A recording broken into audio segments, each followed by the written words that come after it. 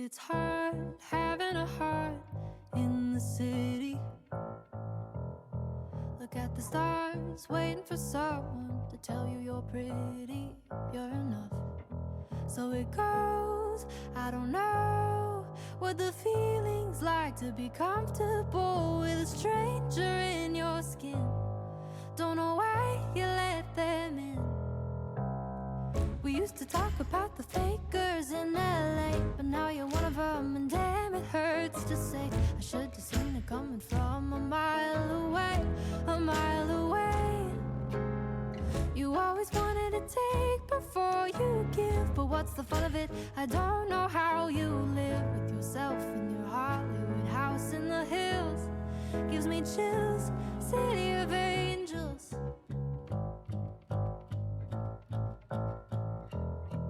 Used to say, if you ever made it, I'd be the first call,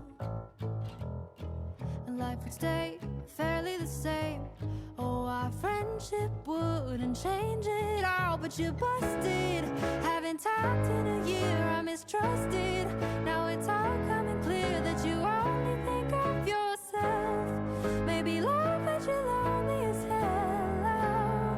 We used to talk about the fakers in LA, but now you're one of them, I guess you got your way. I bet you're tired of all the games you had to play, you had to play. You always wanted to take before you give, but what's the fun of it? I don't know how you live with yourself in your Hollywood house in the hills. Gives me chills, city of angels. That's what they call us, right? Wish you were able to see there's so much more to life than fortune and fame, validation and pain. When you always want more, there's nothing to gain.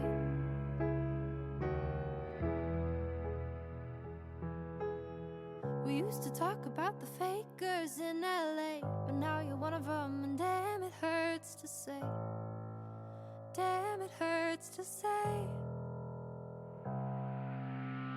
You always wanted to take before you give, but what's the fun of it? I don't know how you live with yourself in your Hollywood house in the hills.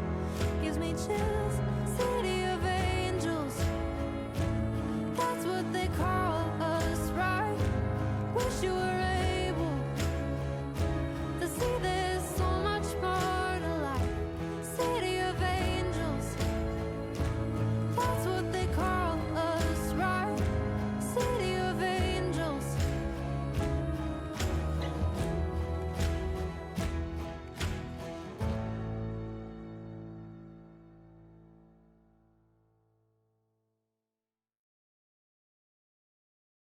Two birds on a wire. One tries to fly away, but the other watches him close from that wire. He says he wants to as well, but he is a liar. I'll believe it all. There's nothing I won't understand. I'll believe it all.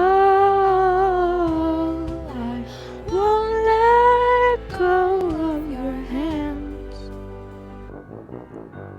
Two birds on a wire. One says come on, and the other says I'm tired. The sky's overcast, and I'm sorry. One more or one less, nobody's worried. I believe it all. There's nothing I won't understand. I'll believe it all. I won't let go of your hand.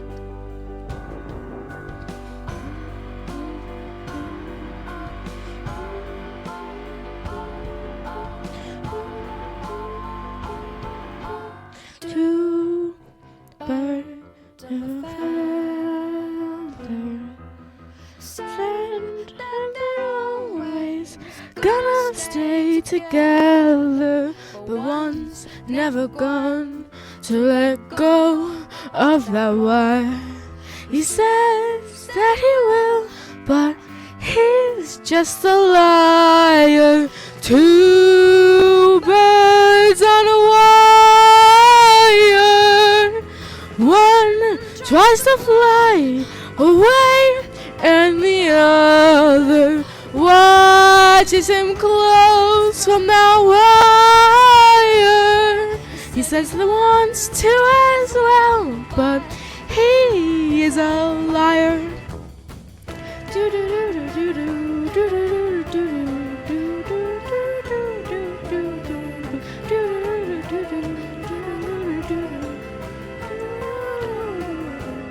Two birds on a wire. One tries to fly away, and the other. Hello, everyone. Good morning, good afternoon, good evening, good night, whatever time it is for everyone. I hope you are all having a wonderful day and a great Sunday or Monday if you are one of my Australian friends. I don't know what we'll be doing today. Once more people pop in, I plan on running a little poll. We have a couple of choices. We can continue playing Halo. We can continue playing Pacific Drive. I'll have to download that because I uninstalled it. We can play Piecraft, or we can play Stardew, or we can play a new server that I've been playing on pretty recently. But I was just planning, really just building on it until before I started stream, and I would just continue building and just chilling. It'd be very chill. I'd also be building on Piecraft, so that's an option. I want to make a TNT miner, so I can get more diamonds faster. Because doing it by hand is fun. Actually, I think doing it by hand is faster. I just have to go strip mining, so I can definitely do.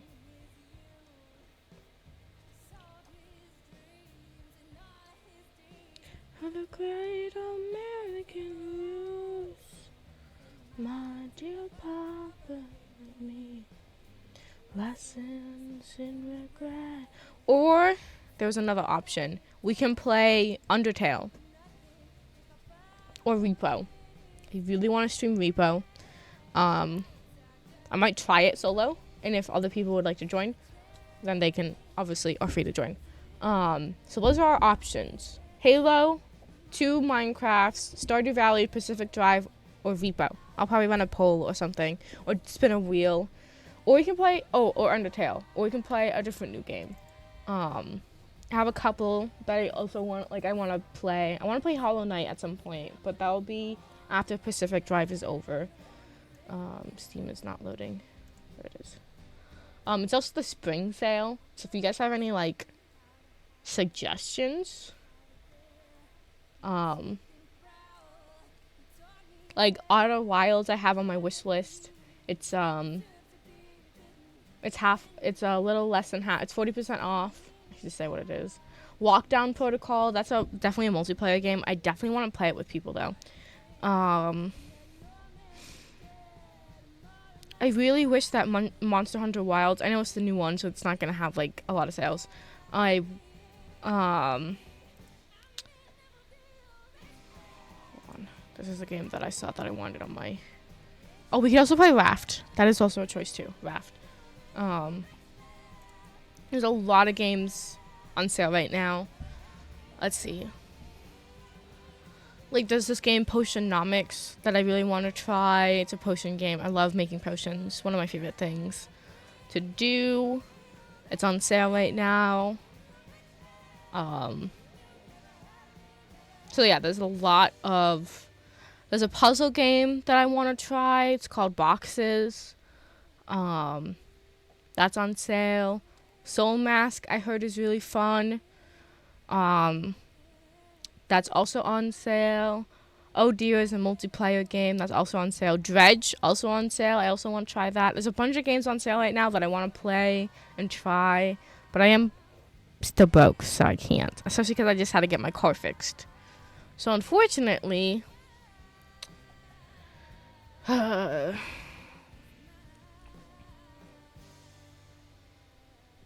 that means no on that. Is Dungeons and Ducklands?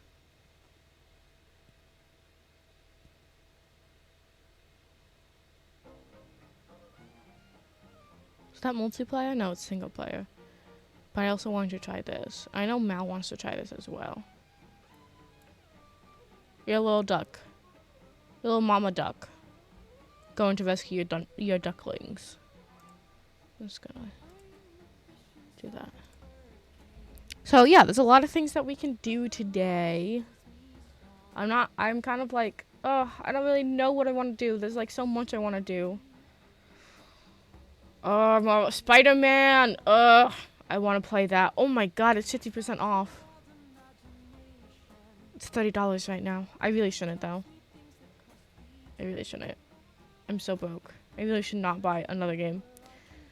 Ooh, is Subnautica 2 released on early access? No, not yet, but soon. That would be fun. To do a big Subnautica 2 stream. Split Fiction. It's brand new, so it's obviously not going to be on sale. It looks so good, and I really want to play it. I want to play that with Nick, I think. I think Nick will be a fun person to play that with. Or Justin, maybe. I don't know.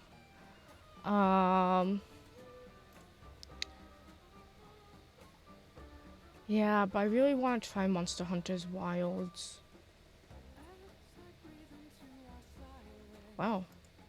Has a lot of a lot of mixed reviews. Interesting.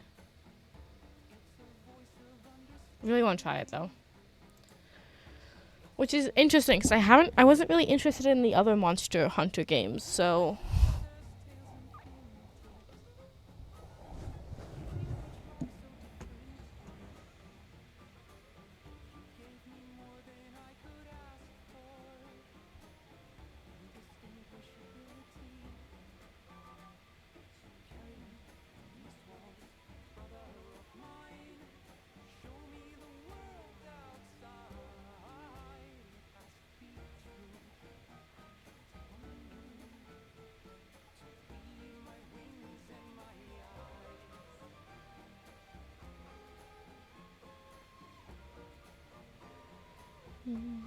sorry, I'm getting distracted. Alright, we'll close Steam for now. But yeah, so let's see. I think we can just start off with some Minecraft.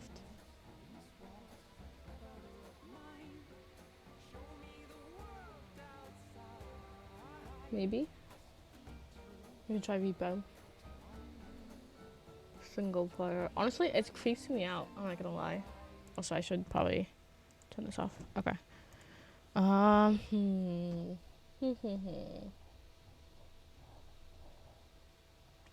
Maybe I'll spin a little thing. Spin a little wheel. Figure out what we'd play. Wheel. Choice. Decider thing. Pick a wheel. Yeah, that. Okay, let's put Halo. Vanilla Minecraft. We'll just do MC. We'll do Piecraft. Undertale. What else? Oh, Pacific Drive.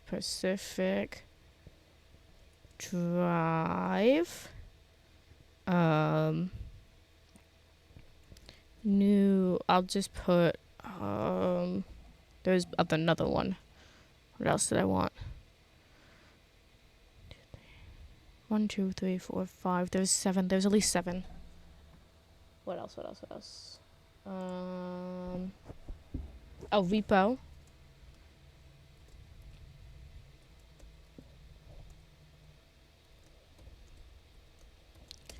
That's 6. What was the last one? I don't. Oh, Stardew. Stardew.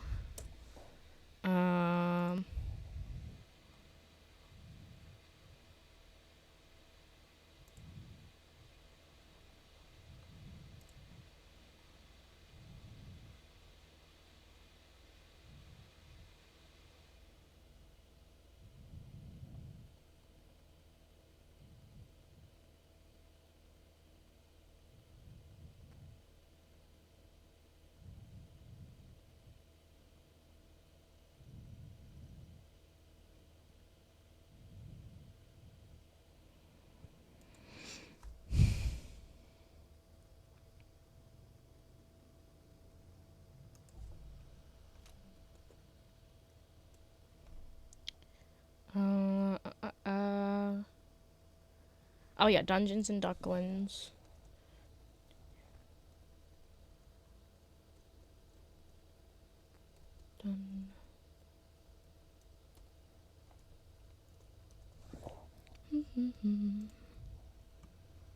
What do you mean you shouldn't buy games, Pyro? I mean you shouldn't buy games.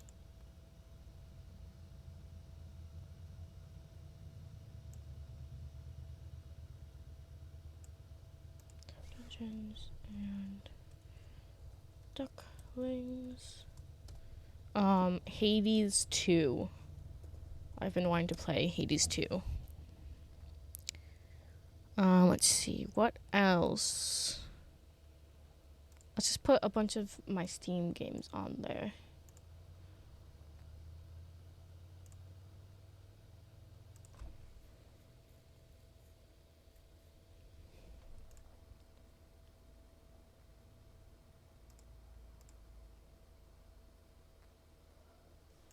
Let's see.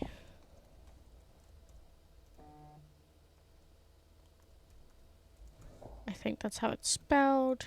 Potionomics.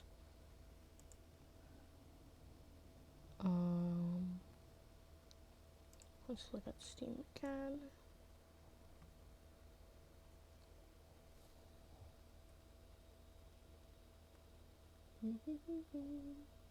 You can do Potion Craft. Especially since it's all the way released now. 1, 2, that's 11 options. Should we add some more? Really pad out the wheel. Ooh, an arcade full of cats is a puzzle game.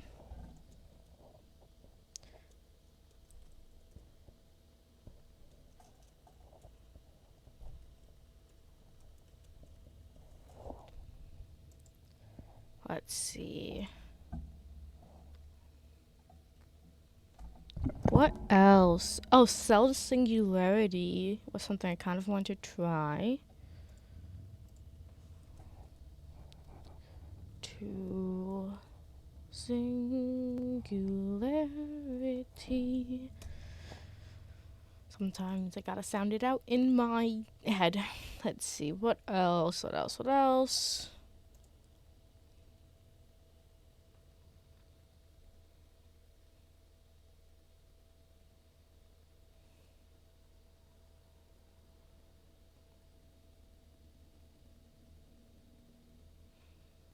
I want to play Enshrouded with friends, so we're not going to add that. I'm not playing Five Nights at Freddy's. I'm not going to do more revivals right now. Monster Prom. We can put Monster Prom in there. Monster Prom. Actually, I kind of want to play Monster Prom now.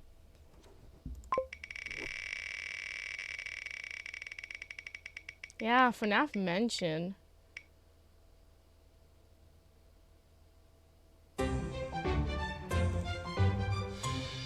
Should I play Monster Prom? How long is that game?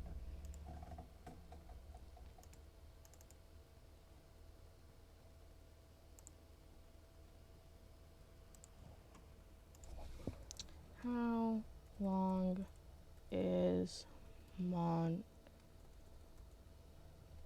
Monster Prom? An hour. But reaching 100% completion can take around 133 hours. Jesus fucking Christ. Well, I think we can start with the first one. See how long that takes us. I have until 10 p.m. tonight.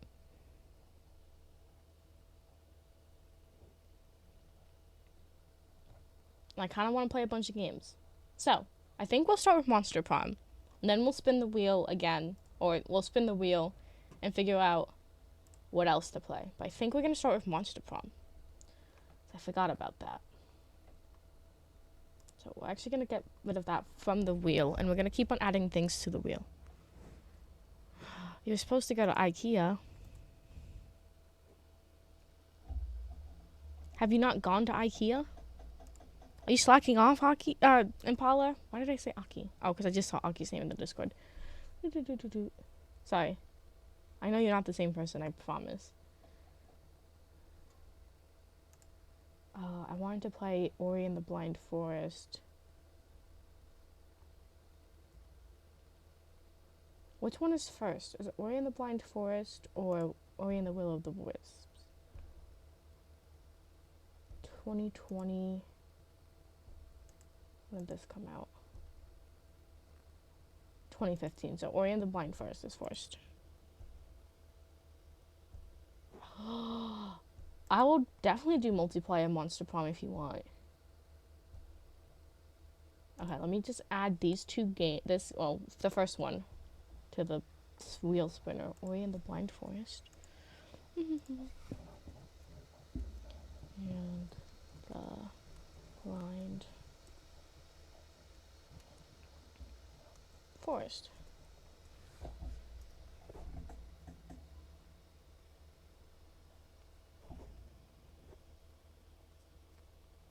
Are you sure you don't have to go to IKEA?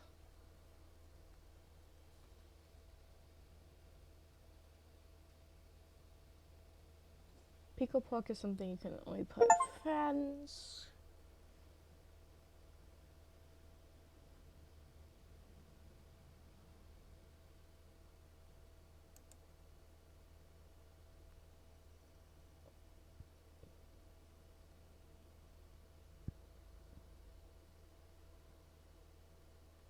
Add one more.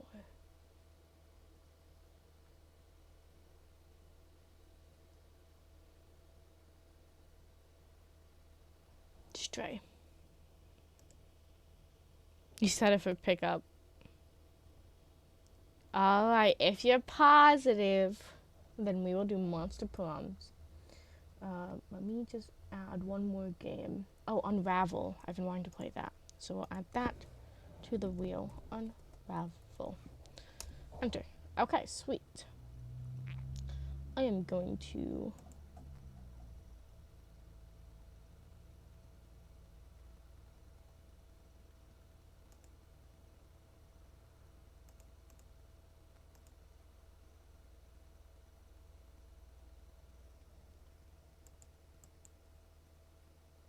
that's fine. I'll just bookmark this. Game. Picker. Save. There we go. Alright, sweet. Then let us play Monster Prom together. Let me change what we're doing. Monster Prom. Ooh, that's loud.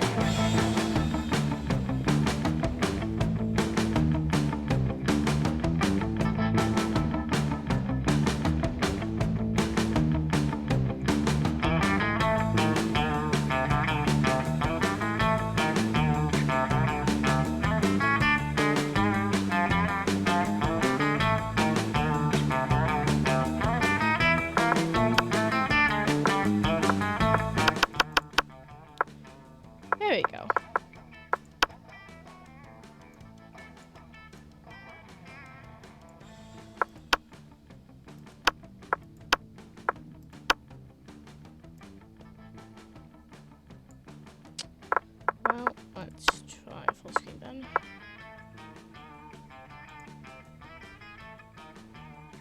And let me go to here.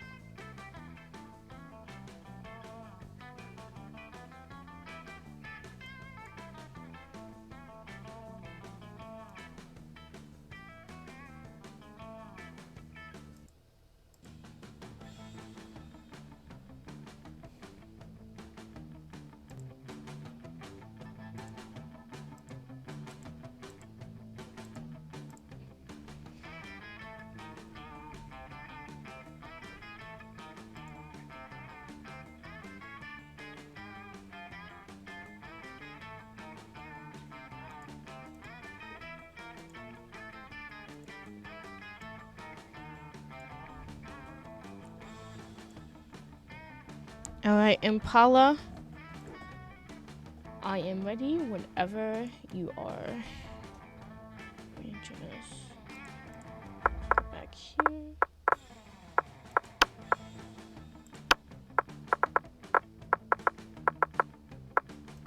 Also turn these down. Perfect. Duh.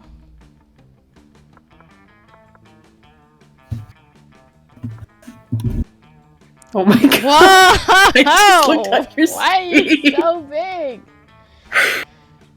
Jesus. We're just gonna shrink you down for a second. Give me a second. I don't know why you're huge. Oh my god. Wow. Okay. Did not expect that.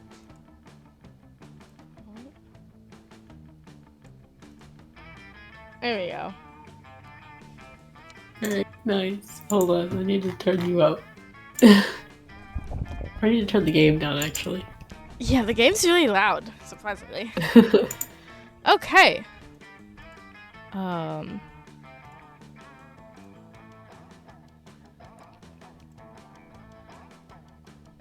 Alright, now that you are not taking up my whole screen. Yeah. Yeah.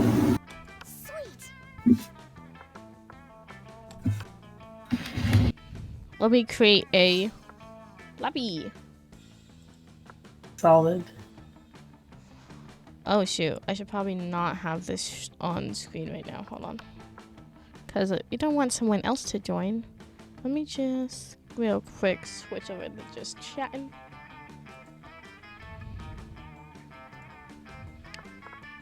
Create. Now, I have never played this before. You've never played Monster Prom I've before? never played Monster Prom before. It's so great. Oh, I played it a couple of times on my own. I've played it multiple times on my own, and then I think like once with other people. I'm gonna put it in the pin in the chat. Solid. But it's very, very fun.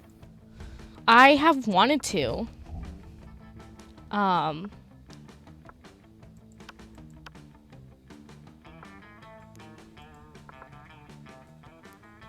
I've wanted to. That's it. Yeah, That's all I got. that's fair. I have wanted to. I just haven't really yet. And then I was like scrolling through my Steam list because I was like, I don't know what I really want to do today. And I was like, oh shit, Monster Prom. Fun vibe. It's I don't know how to explain the game, but it's like a dating simulator, I guess, kind of. Yeah, but yeah, I've definitely seen people play it, and I know it's like Oh, nice. interesting. Oh, let me transition over. Yeah, I know. Online, it's like they have these mini games and stuff.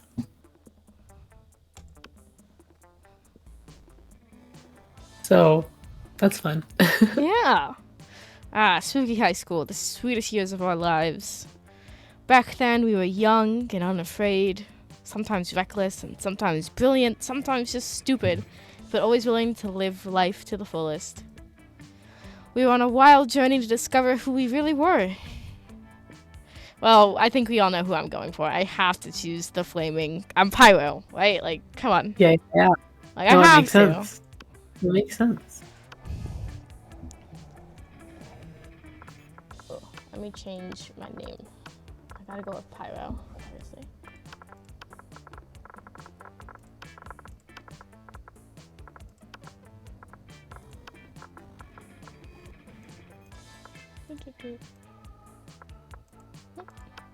Oops. Oh, interesting.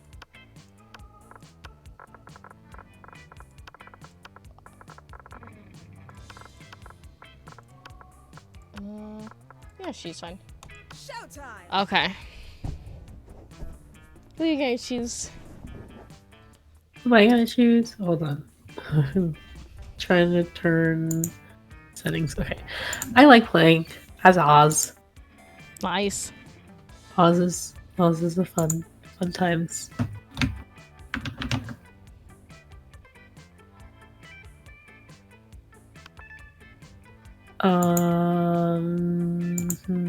Yeah, we'll make Oz. Cheer. Yeah. Today. I can do this. And we had yet to experience its ultimate challenge, the Monster Prom. I remember it clearly. 3 weeks were left, and as we fantasized about our dream prom dates, we were all scrambling to catch the attention of one of our 6 most charismatic classmates. Miranda Vanderbilt, 19, a sweet mermaid princess who was cute as she was genocidal. Lovely. Damien LeFay, 21, a fearless demon with a taste for destruction and a love for fire. Scott Howe, 21, a werewolf athlete who compensated for his rather small brain with a stupidly huge heart.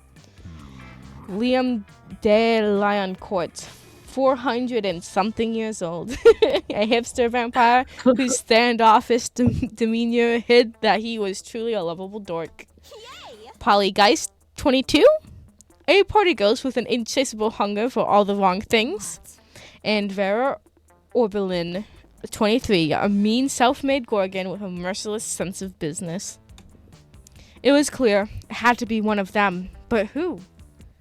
We only had 3 weeks to choose our prom date, and even more daunting, we only had 3 weeks to woo them and conquer their heart.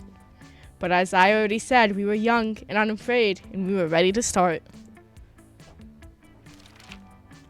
Are we young and unafraid? Yeah, yes. Definitely young. I'm Definitely not sure young. I'm unafraid though. Welcome to Monster Prom, Yeah. stupidest pop quiz ever.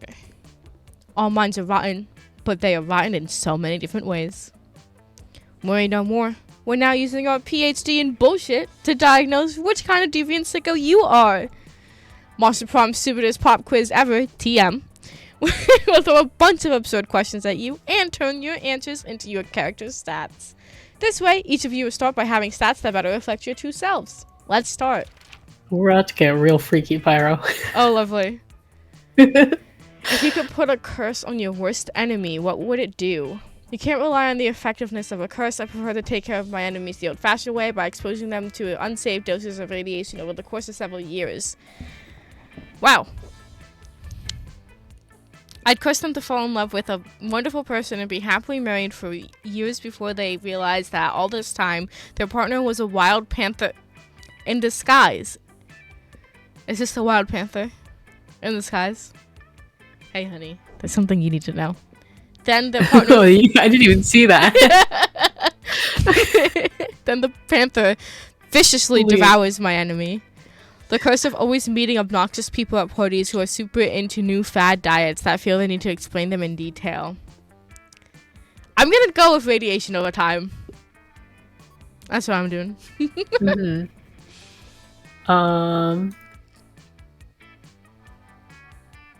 That's a fair point.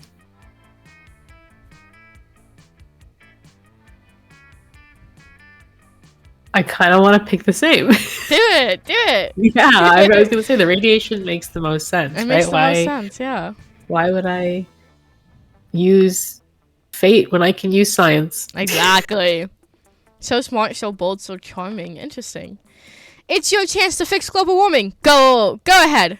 Let's see. It's time to be a real hero. I'll lead a mission to the sun in order to invite the sun to a party of its life. We'll have so many hilarious misadventures that the sun will eventually become cooler. Crazy. Global warming isn't real. I invented it. And now science is claiming authorship because science is a lame copycat with no original ideas. Duh. Obviously. Nah, the world is doomed, but I'll start investing in ships to start a profitable business for the soon-to-be covered by water world. Ooh. I'm gonna be honest, I like these two the most. That's fair. These are my favorite ones. I think I'm gonna go with the global warming isn't real because, I don't know, there's something about someone named Pyro creating global warming in science. It's just like, no, you didn't do that. I think it's really funny. No, that's fair. I'm gonna go with that one. I think I'm gonna go with the first one. Okay. Ooh, so creative. What's the sexiest type of knowledge a lover can have? Obscure 80s movie trivia. All the principles to build a financial empire. How to set stuff on. I do like that one. I do really like that one. Sports things. How to make a killer cocktail out of anything. And lyrics to all Disney songs. No. Is it cool? Yes. I don't want to be with a Disney person. You're valid. I can't do that. I'm not getting married in Disney. Sorry to any Disney lovers. Yeah, no offense to any Disney lovers, but I'm not getting married in Disney. I'm not getting engaged in Disney. I'm not a Disney adult. I'm very much not that. How to set things on fire. That is really hot, but I know how to do that, so I could cover that knowledge. Honestly, all the principles to build a financial empire, also really hot. Someone that's really smart. And also obscure 80s. I know that doesn't seem like that's hot, but to me, I don't know. Just having something that you're passionate about and having that niche. So I think it's one of these three in this column. That makes sense. I want to say how to set things, but I can handle that. My name's Pyro, you know. I'm the Pyro in this relationship. So I think I'm going to do all the principles to build a financial empire.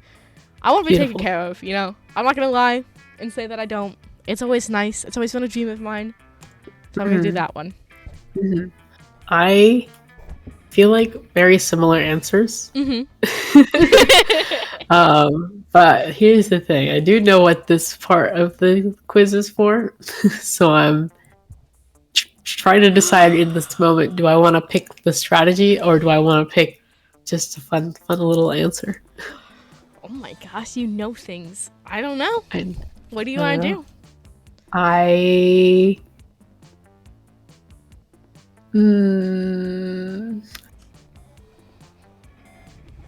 I'm gonna try something different this time, team. We're gonna pick how to make a killer cocktail out of anything. Oh, are these for all the Yeah. Damn, I should have chose the cocktail then because I really like Polly Guys, I think.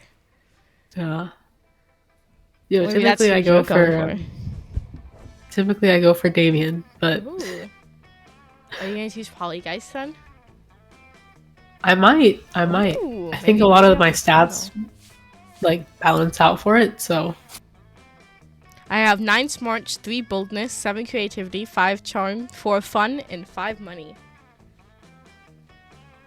nice.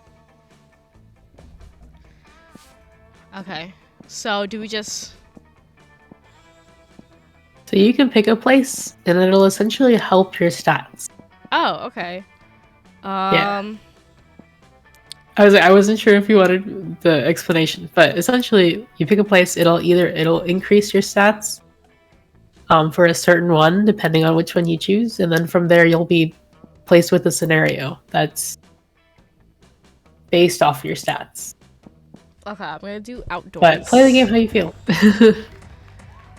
That day during recess, you start a half-hour rave that goes full crazy. Yeah.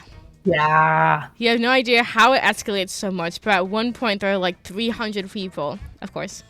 Someone summons demons from a nightmare dimension. The consequences might distort the fabric of reality itself, but who cares? It's a rad party. Yeah. Hey. Too fun.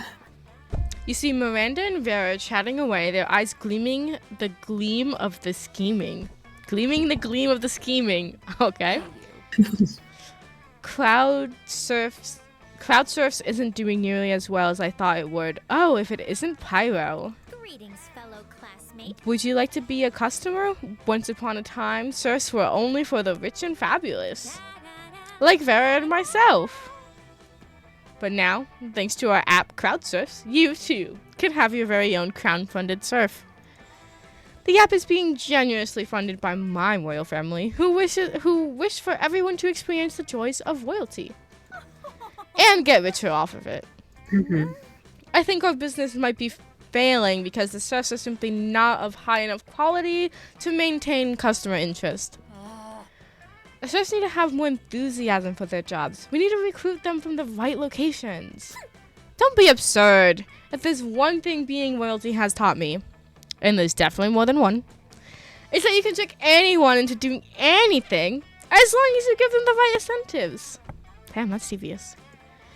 But why not start with the easily manipulated in the first place? Pyro, what do you think? Oh, Jesus.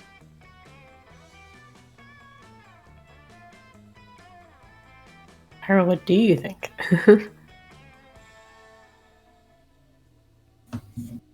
Well,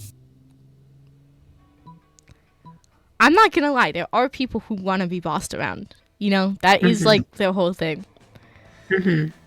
Exactly.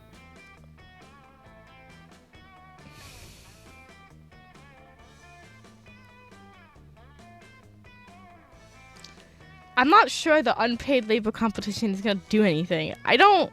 Yeah, a lot of people are competitive, but that competitive for that specific thing. I'm gonna go with Vera. You're fair. Oh, not bad. Ooh, smart choice. Sorry, give me a second. I didn't expect the voice.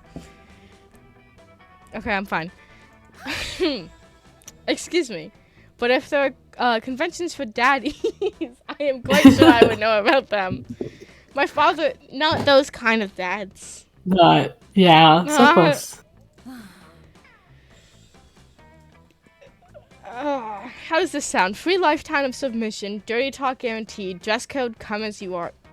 That's a whole play on words if I've ever heard any of them. Yeah, yeah. Vera, with the help of a confused Miranda, goes to the next Leather Daddy convention in town. The next time you see Vera and Miranda, they seem much, much happier. These serfs are recruited these serfs we recruited are so enthusiastic to serve. Almost inexplicable. You know what? You know the words. Yeah. And as an unexpected fringe benefit, all the serfs keep trying to one-up each other's uniforms. Wink, wink. So I created a line of latex and leatherware that's making almost as much as crowd surfs in the first place. It's a win-win-win situation. And don't worry, Pyro, I won't ask how you know so much about the Reddit community. Thank you. Yay, siding with Vera always makes her happy, and to show her appreciation gives you +2 money. Nice. And she earned, and you gain 1 smarts. Nice. Okay, so I think I'm not gonna lie, I think the voice got me. I think I know who I'm going for. Let's go. You're going for Vera? I like the voice. I'm a killer for a smooth voice. Yeah. And honestly, also she can take care of me. It's true. Financial Empire. Honestly, I do love Amira's character with Vera. That's just it. Yeah. The character I picked seems like a not himbo. The other one. Yeah. I think I'm gonna go to the auditorium. Yeah. You want me to read it out? I wasn't sure. You? I can. Go ahead. That day, while rehearsing for the class play, it's as though the muses themselves have descended to give you a figurative blowjob. Your performance is intense and inspiring. It will be remembered for generations, which is pretty rad by high school play standards. You gain 2 creativity. Nice. Later that day, you're out shopping with Vera and Polly when a wild cocktail. Cockatrice. Cockatrice appears. Cocktail. It gallops through the mall, biting shoppers with its jagged beak and turning them to stone. Oh, damn, that sucks. Scott and Davian come chasing after it, holding a butterfly net and a frilly dress. Team, this is really bad. This is really bad. It isn't our fault. We had nothing to do with this. Another mythical creature crisis, just when I'm starting to enjoy my shopping. Oh, but it's so cute. I bet that vicious chicken dragon really knows how to party. Scott and Davian see everyone looking at them and wisely hide inside a clothing rack. What are you going to do about this creature? Oh no. I'll ignore it. Befriend it with delicious Cinnabon. I don't like Cinnabon that much, I'm not gonna lie. I don't like a lot of the frosting. A lot of things are too sweet for me to drink or eat. Drink. I don't know why I said drink. And so, like, Cinnabon, it's way too sweet. I don't think I've had Cinnabon, but that's kind of like because I don't like cinnamon that much. That is so fair. So, fun times. I don't know. What are you gonna do? What you gonna I don't know what I'm gonna do. I want to befriend it with delicious Cinnabon because it would be so cute. It would be so great to have another friend. But I also, for the cool aspects, for the fun, I actually don't know if it's fun or if it's cool to ignore it. Maybe we befriend it. Maybe that's more fun. I think that's what we'll do. Yeah. No! Oh, no! Oh, you unwrap the delicious Cinnabon treat you were saving for later and present it to the cockatrice. It sniffs at once and then its eyes goes wide with rage. You idiot. Everyone knows cockatrices are allergic to gluten. I didn't know that. Since when? It's too late though. I'm bitten and I turn to stone. Oh no. Your friends find a wizard to turn you back again, and of course. But by rumor, by then, it's gotten around that I missed. Oh, so I missed class to get stones, and I get detention. Oh I lose no. fun and smarts. You lost fun and smarts. It's okay, but Polly was into that. Did you see that? True. Polly was into it. I did see that. Let's trade places. Oh. What is this? I'm not sure because I haven't actually played like online, but I think we do a challenge. Or it randomizes it for our next player order. It's like a game that we play. Based on how early you would die during a zombie apocalypse, start debating now. Okay. I think you would outlive me. Really? I'll be honest. I do. Yeah. I do have some knowledge, and I do have a pretty cool place that I know I can go to that has a wood stove, and I do know how to make things with metal, but if I don't have the means to make things with metal, that's not gonna work, right? So I'm not very athletic. I'm very much a couch potato. I want to get in shape, but as I am right now, I'm not running from shit. Though, if the zombies are slow... Okay, well, listen.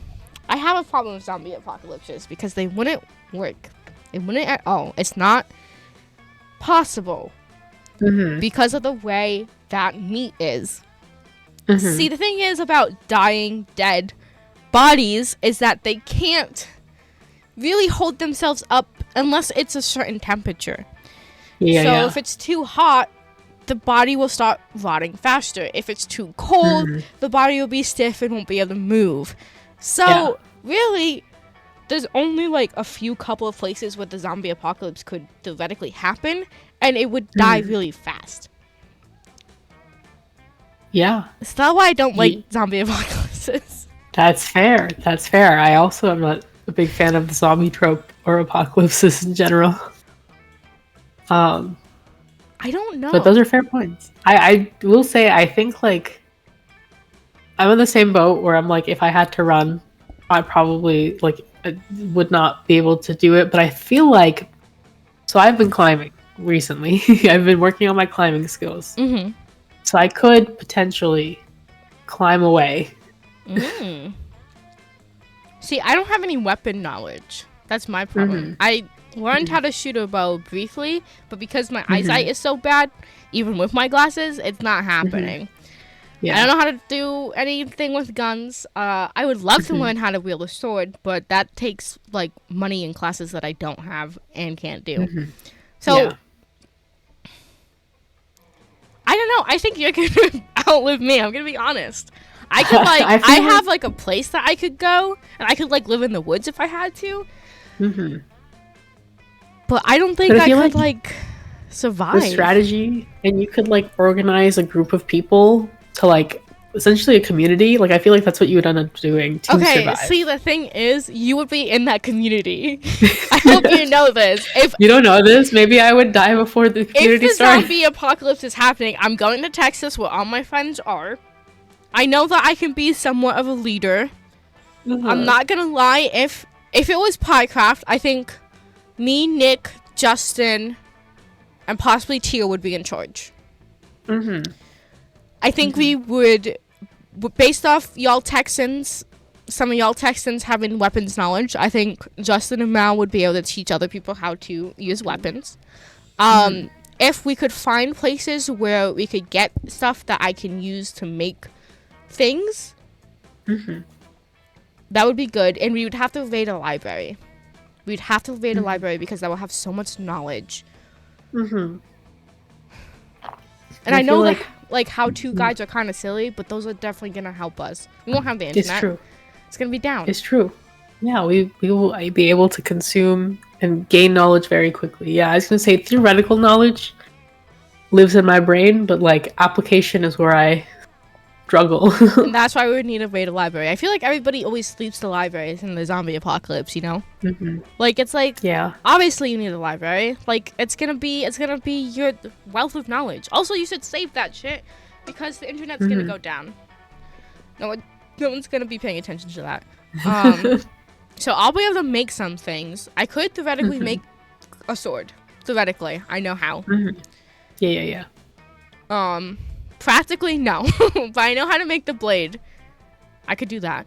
That's fair. And I've also done a lot of, not like camping, but like a lot of like camps and stuff, so I know how to do like tents with like foliage and stuff like that. Theoretically, of course. Yeah. I've never actually done it. I think I could. And I know how to start a fire, so.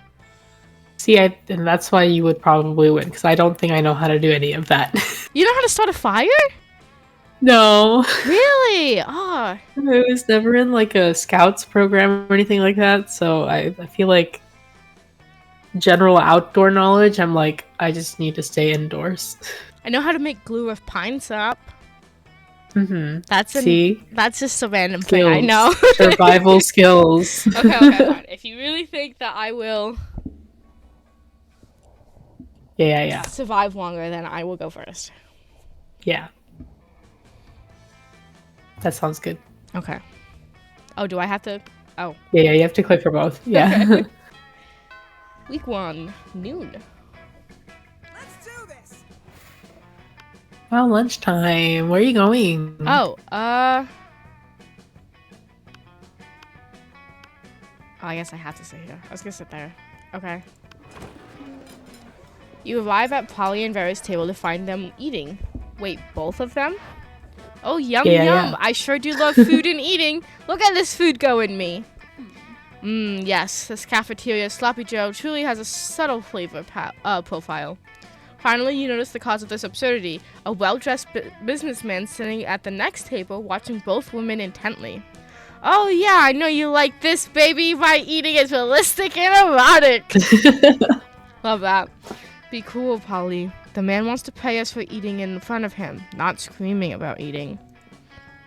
Is this not what eating is? I forget. Well, while Vera tries to explain eating to Polly, the businessman shyly approaches you and gives you a small bow. Much obliged, friend, he says in a soft voice. Are these two fine ladies your friends?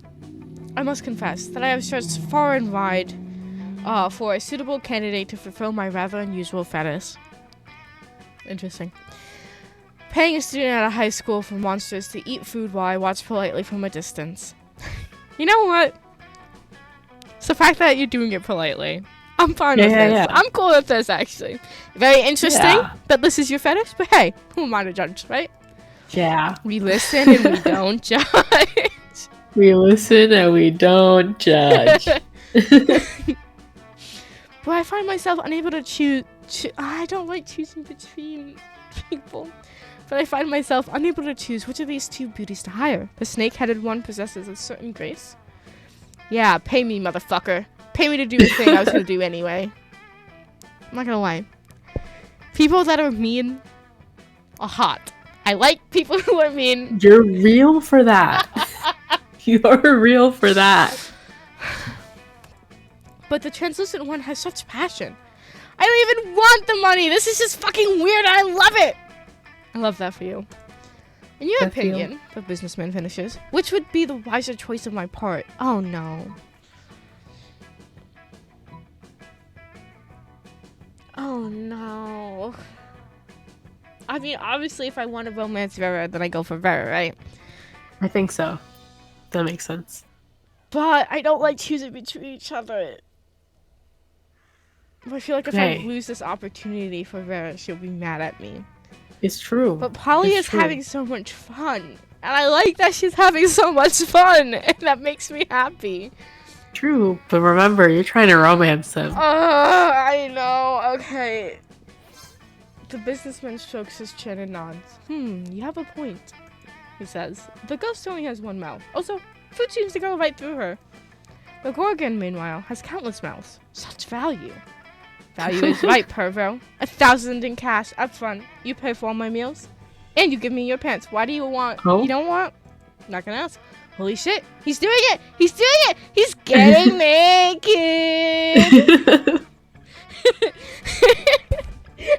Just, yeah, out of high school. Yeah. Vera is able to convince the businessman to pay for her fancy dinner for you and her. Oh. It's a little creepy with him watching the two of you, but you get over it. All right. Okay, so I can't go to that table too. Oh, sorry. Unfortunately. I'm No, so it's okay. sorry. No, it's okay. It's okay. I have to think. I don't know if I should try to romance someone else or if I should. I don't know. I mean, Isn't Polly, there- I think you can still romance Polly because Polly liked that you got stoned, you know? It's true. It's true. Who's that cat person? I don't know actually. I don't remember. But I guess we'll find out. Give me your money. Oh, it's a shop. Okay.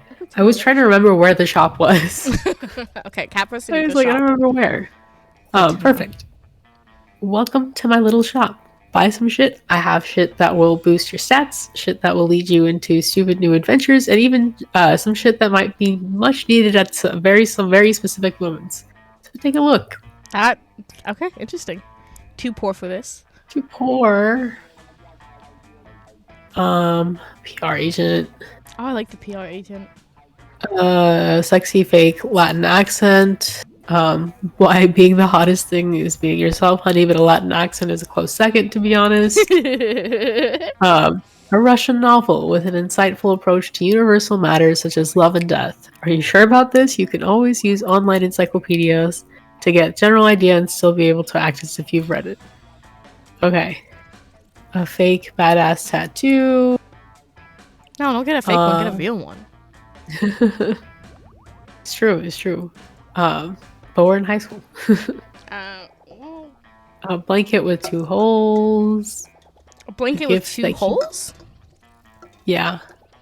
2 eye holes. Oh, okay. 2 eye holes. Like, But you'd have to be an idiot to mistake this for a ghost costume. But most of our classmates are idiots. The gift that keeps on giving.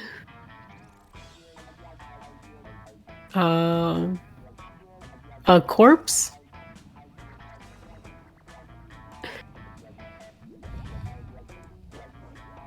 Some impractical yet kind of funny glasses, or a motivational poster. Okay.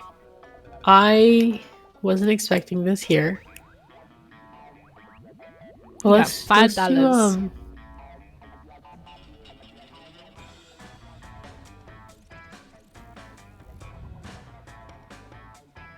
I don't know, man. I kind of want to buy the corpse, but I also know I should probably save money because there's a one specific item I should want to buy. Okay, let's just go for the corpse. Oh, okay. Let's trade places. I think you should go first next time. But let's do the challenge anyways. Let's do the challenge. Okay. Everybody chooses a brand. Say your choice out loud to the rest of the players before clicking. Brand. Oh, brand. I can only think of like Gucci. Nike. Okay. Okay. Player order is decided based on how intriguing it would be if the selected brand decided to produce their own TV show. Huh. Oh. Nike would be sports, and I'm not interested in that. Gucci would be fashion. And some of the fashion shows are pretty interesting. It's true. I also think they do a lot of collabs, so I'm thinking of like collab with Harry Styles and stuff like that. Like they promote all that stuff, so it could be fashion. Could be like a... I don't know. I still think... I guess it's like the type of show. Yeah, Nike would be a sports show, though. It would just feature all their, like, Nike stuff. Yeah. That's just not intriguing to me. I think Fair. Gucci is the better option. Yeah, that's fair. I agree. I was like, the only sports show I really like is Ted Lasso, and that's like... It's about mental health and sports, so... So not completely. Oh, Ted Lasso. I've seen some clips. Week 1 evening. Okay. Oh, that guy shows up elsewhere too. Oh, sweet. Nice. All right. I guess we want... Hold on, let me see. I think the charm is in the gym. Okay, well, I don't want to go visit the shop, so I guess we'll just go get some money. Get some money. Because I'm broke right now. That day, you spent some time on the library's PCs playing some good old online poker. Gambling seems like a stupid and dangerous decision, but who cares? This time it paid off, so fuck it. You gained 2 money. Nice. Ooh, Scott and Polly, pull me aside. One of them is holding each of your arms. Whatever's going on, it's serious. I love their friendship so much. I really do. The party geist and the himbo. Yeah. Yeah. Yeah. Yeah. Oh, we need your help, bro. The midterm for AP jump scares is coming up tomorrow, and we're so underprepared. We've tried everything we could think of to get we tried everything we could think of to get ready. I rolled up the textbook and smoked it. I ate my homework. But nothing worked. We only got one option left. We gotta cheat, bro. We just need to figure out how to do it without messing up with the teacher. Or messing with the teacher. Either way, if you can help us, we'd be super grateful. That's all the incentive you need. You hook them up with your ultimate cheating technique. Just take the test like normal and use the time machine to go back and change your answers. Or write all the answers on the teacher's face. He'll never see them there. That is true. That is true. Take the test like normal. I feel like... Oh, no. I feel like the answer I'm leaning towards is write all the answers on the teacher's face. He'll never see them there. But I feel like my stats are saying just take the test like normal. Or is that creative? Because I feel like if that's creative, that's not it. I think I'm going to go for the writing the answers on the teacher's face. He'll never see them there. Do it. We're gonna... No! Oh, we don't know the answers. That's why we're asking you to help us cheat. Damn. Learning all the answers just so we can sneak into our teacher's house and tattoo them on his face. That's like more work than just learning the answers. Yeah, and what about for the next test? Are we supposed to tattoo over the answers from the last test? Bro, I'm not like a plant master or anything, but your plant has some serious problems. Oh no. No. It's like I always say, Scott, face tattoos are for fun, not for cheating on midterms. The way Polly and Scott are looking at you now, they might be contemplating giving you a fun face tattoo. You flee to safety and lose -2 creativity and 1 smarts. Oh no. It's okay, but Polly liked it. Polly liked it. You know what? We're in school. Let's go to class. Oh yeah, that's important. Class is important. That day you listened to your elders and learned valuable lessons. Sometimes after all the monster nonsense and the dating gimmicks, you forget that attending classroom is supposed to be the primary activity at this high school. You gain +2 smarts. Nice. Nice. In the middle of everything, a portal opens up and swallows Vera, Polly, and Liam. You dive in to rescue them and straight into the season finale of the Interdimensional Bachelor! My gosh. Good lord. Help. I'm in danger of spraining my eyes from rolling them so hard. Oh my god, we're on a game show! Yes, indeed! Tonight you three will answer a series of trivia questions. Whoever gets the most points becomes I'm gonna win! I don't even care what the prize is! What? Your wife? What a revolting premise. So you're saying we're supposed to respond to a series of questions and scenarios, or answers to which will make us more or less likely to achieve a romantic outcome with you. Isn't this just making fun of the game that we're playing? Yeah.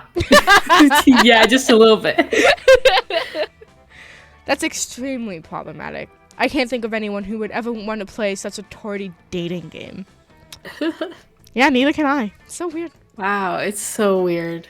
Everybody stop raising reasonable concerns so I can hear the first question. That's the spirit. Question number 1. Describe your ideal marriage proposal. But before Polly can answer, you buzz in yourself. Now's your chance to give an answer that will end the competition and send the prince packing. Hinges. Bees pour out. That's so funny. I hate both of these, but I can't. I'm doing the bees because I can't do the grandmother. That's weird. Not so bold. Oh, I should have done the grandmother. You unhinge your jaw and release the bees. Wait, were there bees inside your mouth? You fool! Your childish prank has destabilized the fabric of this pocket dimension. It's coming apart around us. Ah, help! My shoes are turning into lizards. I liked those shoes. Yikes.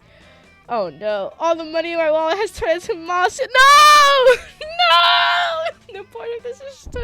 No part of me is turning into animals, but I suddenly care about things? This is all your fault. Why didn't you answer with words? Why did it have to be bees? Because I didn't like the naked grandmother choice, okay? You can't take back the past. You spend the next 1,000 years traversing various horrifying dimensions with the prince and your 3 pissed off friends. No time has passed when you return home. But you'll never forget, and Liam, Vera, and Polly will never forgive. No, I lose 2 fun and 1 charm. No, those are my lowest stats besides boldness. This is so sad. Something happened to. Oh no, something happened to me. What happened to Pyro? Let's do this. You're engaging in your favorite weekend activity, ignoring everything in favor of thinking about which classmate you'd like to take to prom and how horny you are, of course. When you find out that this is apparently reading on your face. Hey Pyro, you seem pretty horny. I'm like someone who sits around all day thinking about who you're going to take on. Yeah. To prom. Wow, does she have your does she have your number or what? Listen, I'm kind of interested in someone, but honestly, I don't think I could ever be with any monster who isn't spectacular at sex. I know sex isn't everything, but it's sort of everything to me. Not really, but it's pretty high on my list of priorities. Sorry if this is TMI. Titillating monster and interactive. But it's someone you. Oh my god. Oh my god! Oh my god. Impala, look at you never go! played the weekend part of this, so this is all new. But it's someone you know, so I thought you might have some insight. It's Impala. I just love sex. Any position, missionary, clergy, apocalyptic, Oh. upside down nightmare demon, the pentagram. That one, okay, actually, I'm not gonna say anything. I'm not just gonna shut my mouth. What do you think? Could Impala keep up with me? Wow. Wow, You Paula. could make or break Could you keep up? the outcome of this game.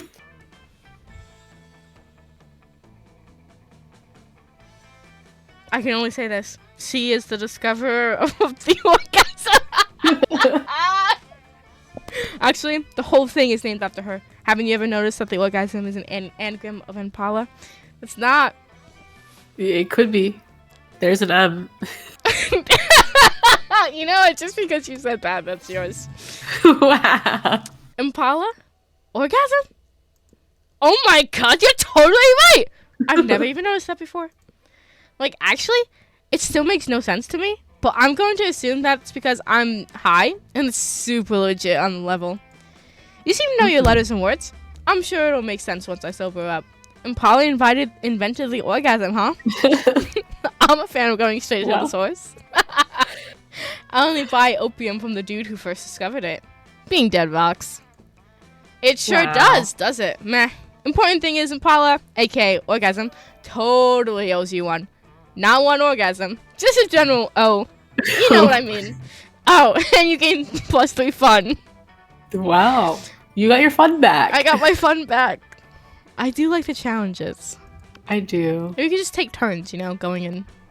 Yeah. Everybody chooses a movie. Say your choice out loud to the rest of the players before clicking. My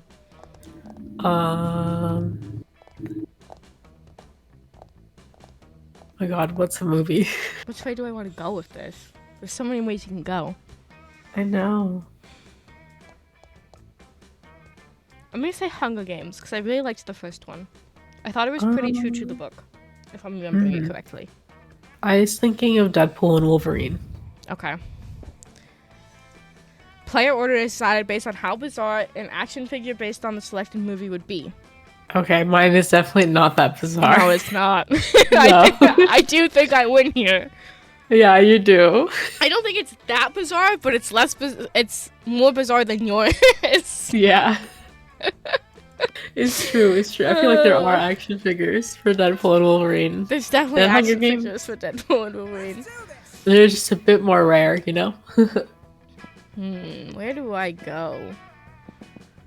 If you hover over your little paper in the corner, you can see what they each bring, or like what they each are.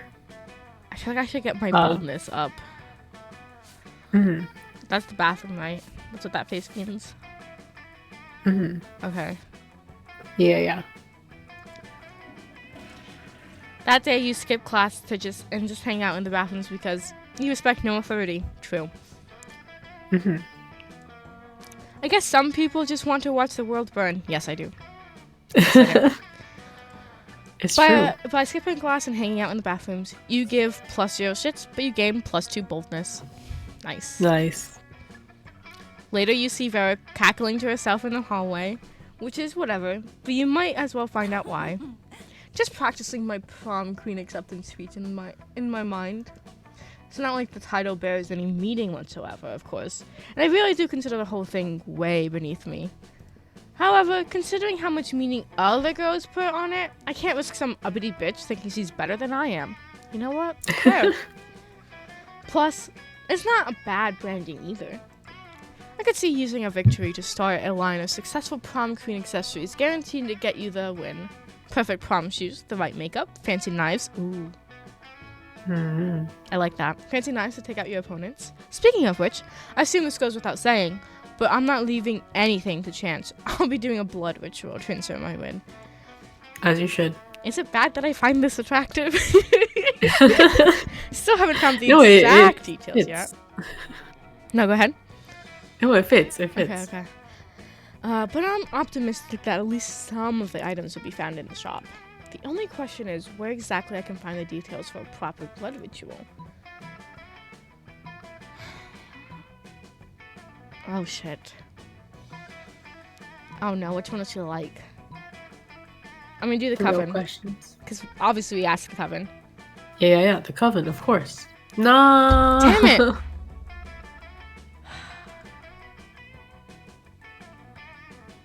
Actually, I really didn't. I always thought they were wrong. Pretty useless. But I'm never mad to be proven wrong when it serves me.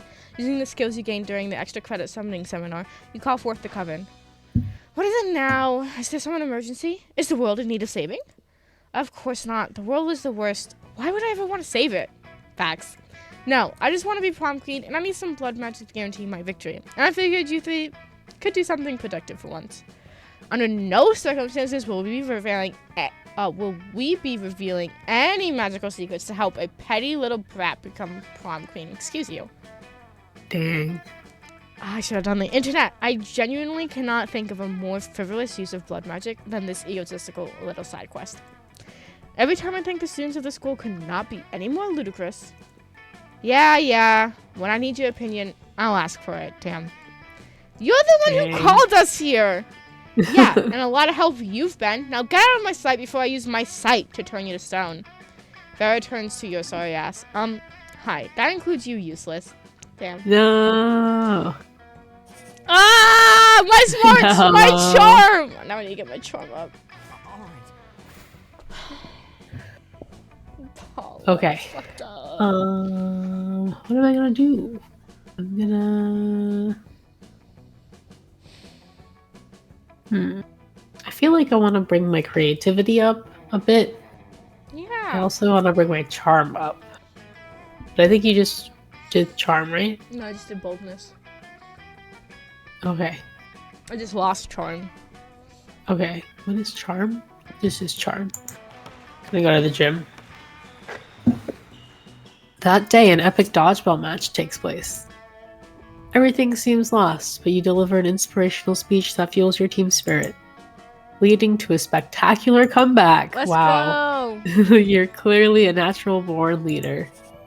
You gain 2 charm. While doing all that, you've been carrying your newly acquired corpse as if it was a totally normal thing to do. But some people seem to think otherwise. Oh no, it's the 4 most hateful people in school. Why are you carrying a corpse, idiot?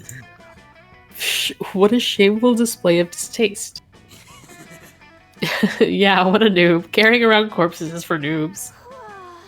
Oh, a corpse. I love corpses. Also, I'm super drunk. Okay, the 3 most hateful people in school and Polly. As the school's social elite, we disapprove of this. I'm the head of hierarchy, and I can't condone such stupidity under our domain. I'm the taste of the hierarchy, and I don't appreciate such puerile use of a corpse. And a lesser known fact about corpses: they smell. I'm the fists of the hierarchy, and I want to punch you because punching people is what I do. I'm Polly. Also, I'm like super drunk, so whatever Vera says. Yikes. Despite your disregard for stupid social conventions and social hierarchies, you feel the urge to please them. Maybe because that's what this game is about. When you bought this corpse, Valerie totally told you it was a fashion accessory and that she was absolutely not just trying to dispose of a body. But now you're starting to feel like she might have fooled you.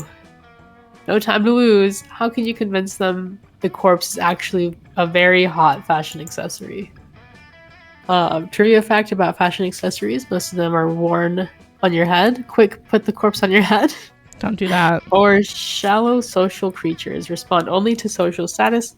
Rip the brand logo off the most high-end accessory and put it on you own and put it on the corpse. Okay. I have to think. I got nothing for you. I feel like I gotta do I feel like this is a very the first one.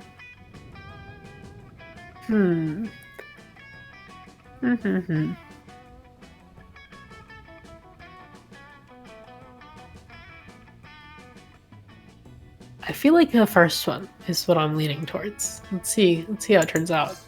Oh! Nice. Swiftly, you gather the corpse and you place it on your head. Your classmates remain silent, looking at you. The tension is great. You do your best to look serious and fashionable. I think what Impala is trying to tell us is that this corpse is a hot fashion accessory.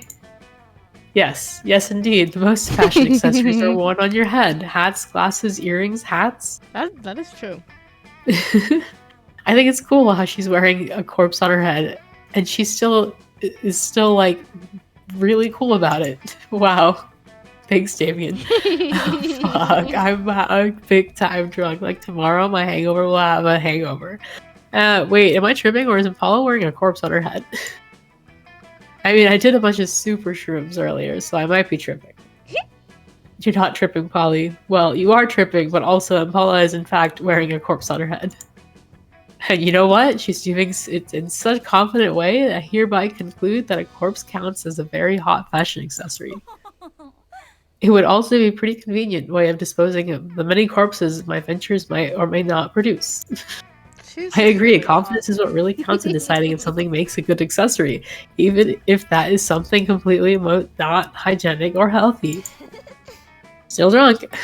And so, all of them sign the decree that establishes a corpse as an acceptable fashion accessory as high school social bureaucracy requires. Of course. Today is a bright day to have a corpse in your possession. You gain 2 charm and 1 smarts. Hey, Let's nice. go! We finally got one! Challenge. Player order is decided based on how shitty it would be for your country if you were the president. I think any of us being president would It's be gonna be so great- much better! Like, would be so much better right now. yeah! So, Yeah! Like, yeah! yeah. Sorry to get political. No, no, you're not wrong. It's true. Yeah. Okay, awesome. Cool. I think I'm gonna go hang out. I really need to stop by the shop Mhm. because there's an item that I think is required for Polly. Mhm. But I think I'll do that next round. Okay. You approach Scott and Polly's table to find them crouched behind a pile of jelly desserts, plotting. Think bros if you're here, bro. Come on, join our huddle. Maybe you're curious about our huge pile of jelly jam gelatinous dessert cups. Well, wonder no more. We're going for the jelly prize. Yeah, we're gonna win it. If we collect the foil cover of 100 jelly desserts, we will be the lucky winners of 1 free jelly dessert. Are you serious? Yeah. Oh god. But right now we're stuck. We've only got 99, and that means we need one more, Scott. We need one more. We need one more. You'd give them your jelly dessert, but you've already threw it at a bird person you hate. Guess you gotta make a choice. Steal the final jelly dessert from the jelly dessert factory, or make like a puppy dog in bag. All things are sweeter when achieved through pity. I think we gotta steal. Steal it, steal it, steal it. But isn't stealing wrong? No, Scott, it's a myth, like hangovers in the afterlife. Really, Polly? Yeah. But if the afterlife isn't real, why are you a ghost? There's no time for metaphysics, Scott. We have to heist and plan. We've got a heist plan. You have to heist and plan. Yeah. No, coach says stealing is wrong unless you're stealing a ball or a base or a victory from the jaws of defeat. Actually, it seems like sports is mostly about stealing. Exactly. That settles it. Time for stealing. 1 fake bus, 1 real woolly mammoth, and a brutal running gun battle lair. You finally secure 1 illicit jelly cup, Wild. which you turn in along with your 99 other jelly cups for 1 free jelly cup. Scott is too upset by all the violence, so you split your free jelly cup with Polly. Hey, look at Worth that. it. Nice. Let's do this. Okay, I have to get back on Vera's good side. I have to. It's true. It's true. You find Damien and Vera contemplating a huge slab of unidentified prime meat. Alright, Damien. I know we had our share of disagreements during this convoluted poaching expedition. Like when you told me not to bring all my knives. But I trust we can now put our differences behind us and enjoy the fruits of our labors. You mean the meats of our labors. That's awful. Yes, together we will enjoy this raw, bloody cut of meat as a symbol of our... Wait, raw and bloody? You mean you're not even gonna try using fire on it? No, please don't beat us with fire. I have to choose fire. I'm fire. Nah. Of course I used fire. I specifically instructed the chef to prepare this meat while glancing briefly at a lit stove.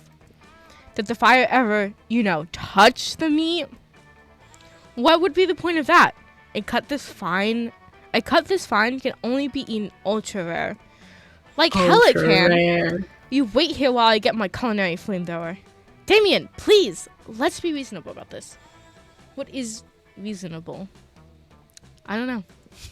If we can't come to an agreement, let's appeal to an arbitrary third party. Pyro will surely make an intelligent choice for us. Isn't that right? What's the real question, Paula? I mean, you know the right answer, but...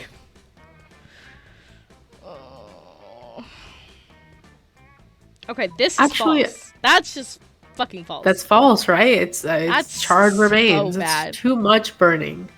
There is a way that you can eat meat cold. You have to prepare it a very specific way, and I don't know the way because I never got that far in culinary school, but there is a way to do it. It's like how sushi is prepared. Like, you have to prepare it a certain way.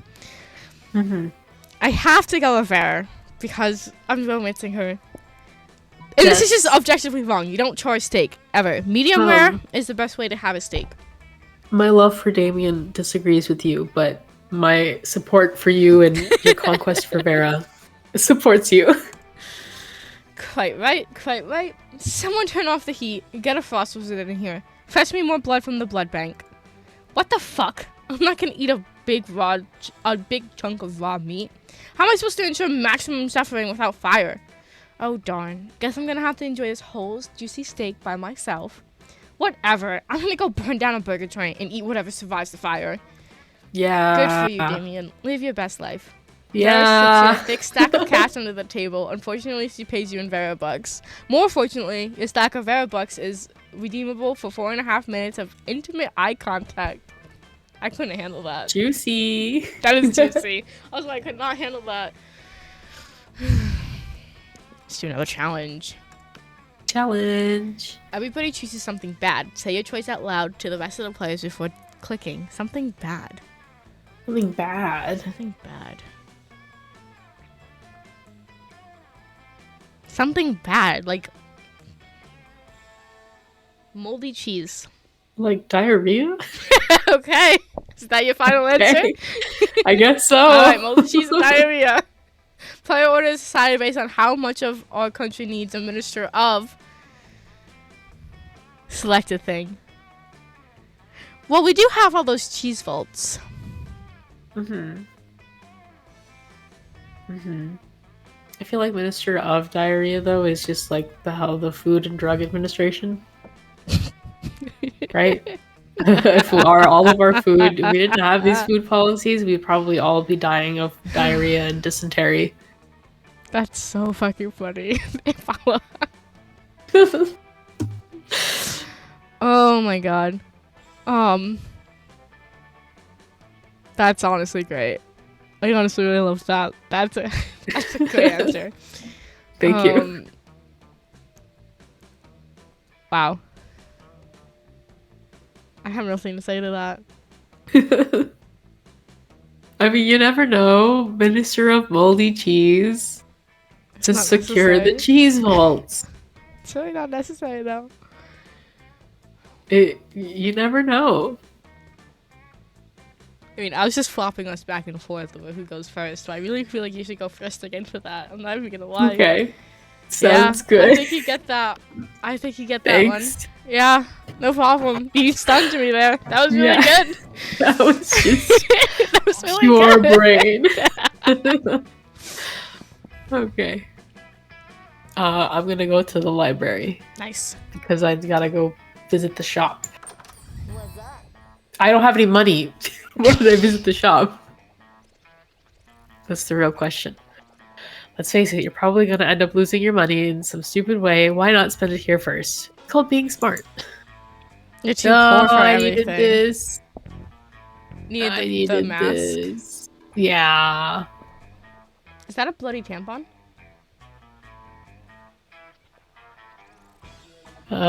Yes, used by the former prom queen. Oh shit, do I need that? I don't know. Do I need that for Vera? Shit. I feel like no. Okay, good, because that I don't want to grab that. Not gonna lie, that's Well, since I'm here, I feel like I gotta buy something. Perv, you bought used tampon just because ugh. I can't believe I just got that achievement. I didn't buy it! But you bought. It's the same game. Okay. I love having that achievement. Achievement unlocking together Okay. with Pyro. I really need charm. That's this one, right? What's the pink with the the heart? gym. Yes. Okay. Yeah. That day, an epic dodgeball match takes place. Many people fall during the battle. You can't take any more, so you violently go straight to the other team's leader and start negotiating for a truce. Of course. After hours of intense diplomacy, you commit to an agreement. What an unexpected twist! You gain 10 plus Wow. righteousness, but this game is so wrong in so many ways that you would be lucky if you could do anything with that. And plus 2 charm. Eee. Nice. You're making your daily protection payment to Vera when suddenly... I'm sorry, I pay her to protect me? Yeah. Of course. Yeah, I'm fine with that. Everyone stop what you're doing and look at my majestic my majestic massage. The interdimensional prince muscling in on my territory, are you? Not at all, my darling. Excuse you. Don't ever call me Ooh. that, ever. Drama. My darling Viperess, I'm here strictly in business capacity. Business, you say? I'm all ears, except for my stakes, which are all tongues and teeth. It's simple economics, my love. You're an inspiring crime kingpin. I'm a prince. I propose a merger. No. A merger? Oh my a merger gosh. of our resources, our minds, our They're getting bodies, married. and our spirits. No, please, no. Not bad. Interesting. Oh no, Vera's getting out her calculator. If she decides this merger is financially viable, good luck asking her to prom. But how will you undermine Vera's confidence in the prince's financial status?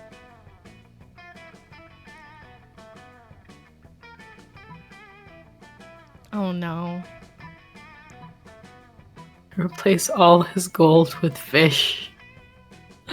That's funny. Steal all his money with your high-frequency trading algorithm. I don't know what to Carl, do. I feel like you're pretty smart. Or I don't know if that's a smart or a bold move, but If it's bold, then I'm kind of screwed. If it's smart, then I could probably pull it off. mhm. I'm gonna go with the steal. Please don't backfire on me. I really want to ask her to prom. Yeah, let's go. Before we draw up the contract, I hope you won't mind providing a full account. Before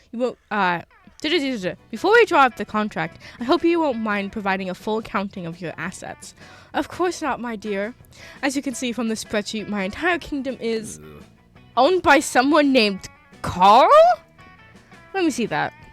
You idiot! Carl isn't a person. It's a computer algorithm. Probably stands for something like computerized autonomous robotic light bulb? Like, Nope, doesn't stand for anything. It's just Carl. You gain +2 boldness, yes! +1 smarts. yeah. Let's go. Let's go! Something happens to Impala! Wow. I can't believe you have a tampon in your pocket, dude. You're having your evening tea at a nice place when you start feeling sleepy. Next thing you know, you're waking up in an abandoned warehouse. Oh my god, it's Vera. Finally! Hello? It took you almost 2 hours to recover consciousness? Rude much. That outfit is really nice. Sorry. No, you're fair. You're fair. Anyway, let's do this quickly. I have someone else to drug and kidnap at 9. You're here tonight because I might or might not be starting to have feelings for Pyro. Oh my gosh. But feelings are dumb and blind and flighty and dumb. And I won't let my feelings lead me into a life I end up regretting. You won't regret it. You won't, I promise. Thing is, I'm fabulous. So of course I've created a specific list of features I expect in a partner. You know, to guarantee I don't end up murdering them out of boredom or contentment. I'd let you. I mean, sorry, what? Oh, okay. Yeah. You're valid. You're valid. And you know what? I appreciate in people ambition and direction. I want someone that's thinking just beyond just where they want to go this summer. I want someone with a plan, so we can both be fabulous and conquer life in our own fierce ways. I can do that. So tell me, would you describe Pyro as an ambitious person who has planned an amazing future for herself?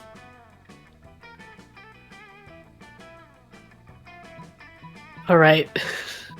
First, yeah, Pyro has her entire life planned out in a set of color-coded manila folders, including all potential scenarios, tons of charts, and even some thoughts on how her lineage could continue her master plan. Sure, you know how Pyro works at a burger joint on the weekends. According to her plans, 20 years from now, she might become the manager. Also, she has very serious plans to become platinum and FOF by next year. I don't know what FOF is. I don't know either. Well, Paula, my life is in your hands. I mean, my prom is in your hands. Yeah, your prom, yeah. I feel like this first one. It's a very clear answer, right? I feel like... I really hope this is not dependent on my stats. I really hope so, too. Paula, you gotta help me out. I helped you out. I know.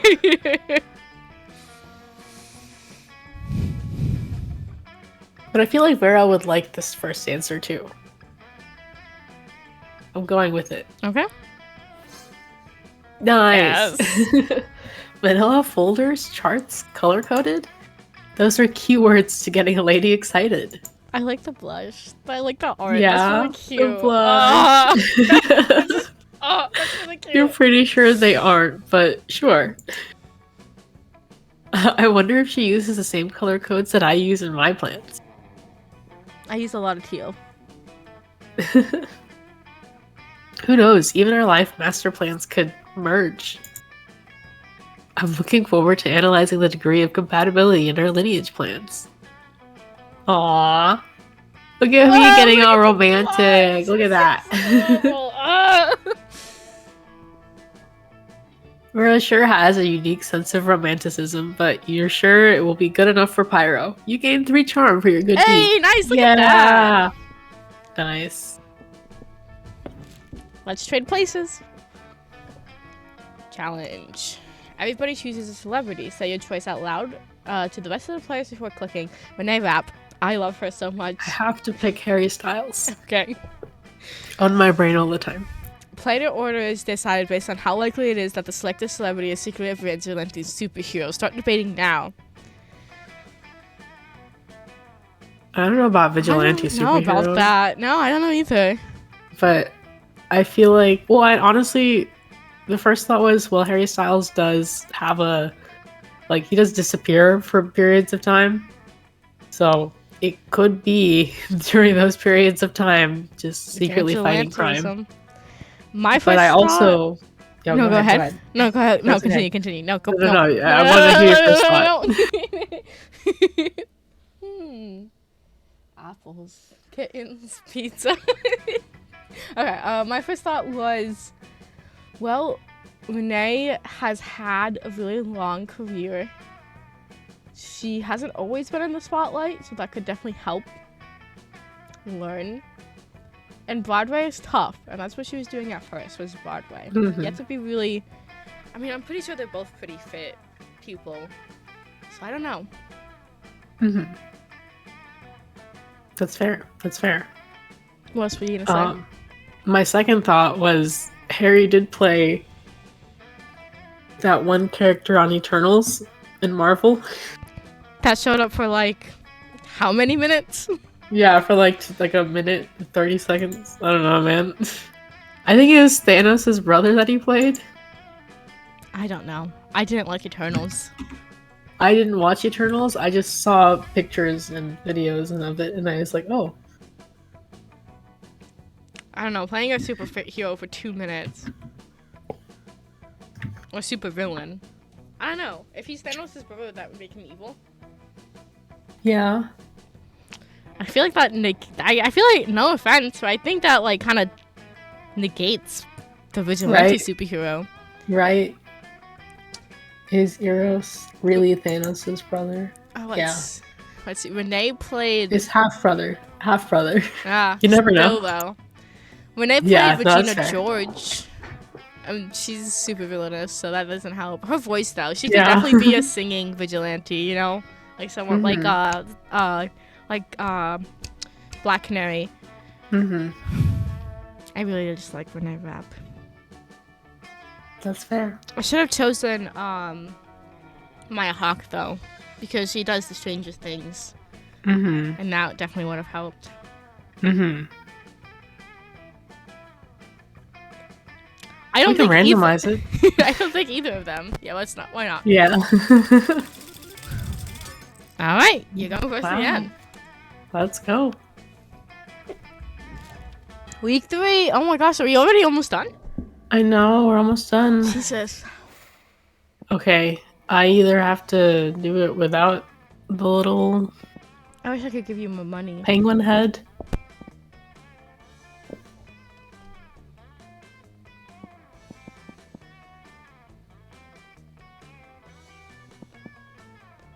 I think I have to do it without the penguin head. Okay. Because I'll only get 2, right? So 2, 2, 2. Yeah, I won't have enough. Okay. So where are you gonna go instead? Let's do.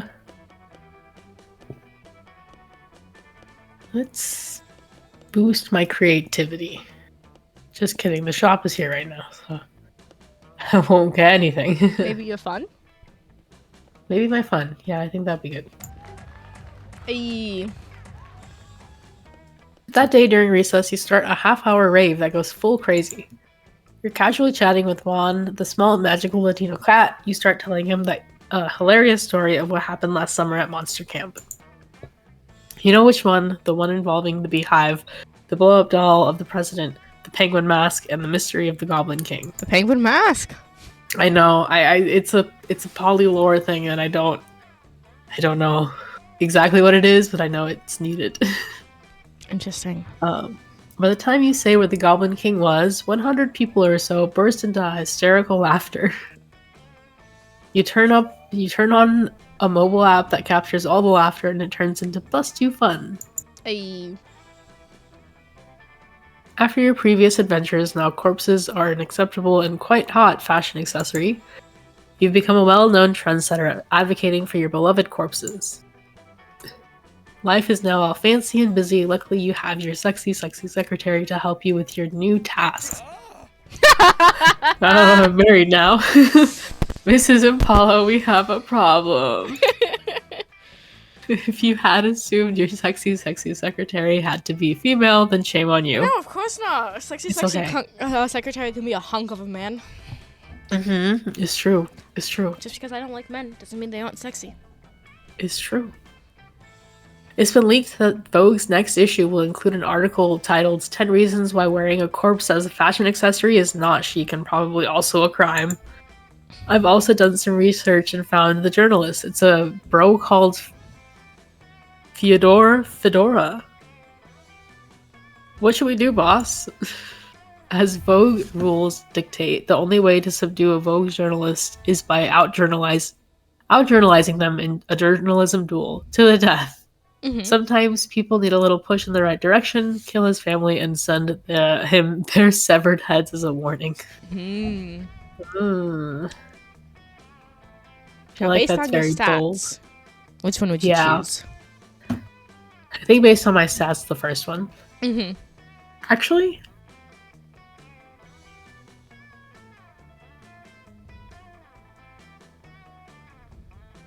I don't know. Does that I feel like journalism is like creative, right? Yes, or smarts. So could go. You could Yeah. go either way. Hmm.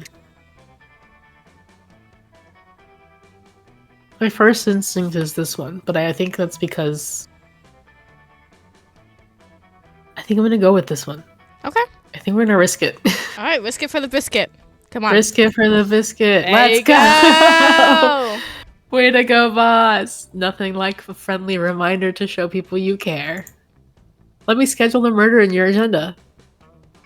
You keep Scott out of the murder because he's too pure for that. Mm-hmm. You take care of it yourself because you're a responsible young adult that can take care of her own murders. Exactly. Exactly. I actually recently started watching Deli Boys. So the murder vibe is just in my head right now. I was thinking of good. how to get away with murder. That's fair. That's also fair. Yeah, like I just finished the season today, so that's why it's like fresh in my brain. Yeah, that's so fair. Soon after murdering Fedora's parents, boss, it worked. The Fedora bro changed his article. Read. The other day I woke up to an unexpected surprise from Impala, the well-known trendsetter and corpse advocate. I was sure the whole new corpse thing was getting old, yet Impala sent me a whole new vision. This version of corpses was home delivered, came in a smaller, more portable size, and were even customized for me. So this guy's dumb. Yeah. Just a little bit. I have to say, maybe there's more to corpses than I first thought. I'm wearing these as edgy earrings. Oh, so he's dumb. Cool. Yeah. Hooray, corpses are saved. This guy wearing his parents' severed heads as earrings. Today is a great day. No consequences for murdering 2 innocent people, even though it was documented in a magazine, and you gain +2 full fun and +1 boldness. Nice, let's go. Yeah. Okay. I feel like all my stats are pretty good except for charm, so I might go for charm again. But I kind of want to see what's in the shop. I don't know if I need anything in the shop. I could do Doesn't hurt. smarts again. It's true, we do still have more. Oh, let's go to the shop. Why not? Hey stranger, it's been a while. I've missed you. It's okay. You can look at my stuff. Okay. Let's see. Is that cocaine? I'm too poor for this? That was $10. That is cocaine. Regular paper. High school social life is so hard nowadays that hiring a PR agent is totally a thing. I feel like Vera would like that. I'm not gonna lie. It's true. Could be true. Sold out.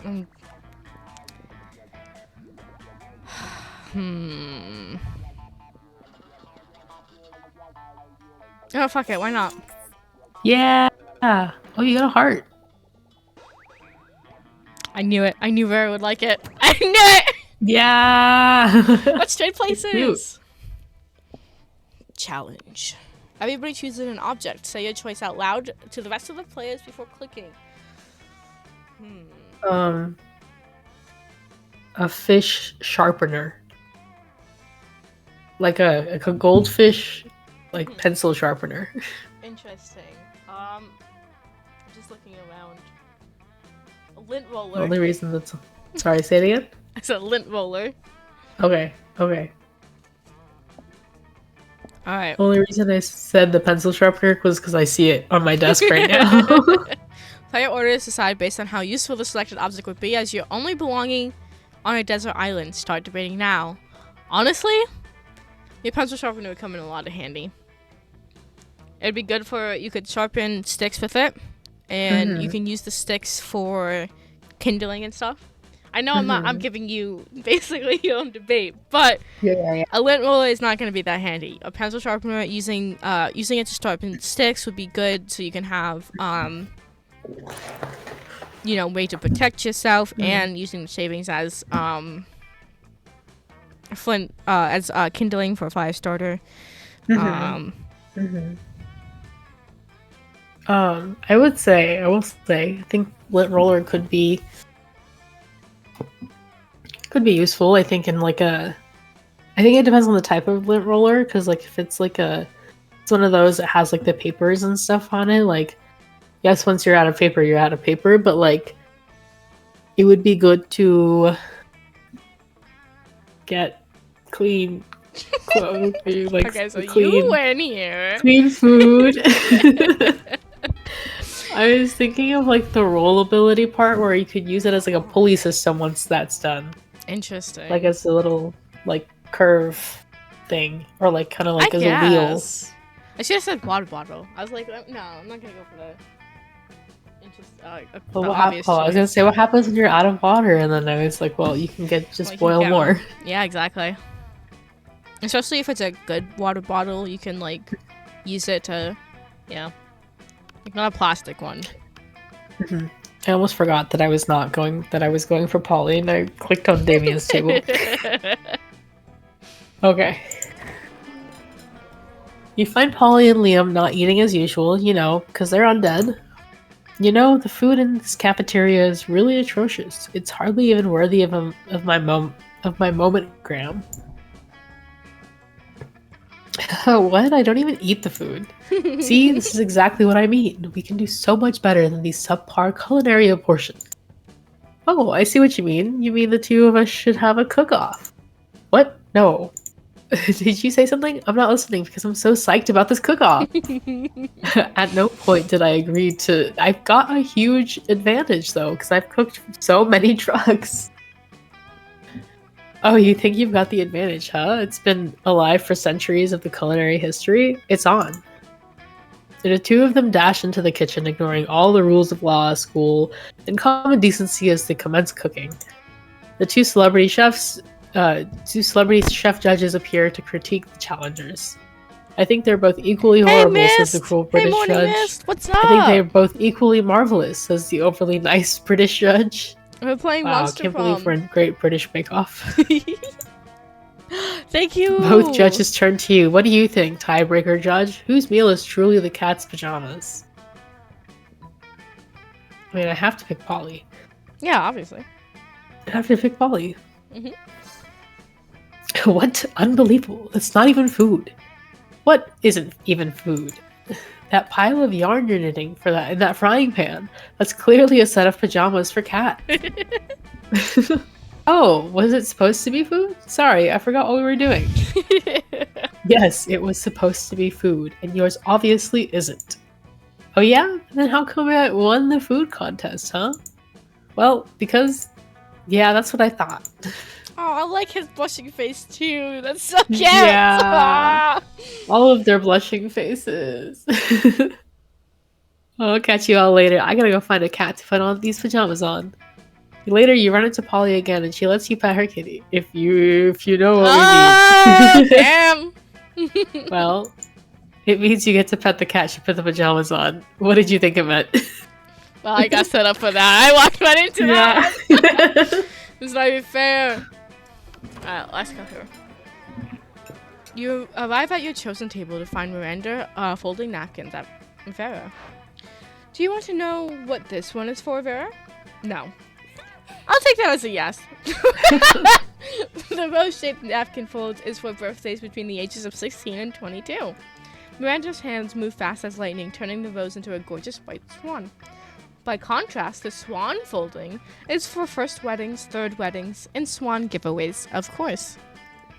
Of course. As a fashion enthusiast, I have never been so bored by a piece of fabric. Oh, and this black swan folding is for weddings where you plan to brutally murder all the guests.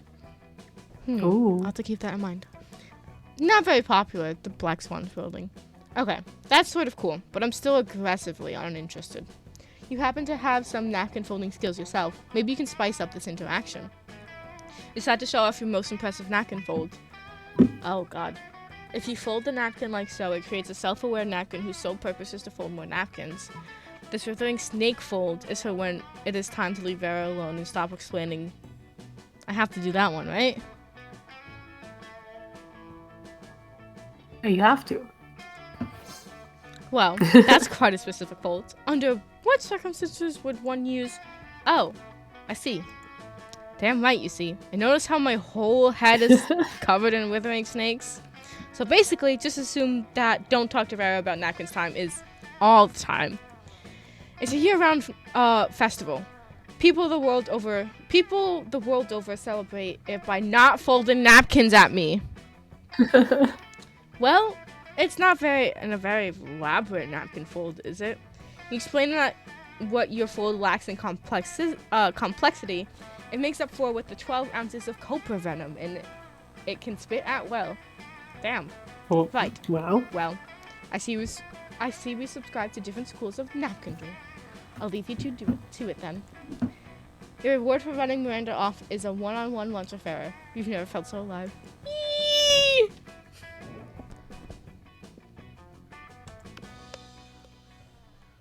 Ooh, an animal. Does Taking a dragon penguin. I mean, I guess. Alright, penguin and a dragon. Player order is decided based on how stupid it would be for the superhero to use selected animal as a symbol. Being something like selected animal man. Dragon man? That is Penguin man. Penguin man. Well, I feel like that's a villain, right? Yeah, I mean the penguin. Yeah. I'm not gonna lie, I think I have you beat here. Yeah, I think so too. I mean, come on. Dragon man could probably turn into dragon. Maybe it doesn't have to be it says something like Dragon Man, so it doesn't have to be Dragon Man. Mm-hmm. And I'm thinking of also- like Iron Fist, right? Yeah, exactly. Iron So, Fist has a then, dragon symbol. Yeah, I forgot about that. Mm-hmm. Yeah, I do think I win here. I do apologize. Mm-hmm. That's fair. That's fair.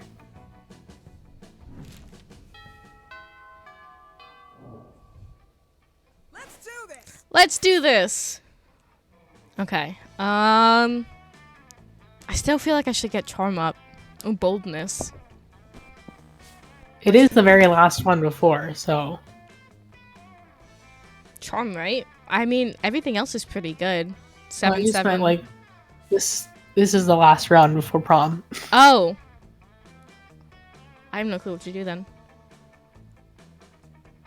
I think my boldness is fine. I think my smarts are fine. I think getting charm up would be good. I think it'd be good. Yeah. I think That or money, I think. oh, money. Because Vera does like money. That's true. Having no money. Okay, so we're gonna go to money. That day, you spend some time on the library's PC sending malicious spam emails in the hopes of stealing other people's money. It doesn't sound very nice, but who's really one to blame if they respond? Who's really the one to blame if they respond to such a blatant scam? You rules -10 karma, which isn't a stat in this game, so who cares? But you gain +2 money. Nice. Nice. Hey Pyro, remember that one time at the one party where you explained to me in great detail your brilliant secrets of the business world? Holy shit, you do not. And that doesn't sound like your area of expertise at all. You must have been pretty drunk. But it's Vera, so you smile and nod. Of course I smile and nod. Well, I will be attending a very fancy and important business dinner event tonight full of powerful people by exclusive invitation. Holy shit, holy shit, holy shit. Ooh. And by exclusive invitation, I mean I'm going to use my Gorgon powers to turn the concierge into stone and then sneak in. And I'd love to see you put other people's money where your mouth is if you're not doing anything tonight. You were planning on reorganizing your collection of very rare mint condition Pokemon cards, which would be a thing I would do. The popular Wow. trading card game based on the even more popular video game Pocket Humans. Each card depicts a human being with a specific job and bio. But that can wait. So when the time rolls around, of course that can wait. The fancy business dinner, you shove them into your pocket and roll out. Pyro, Roll out. over here. Glad you can make it. I've been raking in business cards hand over claw so far. I met Gertrude Gorgonzola, the diamond tampon tycoon. That's a sentence. And Ray K. Bebop, the social media influencer rapper robot. And they're both very excited to do business with me. How have you done so far? You turn out your pockets and show the evidence of your endeavors, which consists of a lobby card for the hotel convention is in, and the only thing handed to you by a real businessman is a sticky note with the word no. No, please don't No. fuck this for me. Maybe I should have invited someone else. Literally anyone else. It's okay. You still have an hour left of the event. It's time to pull out all the stops and choose an amazing tactic to get as many business cards as you can to prove what a valuable business asset or prom date you are. It's true. You may have no business and therefore no business cards to exchange, but you sure as hell have Pokemon cards. Trade those. Convince the business people you have a rare disease that can only be cured if you are given 100 business cards. Fuck. This I is don't know difficult. which one to choose. I'm trying to like observe your stats too, and I feel like it's a tricky one.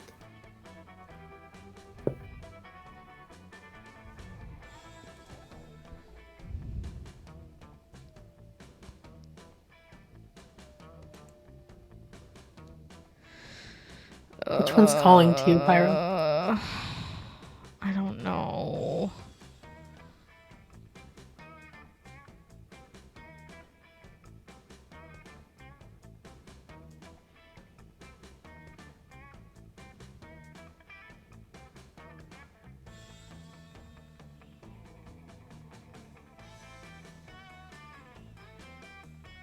I don't want to fuck this up. I feel like it depends on the stats. It does. Okay, So so I'm thinking. charm Let's think it out. or is... I feel like this one would be charm, right? The lower one? I think Yeah. so. So I don't have a lot of charm. Mm-hmm.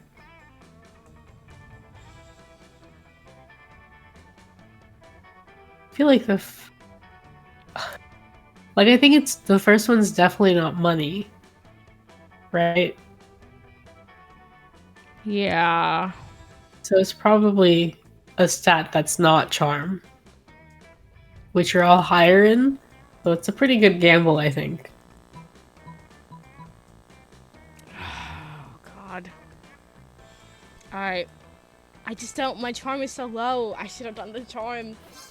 It's okay. You were so creative. Quick as a flash, you pull out your dope collection of Pokemon cards until you find the perfect pocket human for the event.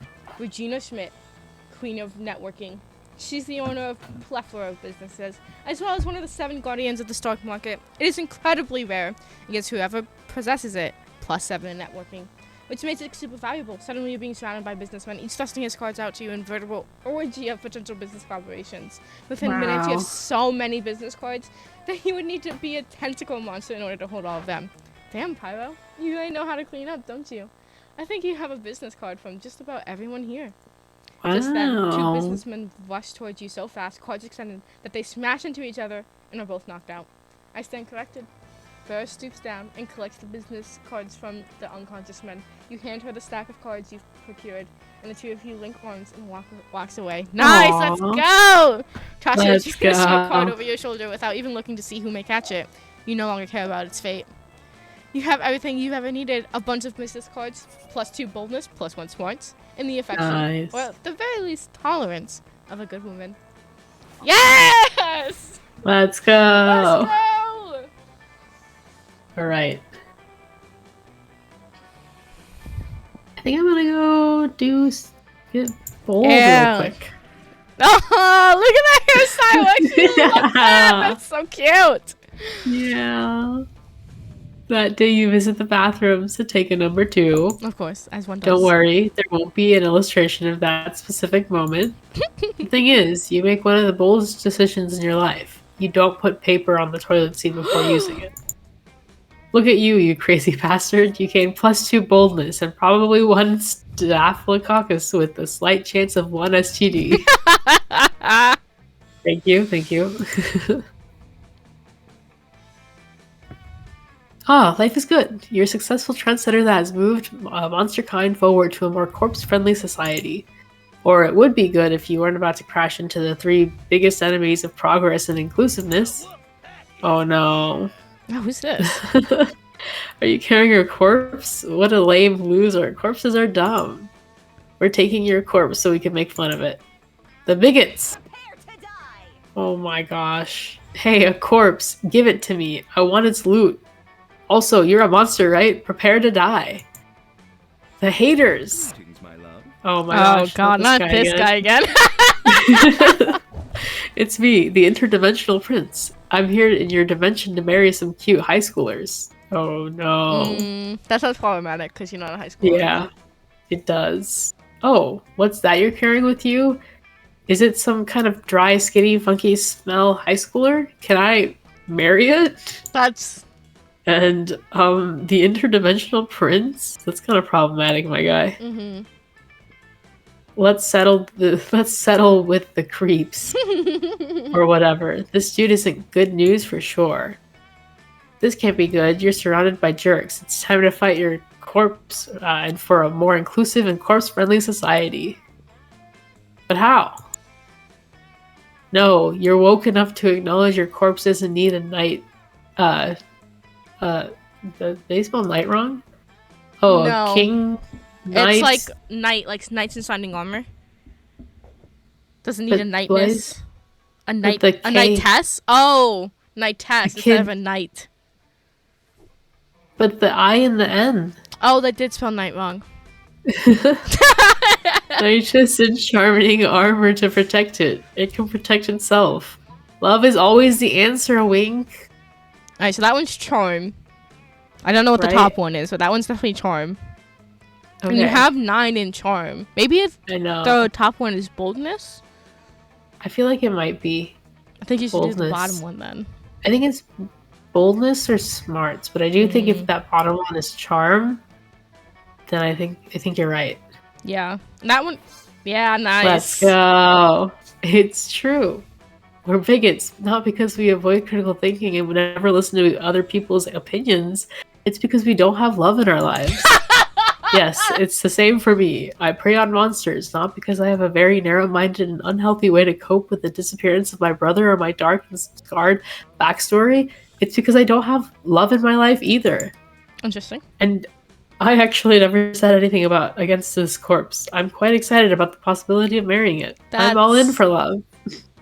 problematic. Especially my love for fooling people into marriage without proper consent, which is the purest kind of love. Oh no. Oh no. Oh no. Now that you think about it, understanding and managing these people's deep issues might be more complex than just recurring to love. But who cares? You just wanted to save your corpse, so love will suffice for now. Nice. Problem is, who exactly would want to date these people? Luckily, you always carry some extra corpses with you, Of course. who will never be offended by constant bigotry and sexism. A corpse. Who won't mind dating someone with intense anger issues and a thirst for blood? A corpse. Who would be okay with being fooled into marriage even without proper consent? A corpse. This is you all know, problematic.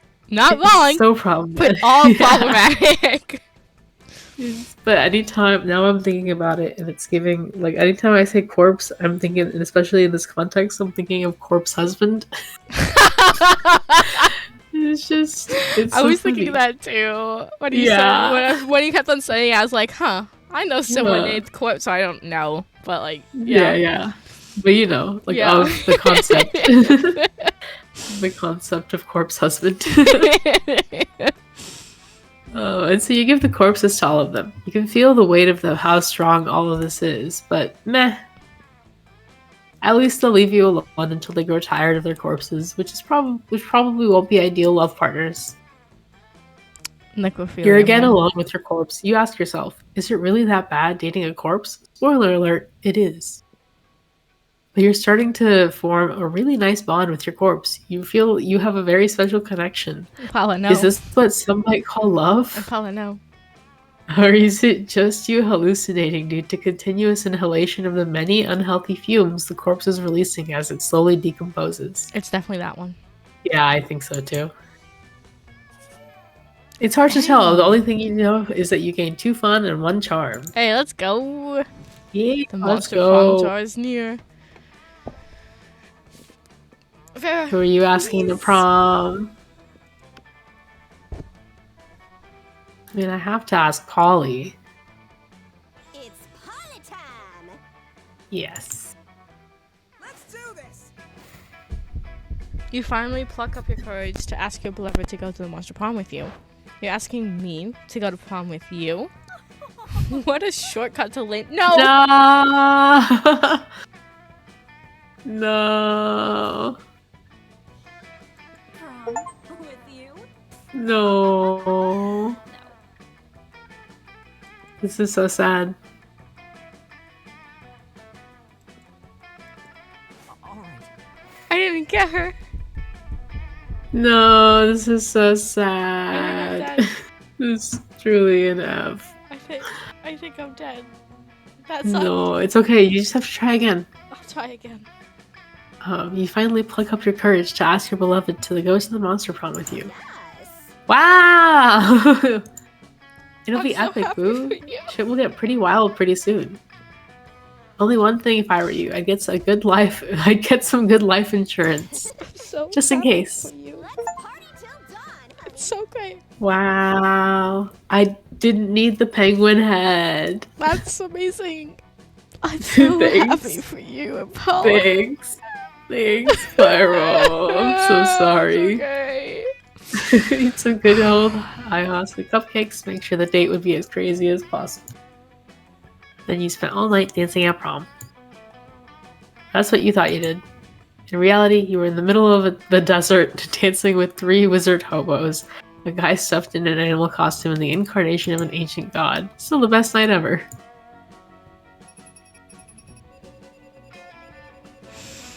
Damn, that's a lot of shit. There's so much. There's so much. And I think because like when you play with other people, it like shares your total outcomes. Damn. Those 3 weeks from I can't believe I didn't get a date. Look, we're even standing Yeah. next to each other. It's true. Oh, they're meant You to were be meant to be together. just not in this multiverse of the game. I'll try again. I'll keep on trying until I get her to be mine. It's true. It's true. For some years, the Princess Dimension became a democracy, mostly due to the public discontent and loyalty that spends most of their time in other dimensions. Despite that, the prince keeps on annoying high schoolers, still wrong on so many levels. Polly took a summer job as the ghost of Christmas present. She spent most of her time partying. There was almost no work because, it was summer. Vera built the Oberlin Empire into endless greatness. They are a shameless number of companies. It's known that they're also into lots of sketchy businesses. But no one does anything about it. I mean, who the hell would try to stop Vera Oberlin? For those 3 weeks, the Monster Prom seemed larger than life, and then it was gone, just like that. The battle for Monster Prom might have ended then, but there were plenty of battles left in that war called youth. But once again, we were young and unafraid, and we were ready to start.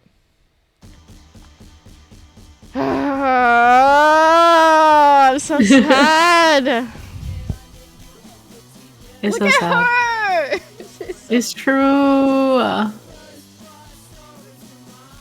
They're so cool. Look at them! Look at them together! They got together Yeah, in the end. look It's at fine. this. See? This they do. They do. That's why they're together in my head forever.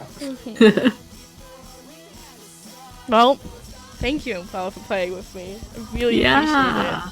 appreciate Yeah. it. This is on Monster Prom. I have all 3 of them. So, We have all 3 of I them. have all 3 of them. Let's play together sometime again later. Bet. I'm probably gonna replay so I can try this again. So I can should, get yeah. her. Absolutely. I trust. I believe. It'll be great. Thank you. Oh, I'm so sad. It's so sad. I had a lot of fun though. It's okay. And then you'll get Vera eventually. I wonder what you need for her. Maybe it is money. Money and smarts. Maybe.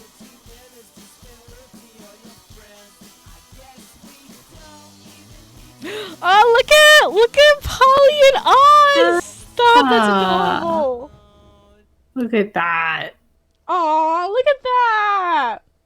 That's adorable. It's so adorable. Actually, I have Monster Road Trip. Hold on, let me just check Steam real quick. I'm pretty sure I have all 3 of them.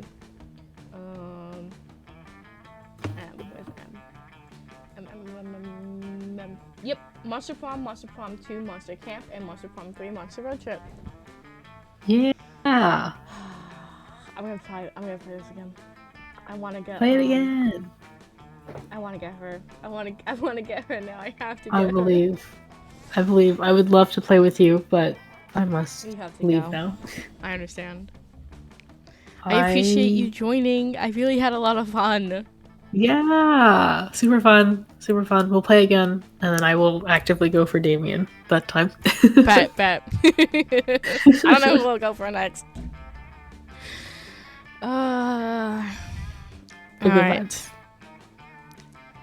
You have to go, Alright. so I will not keep you Thank here you. any longer. But thank you Have so a much. good rest of your stream. Thank you. See you in the chat. Yep, Bye. see you there. Bye.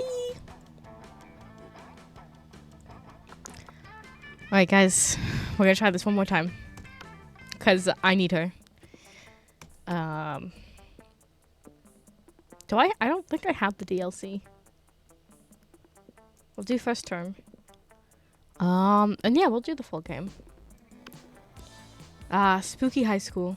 Well, I mean, do I have the DLC? I must if that's what it says, right?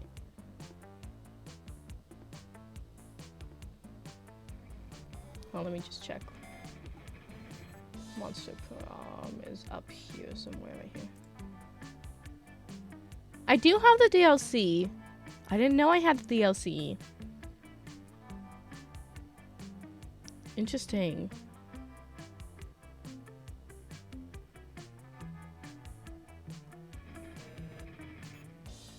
Okay. So this will be different anyways. Okay. Spooky High School, the Swedish Years of... I guess we played the DLC. I don't know if... Actually, yeah, we must have... Did we play the DLC? I don't know. Anyways. Spooky High School, the Swedish Years of Our Lives. Back then, we were young and unafraid, sometimes reckless, sometimes brilliant, sometimes just stupid, but always willing to live life to the fullest. We were on a wild journey to discover who we really were. And I'm still Pyro.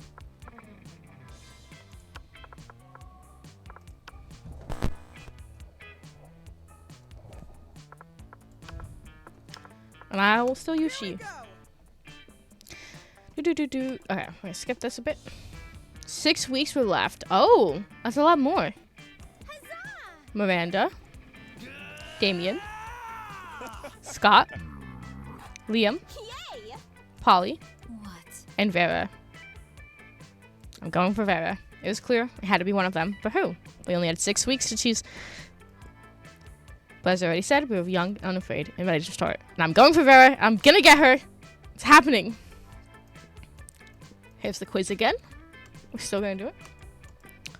Let's start. Which inanimate object do you think would make the best boyfriend, girlfriend, or boyfriend, provided you went criminally insane? A human-sized pillow depicting a character created by myself. As a matter of fact, I have all the needed paperwork, and I'm only waiting for the conservation narrow-minded laws of our country to finally step forward. An ATM or a dildo. I'm gonna choose the ATM. Because of the money. And the coolest reality show would be 8 rich people fight in weekly times to see who's the best at giving money to you. 12 experts on the various arts of seduction live in a house where they must face a common challenge, seducing a potato into marriage somehow. People in positions of power must face all sorts of questions relevant to their field, and if they fail, they lose. Oh my god, that one. Definitely that last one. That last one, definitely. What's the sexiest type of knowledge a lover can have? And we have to choose this one so I can get Vera. So. Sorry, I'm kind of speed running this because I want her so bad. It's gonna be fine. Alright, I have 9 smarts, 5 boldness, 5 creativity, 3 charm, 4 fun, and 7 money. I think I'm gonna keep my money.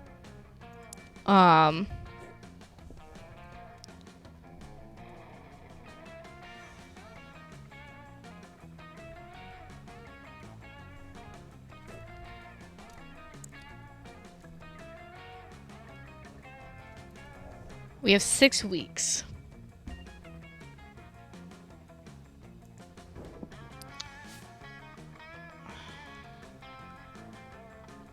Let's go with charm, I think. Because my charm is really low and I'd like to get that up. I think smarts is right. Last time I focused on smarts and boldness. This time I'm going to keep on focusing on smarts, charm. I'm going to do charm this time instead, and I'm going to do money.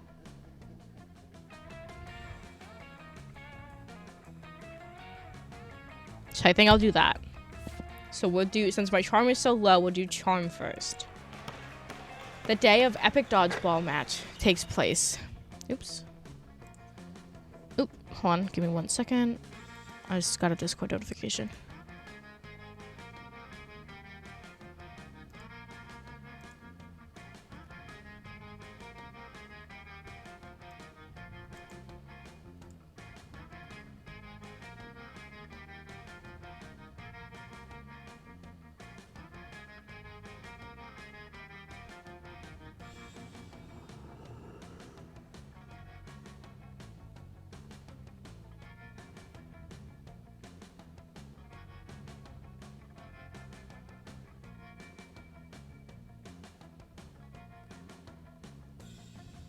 Okay, sorry.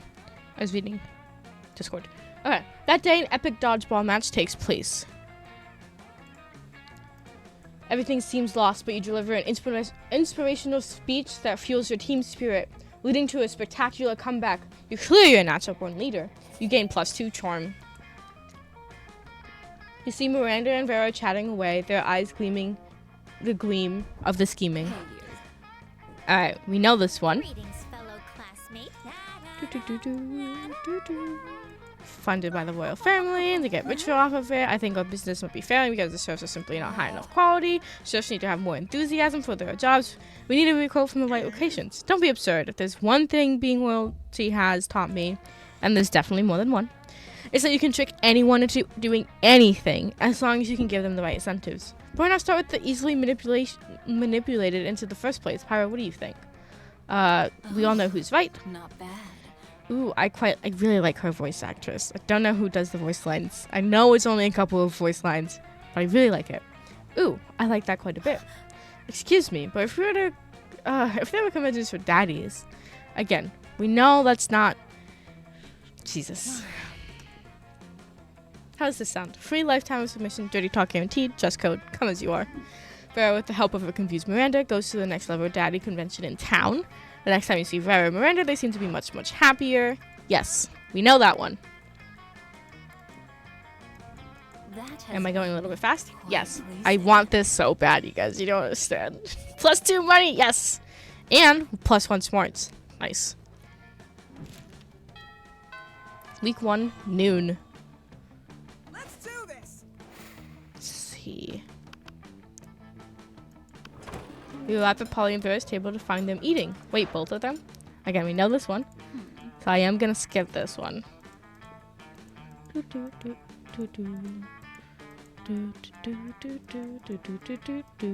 like the music.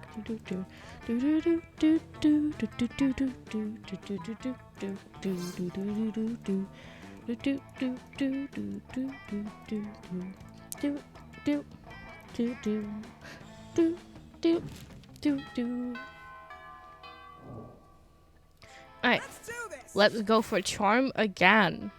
So we're gonna go to the bad because my smarts is actually, let's go to smarts. We'll do smarts again. Is there a max amount of stats? That day, sometimes after all the monster nonsense and dating gimmicks, you forget that attending class is supposed to be the primary activity in high school. Gain +2 smarts. Spy Vera and Liam engaged in their favorite pastime, a variation of people watching called monster judging. So pathetic. Ugh.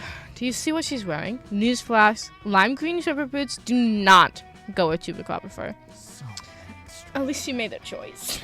I've only seen 6 people wearing the same Air Gorgon sneakers. We really are the lucky ones, Liam. Most people are just absolutely hideous. But even their hideousness is mediocre. Most people are hideous, but I have yet to see one who is the most hideous. I wonder what such an abomination would even look like. Never tested the stats, to be honest. I'm gonna see. I'm gonna try it. I'm gonna figure it out. True hideousness is on the inside, in your organs. A person with organs on their outside would be the most hideous. A toned body, symmetrical face, nice features, because traditional beauty standards are hideously mainstream. I feel like going for this one. I'm going for this one. Final. Ah, damn it. I'm not that upset, but damn it. Finally, someone understands what I've been saying all along. It's not people who are ugly, it's society. Agreed. He means that conceptually. People in general are still kind of ugly. If everyone stopped focusing so much on society's beauty standards, long fangs, tight wings, thick horns. I'm not gonna lie. Long fangs and thick horns are great beauty standards to have. I wish we all had long fangs and thick horns. I think I could, look at my horns. I think they're nice. Not thick, but not too thick. Perfect to put golden rings around. And long fangs, well, I'm not going to go into why I think that one should be good. And start focusing on important things like artisanal cred and man. How much better you would feel. Maybe Vera, it's me. Although probably not. I'm stunning. You are stunning. That Vera Oberlin was #1 on the you gain +2 smarts and +1 charm. Okay, so far it doesn't seem like there's a max. Now I have 14 smarts, so I'm gonna go for charm and then money and boldness. Charm, money, boldness. That's what I'm going for. I don't need to be fun. I'm already fun enough. I know I'm fun. That's what matters. Let's do this. Okay. Charm is still the auditorium. I kind of want to go for fun. But I want to get the charm up. 'Cause last time I had a lot of higher stats, and charm is really low. Like, that was my downfall. So we're gonna go for charm. That day, an epic dodgeball match takes place, but the match isn't important as the human interactions within it. You're at your peak when you decide to go for the overkill and wink at one of your teammates. He's totally mesmerized. It's the most epic wink ever. Oh. Is my stream working?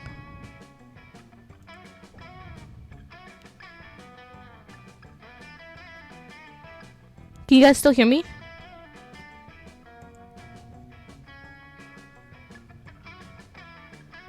Oh. Oh, I'm gonna close Discord. I think that might help. Oh no, it's not just you.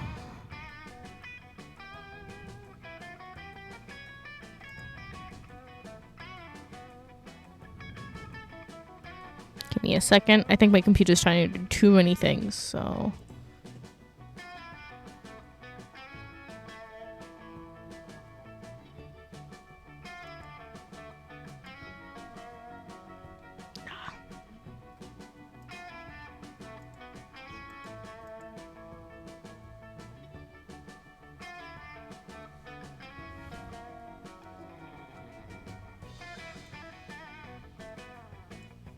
Give me a second. I'm just gonna close out some tabs.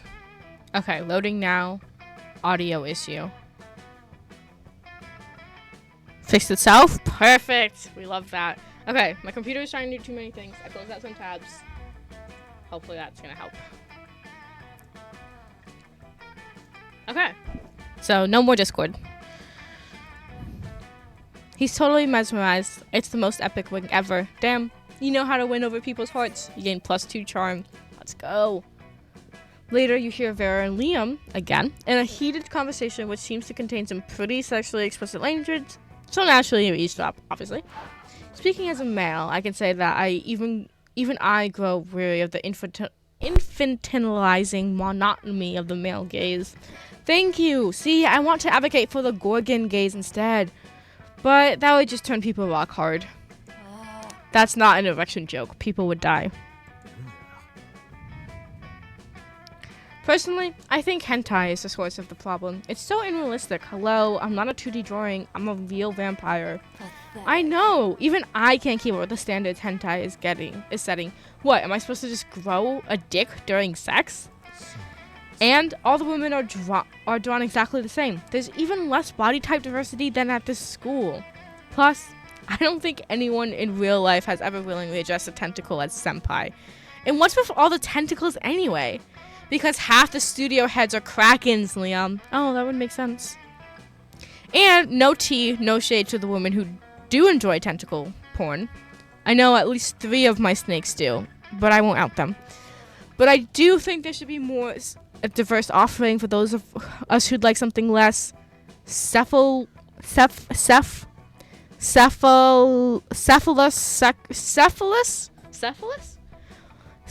sexual. Agreed. Hentai should be more artistic, redrawn explicit scenes in the style of great artists such as Picasso and Magritte. Don't send misogynistic kraken to do a femme gorgon's job. You should open your own hentai. Well, we know which one we have to go for. You should open your own hentai studio. Why didn't I think of that before? Look at her faint blush. I love them so much. Oh, not bad. I'm not gonna lie, dude. That voice is really nice.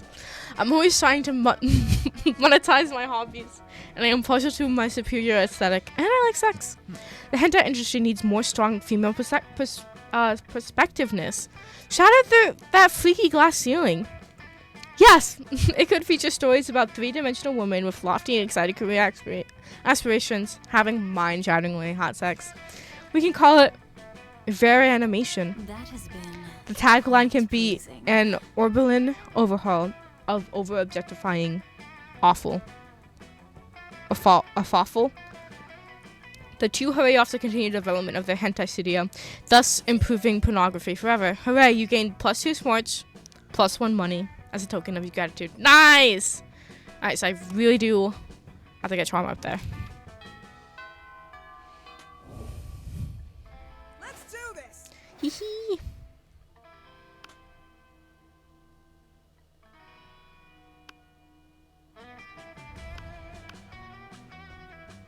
I'll have plenty of time to shop. You take your seat beside arguably the 2 coolest monsters in all of Spooky High. Here's hoping you can keep up with them. Vera, are you eating manticore steaks again? Yes, and it's delicious. Don't you know the amount of cruelty involved in the mainstream meat production industry? Yes, and it's delicious. I hate that I agree with this.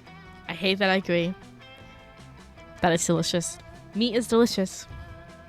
I don't think I could ever kill an animal. Do I think I could learn? Hell yeah.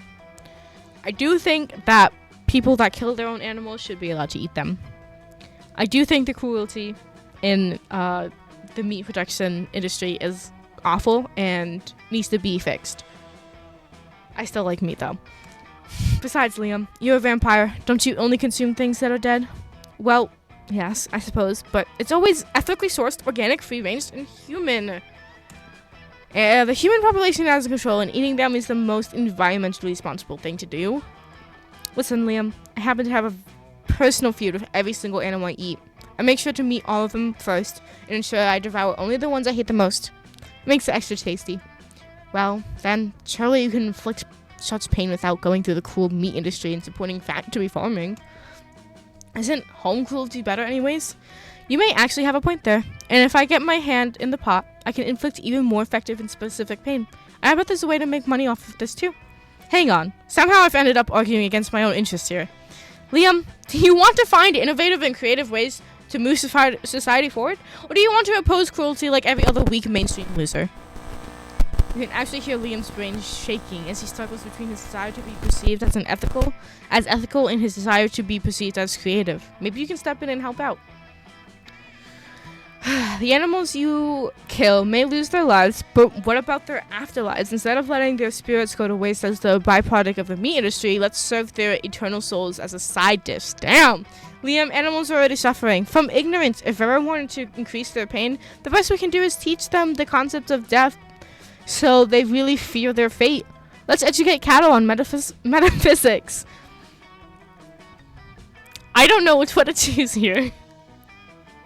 I don't have boldness, but I do have smarts.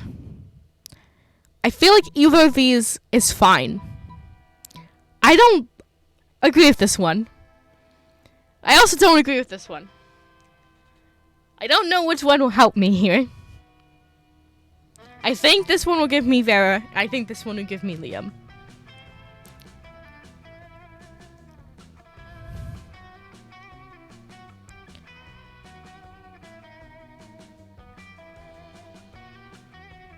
This one just rubs me the wrong way, though.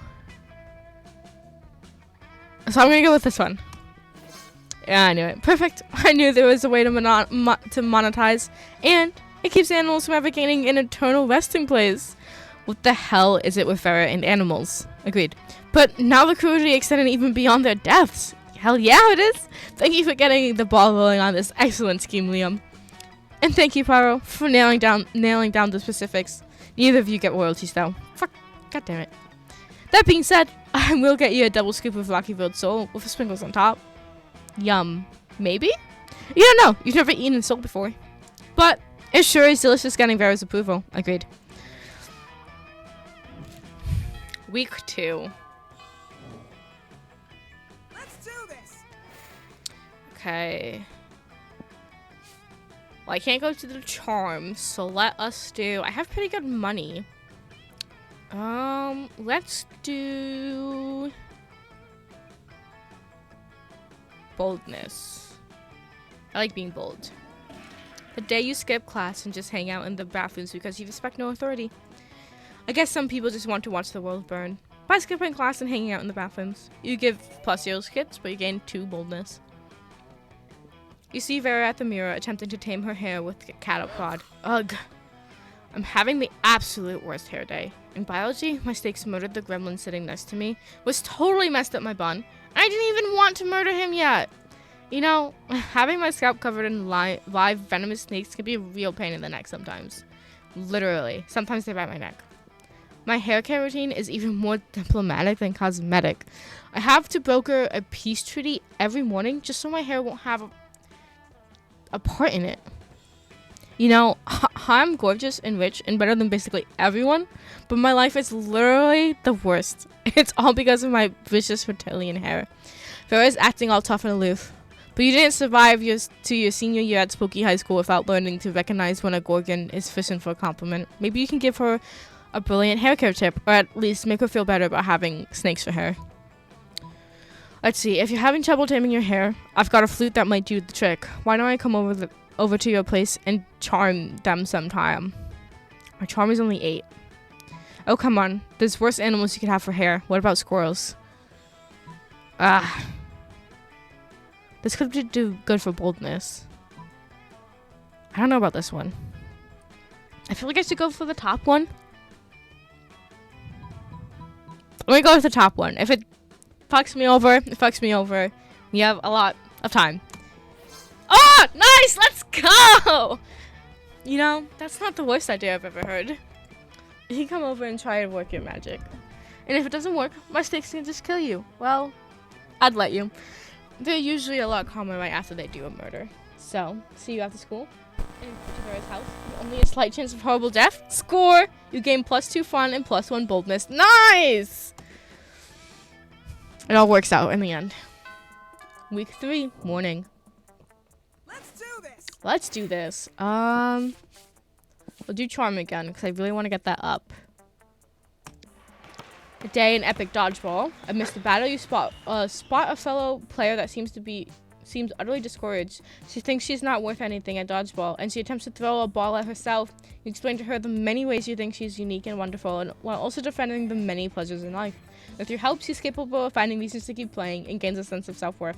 You gain +1 BFF. Sadly, she's not part of this game. So that beautiful friendship will take place off-screen. Oh hey, at least I got a best friend. And +2 charm. Nice.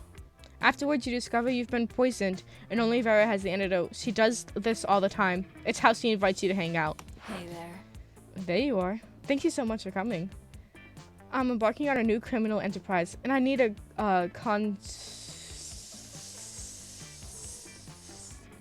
Don't know how to say that, so I'm not gonna say it. The idea is simple, yet brilliant. Think Uber before killing people. I call it murder.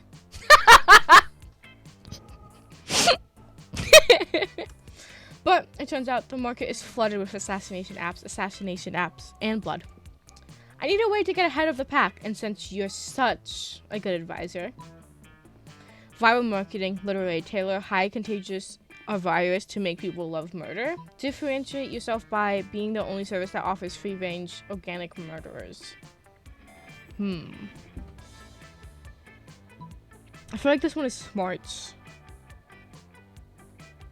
I don't know what this one would be. Let's do smarts. Yes! You can do that? Great. You can use my private chemical weapons laboratory. And so, this is working better than I could have ever imagined. Demand for murder has gone through the roof since you released that virus. Sure, the side effects include vomiting, blood tears, male lactation, cobra feet, time dilation, rigor mortis, rectal teeth, renegade spleen, microaggression, sudden tattoos, hair trauma, liquefaction, and coughing. But it's well worth it for the profits I'm making in. Plus, I'm making a literal killing selling people the antidote for all those side effects.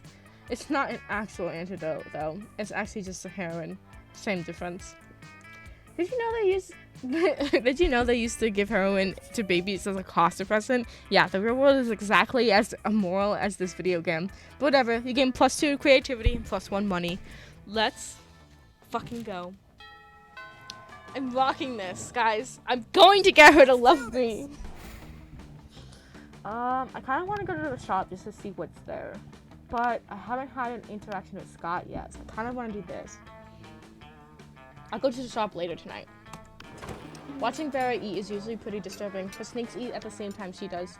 But at least it's usually quiet. This time, however, Scott is doing his best to change that.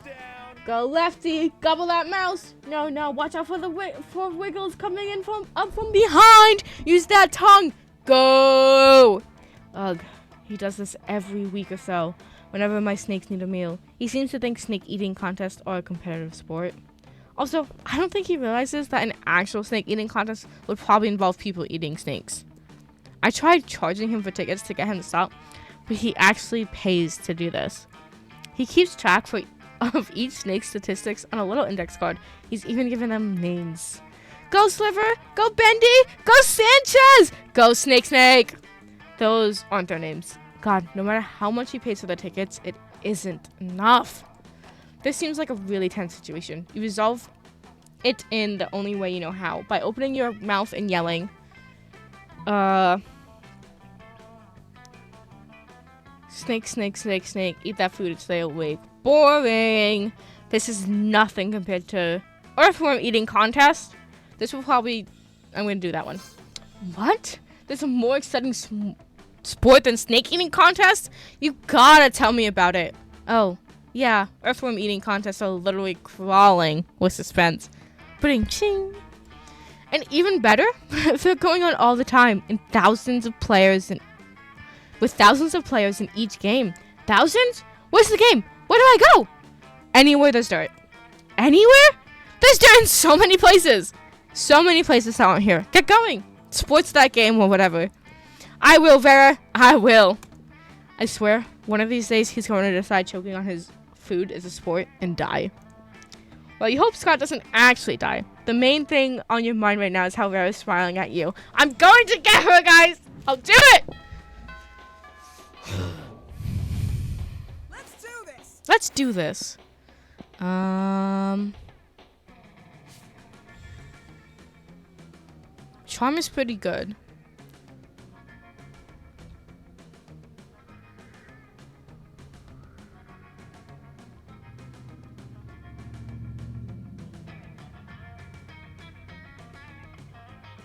Let's try the shop, I think.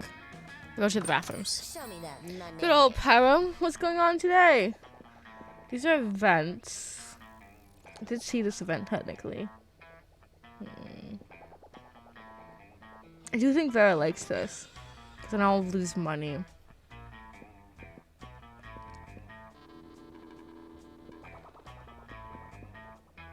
I'm not buying cocaine. You know what? We'll do the hype station.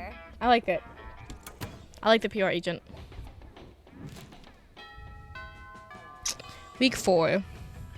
Let's do this. Let's do charm again. Because I can't go to class. I was going to go to class. I can't do that because the shop is there. So we're going to charm again. It's another epic dodge. Wow. The match is so intense. Both teams are so into it that you decide to raise the stakes by betting a part of your charm against a part of the other team leader's charm. The commitment amazes your team, and their spirit is fueled by determination. Finally, you win and take +2 charm from the other team's leader. She's now a bit less fabulous. Yes. And I think we'll do fun or creativity next. Between class periods, you discover a severed horse head in your locker. It has a note in its mouth telling you to meet Vera ASAP. I'm so glad you've come. I've got another crime problem. Which would benefit from your insight? Thanks to your input, murder has cornered the market in app-based assassinations, and yet the other crime lords don't take me seriously. Just because I'm not a 40-year-old man with a scary scar, those sexist morons think this is just a phase for me. Since when did having a killer body and Flora's skin disqualify a girl from a life of crime? It's disgusting. You know, maybe I like her so much because I like Catwoman so much. What does that say about me? You guys decide. How can I show these chauvinist goons what crime really means to me? Come on, think of something. You're my most trusted advisor. Quit crime. They'll come crawling back once they see how bad it is without you. Write a song about it. I'll help. I don't think that's the way to go. If I know Vera, which I think I do at this point, I really don't think that's it. I'm gonna say this first one. This might backfire on me, but I think it's gonna be this one. Ness! You know, if this advice was coming from anyone other than you, I'd ignore it. But you haven't been wrong yet. Fine. As of today, I'm quitting crime. I'll let the other bosses know. I'm sure they'll be so pleased. A few days later, you're getting a manicure at Vera when Gunbozo Gianetti, arch-humorist of the deranged clown assembly, burst in weeping.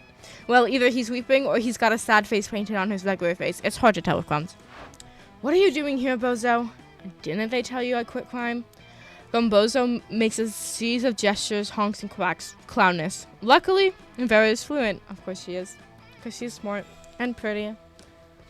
And killer. And smart. And they could kill me. And I love that in a person. Anyway, what's that you say? The world of crime is a wreck without me? Do tell. He says nobody's been able to get good poison since I retired.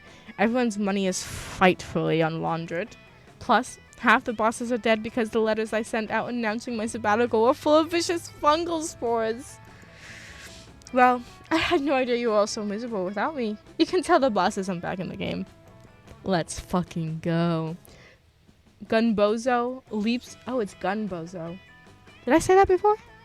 I don't know. Hold on, I need a drink. Holy shit.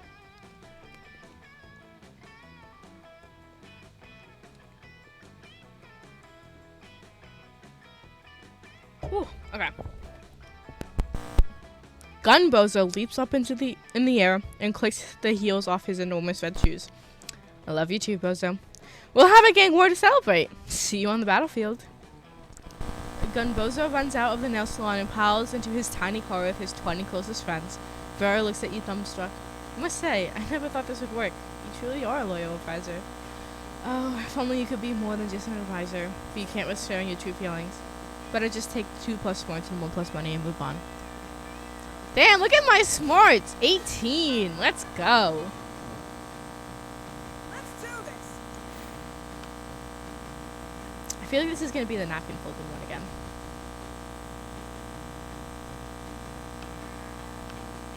Oh well. You arrive at your chosen table to find Miranda folding napkins. I knew it. God damn it. We are gonna skip this and go to the one that I know. Sorry if you weren't here. I don't want to read this again.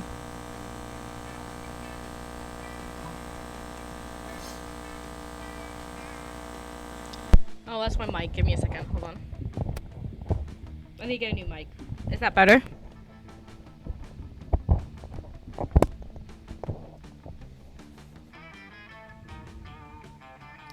Yeah, it's my mic. Well, that's quite a specific fault. I just have to unplug it and replug it back in, and it fixes itself. Let me know if that happens again. we are gonna skip this because again we did see this already. Do. Week 4. Let's do this. Okay. Let us do fun. Let's do fun. Look at me go with my Phoenix self. That day during recess, you start a half-hour rave that goes full crazy. You have no idea how it escalates so much, but at one point there's like 300 people. Someone summons demons from the— ooh, excuse me, sorry. Too fun. On the edge of the rave, you find Vera punching some numbers on her phone's calculator app and frowning. It's official. I've run the data, and it looks like I'm making approximately 0 monster dollars off this rave. With all these people getting turned in such a small space, you'd think it'd be simple to financially exploit them. But my normally shrewd sense of opportunistic capitalism seems to have deserted me at the moment. Tell you what, you help me come up with a way to turn these chumps into cash, and I'll give you 3% equity in the venture. That's not a good percentage. Also, you're so hot, I don't care. And maybe a little something else. Do you see what I'm doing? I'm manipulating you with flirtation. Is it working? Unfortunately, I'm very weak to being flirted with. If there's like a Pokemon card, that would be my weakness. I don't know what my strength would be, but that's my weakness. Flirtation. Damn. Anyway, oh, it's working alright. You share your hot new business idea. You see that dance move they're all doing? Patent it. Why not literally turn them into cash by spiking their drinks with this potion I made that turns people into cash? I really want to choose this one because it's really fucking funny. So I'm doing it. I'm sure if I experienced empathy, I'd probably object to this plan, but I don't, so I won't. You go around spiking the drinks of people you don't like with your Midas milk. Pretty soon, monsters all over the rave are morphing into neatly wrapped bundles of cash. Vera's goon loaded money into an armored car. As an added bonus, we've now created a lot of missing persons cases. Parents will pay out the nose to try and have their children located. Hey, do you have any more of that money elixir? I've got some people in Congress who haven't been obeying me. God, that's hot. That's so hot.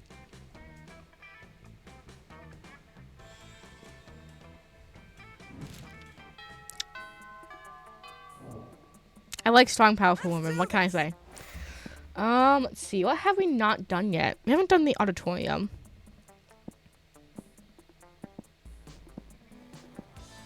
Let's do the auditorium. That day while rehearsing for the class play, it's as though the muses themselves have decided to give you figurative oral sex. Your performance is intense and inspiring. It will be remembered for generations, which is pretty bad by high school play standard. Nice. Oh, also, I love this outfit. Look at that. This is a great outfit. Pathetic. That's a great outfit.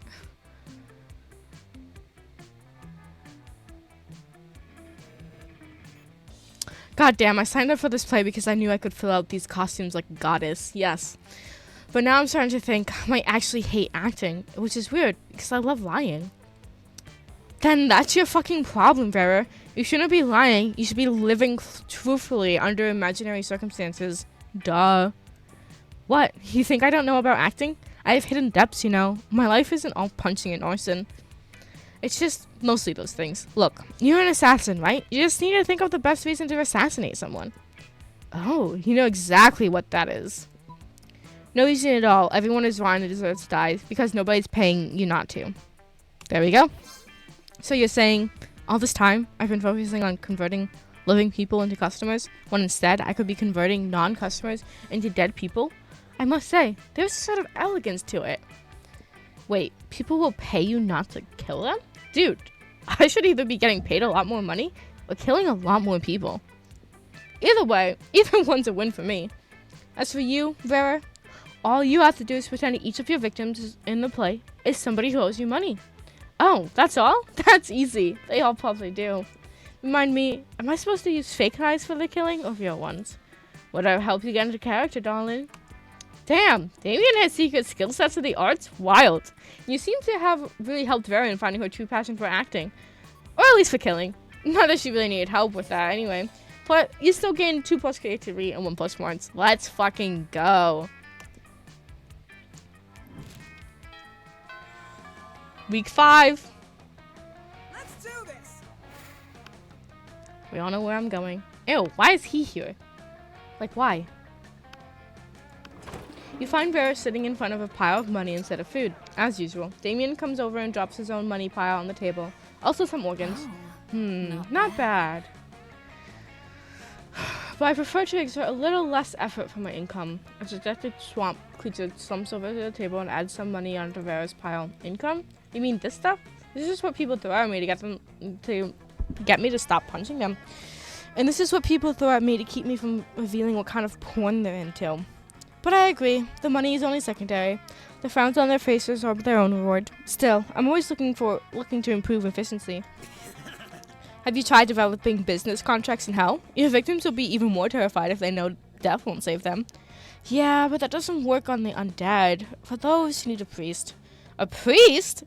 You know how my family feels about priests? Ugh.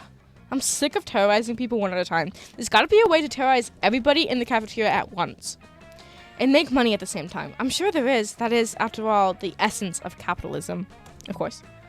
Let's see. Set the building on fire and charge an exit fee. Trick everyone in the cafeteria into having an orgy, then film it. Blackmail in bulk. This would be for Damien. I also agree with this. You should do that. But we have to go with Vera. I need her. Simple, elegant, raunchy. I like your style. How are you going to trick a room full of people into having an orgy? Don't tell me you don't know how to do that. Is this something you do all the time? Is this something you don't do all the time? I thought you were the prince of hell. Yeah, but I'm a prince of the Bernie part of hell, not the sexy part of hell. Oh, look at his blush! Ah, adorable. That explains it. Well, to answer your question, this is a room full of high schoolers. A slight breeze could instigate an orgy. Although the succubus sauce I snuck into the sloppy joes won't hurt either. It certainly doesn't. You, Vera, and Damien retreat to the safe distance to film the sexy carnage and avoid the fluids. Ew. Guys. Let's do this. We're going back to the gym, people. We need to get my charm up. That day, an epic dodgeball match takes place. Many people fall during the battle. You can't take any more, so you randomly go straight to the other team's leader and start negotiations for a truce. After hours of intense diplomacy, you commit to an agreement. What an unexpected twist! You gain plus 10 righteousness, but this game is so wrong in so many ways that you would be lucky if you could do anything with that, and plus 2 charm. Without warning, Vera pulls you aside and hisses in your ear. Oh my god, the stalker's back! You follow her pointed finger and see a guy dressed in a white toga and weighted sandals facing away from you. He looks like a creep. He's been following me everywhere. He thinks I don't notice him checking me out in that mirrored shield he has, but it's fucking Perseus. It's fucking Perseus. But I totally do. Ugh, it's such a is it Perseus? No. Who actually slayed the... Was it Jason that did it first?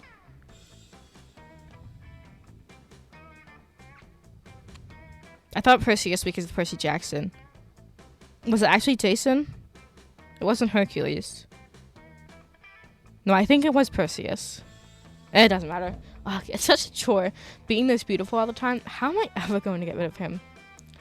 Let's see. He looks Greek. Why not bribe Zeus, king of the gods? Threaten to feed a damsel to a sea monster. That'll distract him. It was Jason, wasn't it? No, it's Perseus. I don't remember. My Greek mythology brain is failing.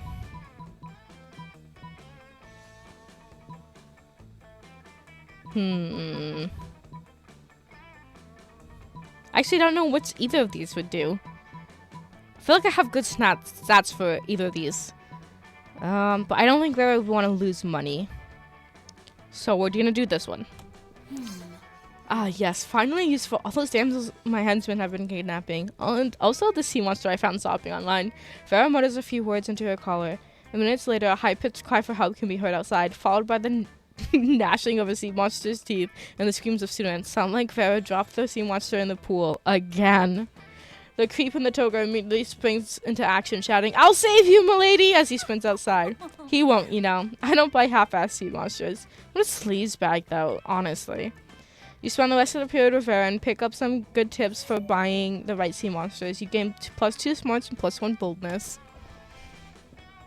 Ooh, 21 smarts. I'm so smart, guys. Let's do this. I'm pretty charismatic as well.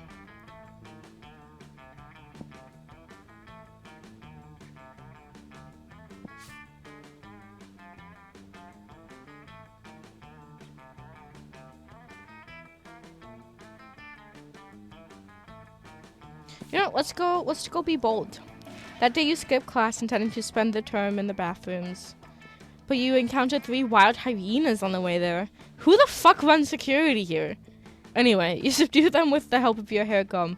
God bless the monster scouts and all the idiotic scenarios they prepare you for. By the time you get to the bathrooms, you've totally gained +2 boldness. You turn around and find Vera staring at you. This often happens, but for some reason, it's not the death stare this time. She actually looks kind of happy to see you. Weird. You decide to do what you do best. Push your luck. Finally, if you'd taken any longer to come over, I would have had to have my minions drag you here. Listen, my date for tonight was unexpectedly eaten by vultures. Totally not my fault. Anyway, I need to fill the slot somehow, and I thought maybe you could recommend one of your more...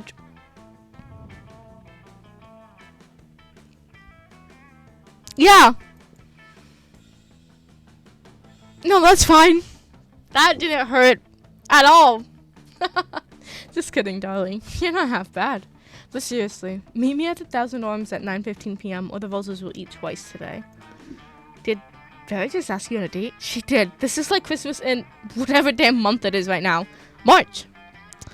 But if you don't want this to be more than just a one-time thing, you'd best come up with an incredible dinner gift to win her over.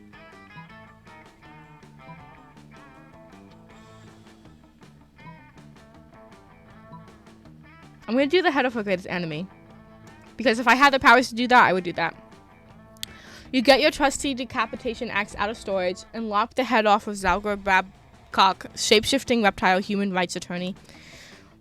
Luckily, reptoids don't bleed much. You're able to deliver the head in a delicate satin pounce on a silver tray. At dinner that night, Vera excitedly unties the drawstring and opens the bag. Oh, you shouldn't have, because murder is a crime. But I'm glad you did it anyway.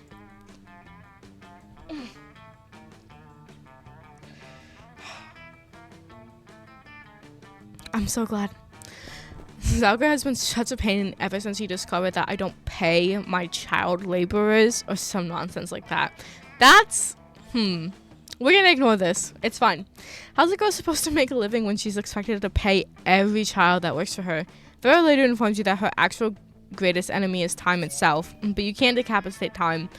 And anyway, it's the thought that counts. You gain +2 charm and +1 boldness. Let's fucking go. Crushing this. I'm going to get her as my date.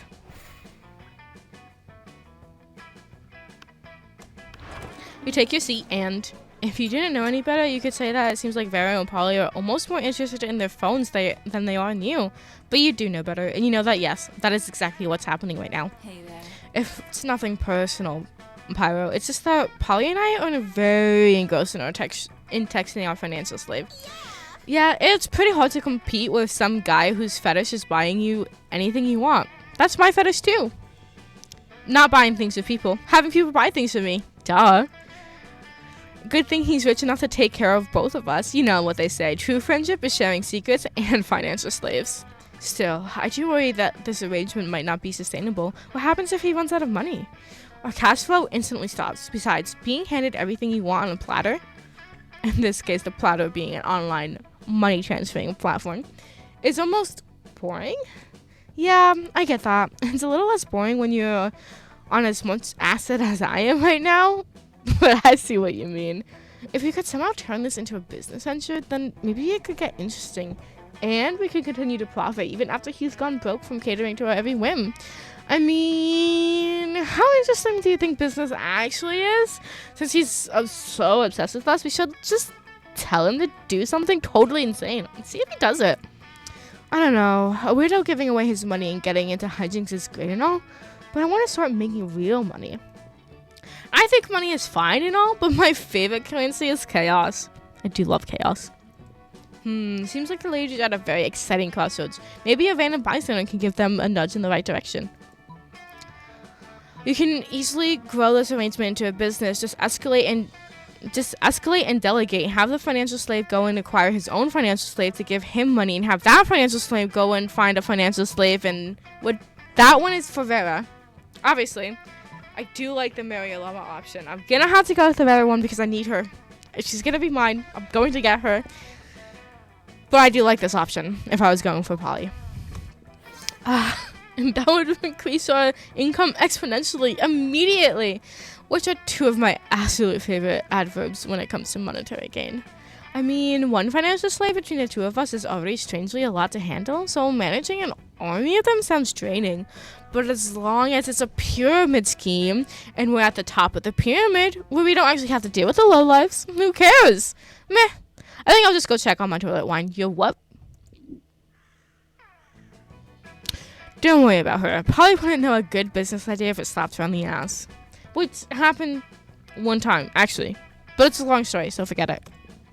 Anyway, we can tell people in order to become official certified financial slaves, they have to buy a kit of supplies. And they'll start at dirt slave. And then they get 5 financial slaves under them. They get to become a pathetic ground slave. And then they can work their way all the way up to the gold, diamond, platinum, Slachow Mocha Grand Supreme Slave. Mocha. This is a great idea, Pyro. We should write the business plan together and prepare to profit. Did Vera just say she wants to profit with you? Holy shit. Vera sharing her cash flow is like third base for her. Awesome. Yes. Yes. I'm going to get her to be mine, guys. Let's do this. I don't really want to go to the gym again. No, let's do money. Why not? The day you spend some time on the library PC playing some good old online poker. Gambling seems like a stupid and dangerous decision, but who cares? This time it paid off, so fuck it. You get +2 money. Let's go. Your mind's barely on what you're doing, although all you're really concerned about is your situation with Vera. Throughout her latest gang war, you've been her closest and most trusted advisor. Maybe too close. You're worried Vera's become so dependent on your advice, she's blind to your true romantic intentions. If only you had the courage to tell her how you really feel. After all, you don't want to end up in the advisor zone. Yeah, obviously. Guys, you're so lost in thoughts of unrequited love, you hardly notice Vera sneaking up on you. Maybe that's also because of the invisibility cloak you helped her pick out. Hi. There you are. I was just going to pick you up. We've got a date tonight. A date? Then perhaps your affections were unrequited. With the heads of Monster City's major crime factions to celebrate the end of the latest gang war. Damn it. You're such a good and loyal advisor. I couldn't imagine going without you. Right, of course. Trying to hide your disappointment, you accompany Vera to the peace conference, but soon you can have horse racing, but if you think I'm giving up murder's monopoly, you've got your head so far up your ass, it's popped back out of your short collar. Damn. Larry the actual crocodile snaps his fangs. Gunbozo Gianetti of the deranged clown assembly honks in disapproval. Timmy the knife baby chews his rattle menacingly. Alright, you scumbags, settle down. But it's too late. Larry the Clock unveils a wicked machine gun. Gunbozo makes a rocket launcher out of twisted balloons. And Timmy the knife baby produces a lot of knives. Hey, advisor, a little help here? If you don't save Vera now, you'll never get the chance to confess to your feelings. So you take a deep breath and... It's not the time to confess the feelings. Do I have to kiss the crocodile? Guys, do I have to kiss the crocodile? Fuck yeah, I'm kissing the crocodile. No! God damn it. You're sure? Okay, you kissed the giant crocodile with the machine gun. What are you doing? Everyone knows crocodiles hate kisses on the mouth. Well, to be fair, you don't so much just kiss Larry the Croc and stick your head directly in an open mouth full of razor-sharp teeth. You horny fool, you're going to get decapitated. And I'm going to take advantage of the decapitation to make my escape. Luckily, Larry the Croc doesn't actually decapitate you. He just smells you a little. Less luckily, you've demonstrated to Vera how little you value crocodile consent. I lost 2 charm and 1 smart. Fuck. And part of my face. It's fine. I'll go back. Okay. Please. Please, for the love of God. Please. Hi. Let's do this. Please. You finally pluck up your courage and ask your beloved to go to the monster prom with you. Prom together? You know what? It can be seen as charity work, which would be wonderful for my resume, really. It has nothing to do with me finding you somewhat attractive or interesting. Yes! Guys, she finds me somewhat attractive and interesting! I did it! I won! I won the monster prom! I won the game! I won Vera. I won her heart. And that's all that matters to me. Oh, So yeah, not let's do bad. this. The world is ours to take. Ooh! Damn.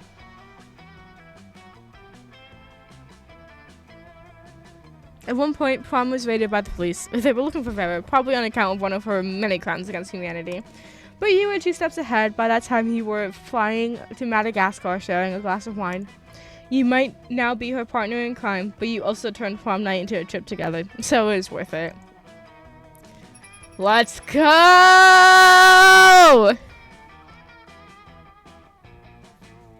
I did it, guys. I won. I got Vera to go to prom with me.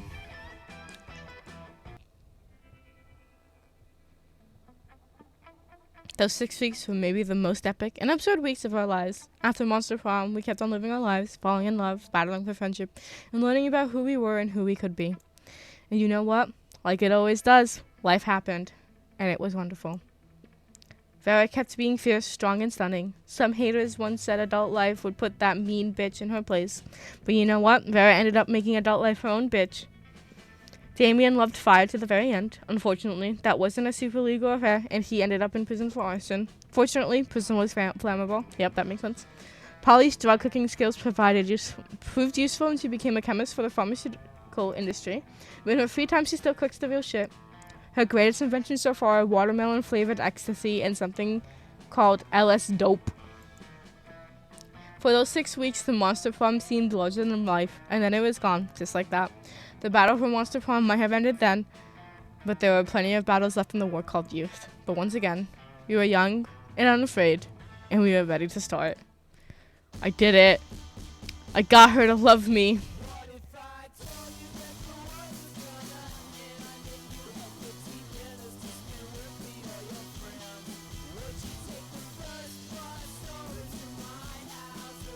Look at them together! Ugh.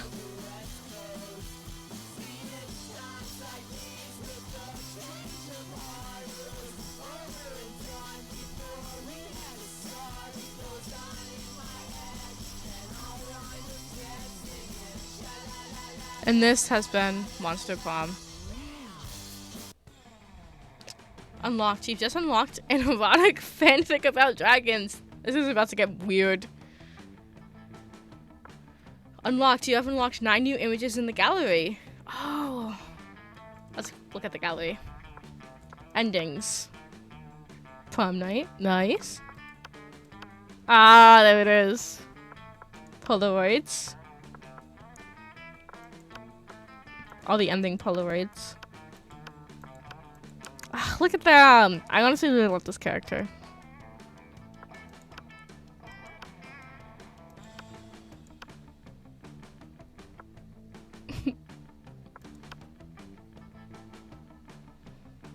So cool. Look at this.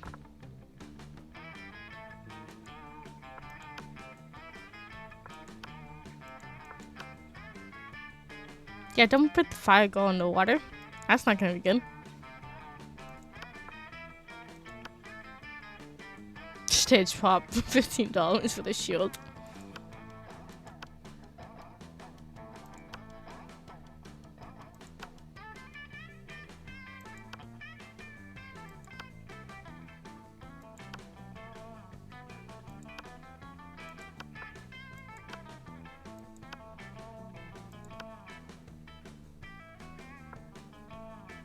Oh, look at this! This is adorable! Oh my god, look, guys! Oh, that's adorable. That's adorable. I love that. Oh my god. More art? Oh, nice.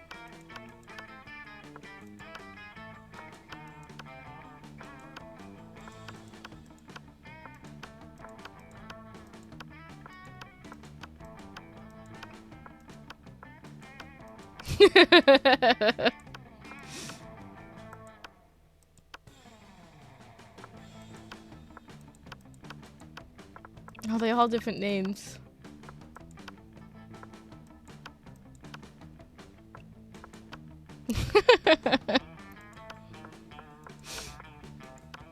Oh, look at the character art. Oh, my queen.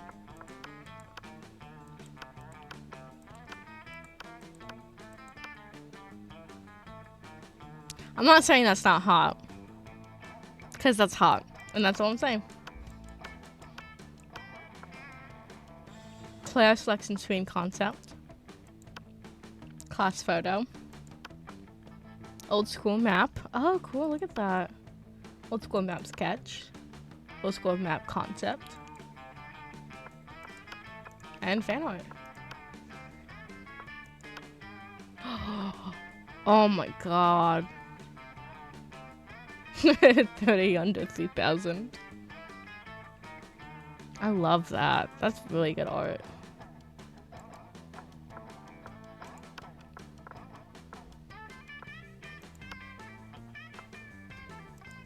Oh, people made their own sonas. That's really cool. Mine would obviously be a dragon. If I could do art. Something like this. It worked out with Farrah! I did it! I won her affection. I'm amazing. Now we're looking at all the art. Oh, probably something like this, but teal. For my monster sona. Definitely. Now we're just looking through all the end credit scenes. Or the end art. That's so cool. We did it. Alright, let's end Monster Prom. Yeah, I won her affection, and we went to prom together, and we went on a trip to Madagascar to escape the police. And if that's not love, then I don't know what is.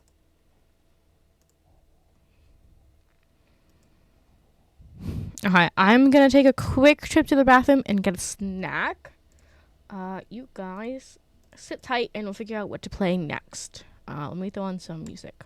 Oops, that's Discord, not music.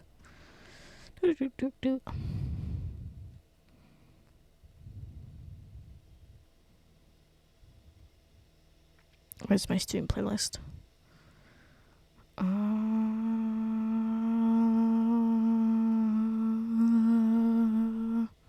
Here it is. Okay.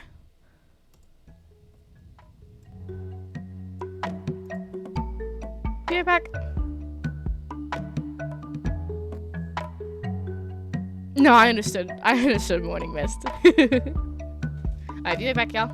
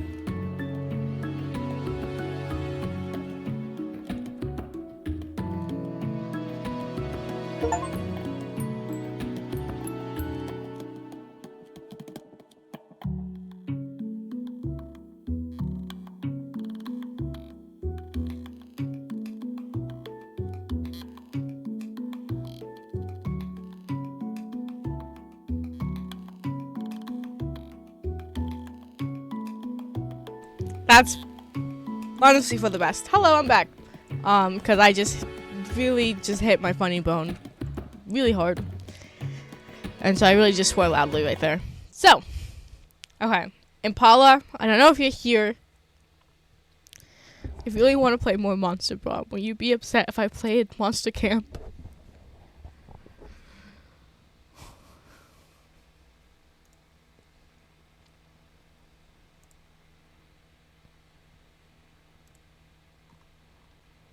I've decided that I love these games and that they need to be shared with everyone forever.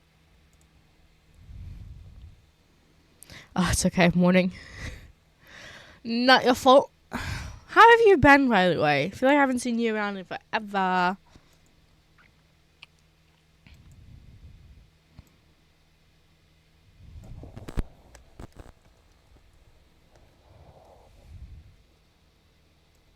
I don't think Impala would mind. And we can still play together.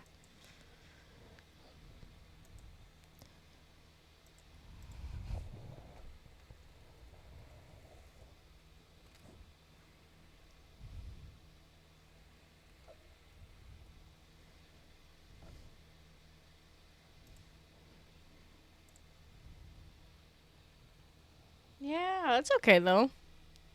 I really don't think Impala will mind, so we're playing Monster Camp.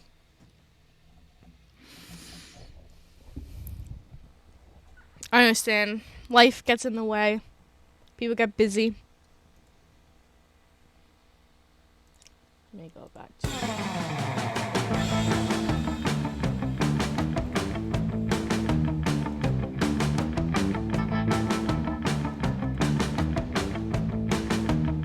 why is it so loud? Okay.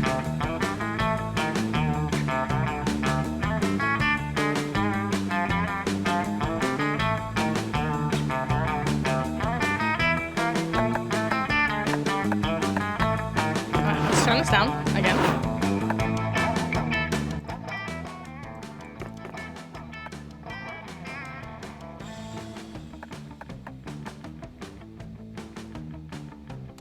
Yes.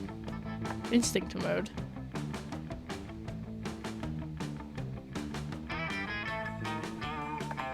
Okay. Customized game. Interesting. Ooh.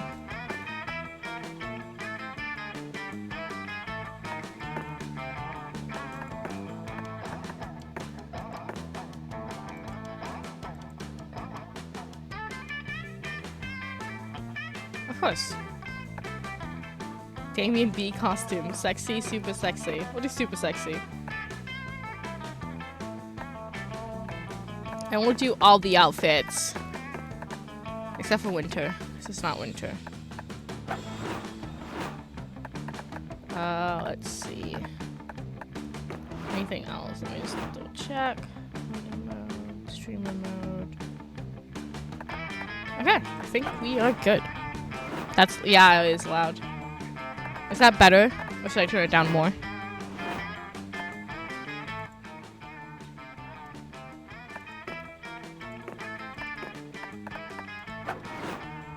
It's good now. Okay.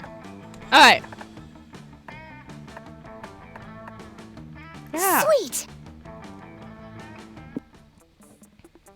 One player, because I'm lonely. We want a full game. We'll be playing through all these. Camp Spooky. The stage of some of our dearest summers. Back then, we were young and unafraid. With school far away, everything seemed possible as the sun embraced us on our way to camp. Summer has that distinct power, doesn't it? You live for the days, or the nights inebriate you with possibilities.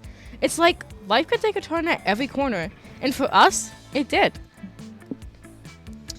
What's this?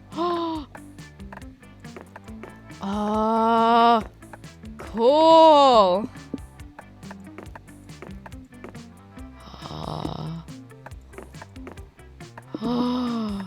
characters to play as. Oh, but I'm Pyro. Oh, but I really like their style.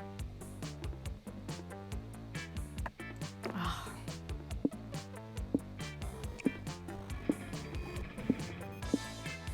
I'm going to. Oh. I really like their style. Oh, but I'm the Phoenix. I'm her. That's just who I am. I have to. Summer will be lit. Oh, okay. What to pack? Beta blade, too many crosswords, human wool sweater, sock puppet, tardigrade plushie, a sea bear, hipster costume, magma trekking boots. Oh, okay.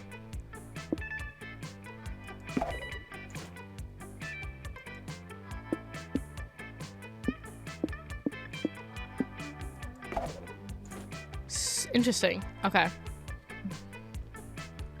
One might say that the monster prom had hardened us on the highs and lows of love, but no, in love we're always absolute beginners, and summer camp was no different. No one talked about it, but the idea of summer love loomed over our heads. I don't know who I'm gonna romance. Close to the last day of camp, there was a meteor shower happening just 5 weeks away. Ooh, shorter time frame.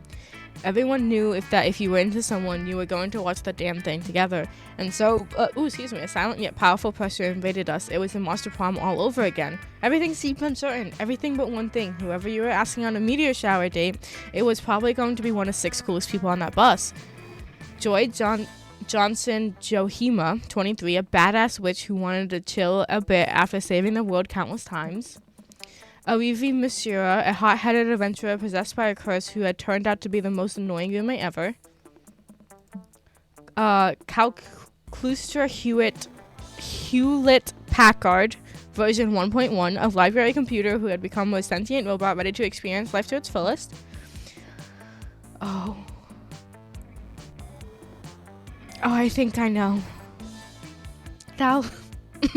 Thalia Aquino, a buff blue demon and warmonger who set her sights on conquering summer next. Damien Lefebvre, a fearless demon with a taste for destruction and a love for fire. And Milo Belladonna, a death reaper doubling as an internet influencer and who was profoundly in love with life and all its earthly pleasures. The bus trip was long, and all of summer could be saved by the first step well taken. Oh, but I like her too.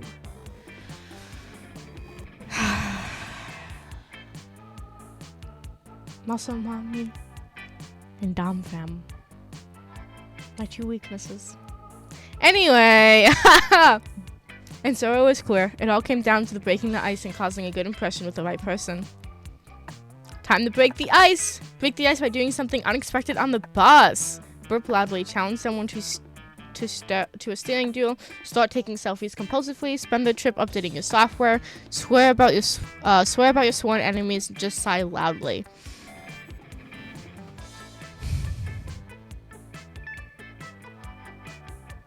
This is obviously the computer. This is the Dahlia. I feel like this is the witch, which I already forget her name. Challenge someone to a staring duel. I wouldn't do the... You know, we'll do this one.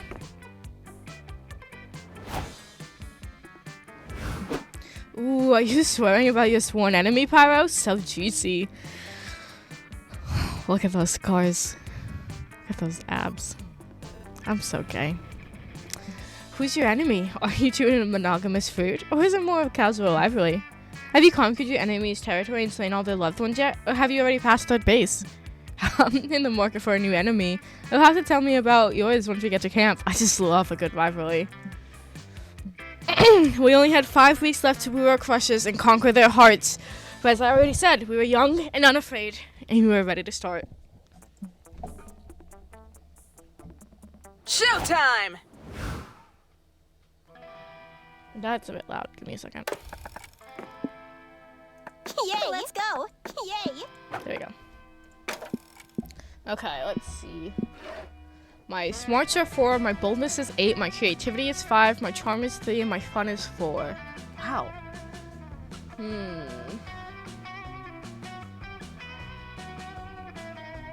don't know what to focus on.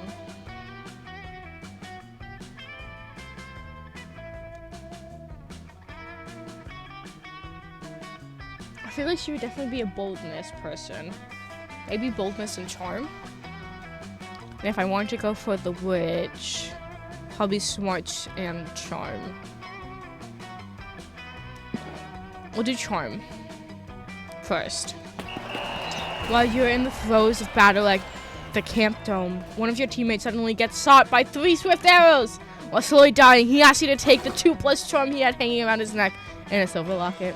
It's a family heirloom. He wants you to take it to his father and tell him his son died in battle. While crying, he promised to do so. You'll honor his death. Thing is, later you end up binge watching 15 episodes of Garfield back to back, and you totally forgot about your promise. Oopsies. After that, you happen upon Dahlia?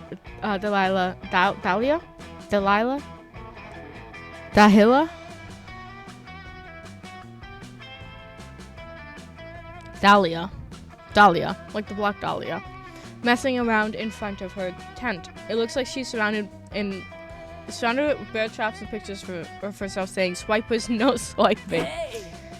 Oh, hey, Pyro. How are you? Ow, damn it! Dahlia stepped on one of the bear traps while walking up to you. She yanks it off her foot and proceeds to mangle and take revenge on every last one of them. Is anyone else turned on right now? So cute. I should have known those lusty little ankle biters would never work.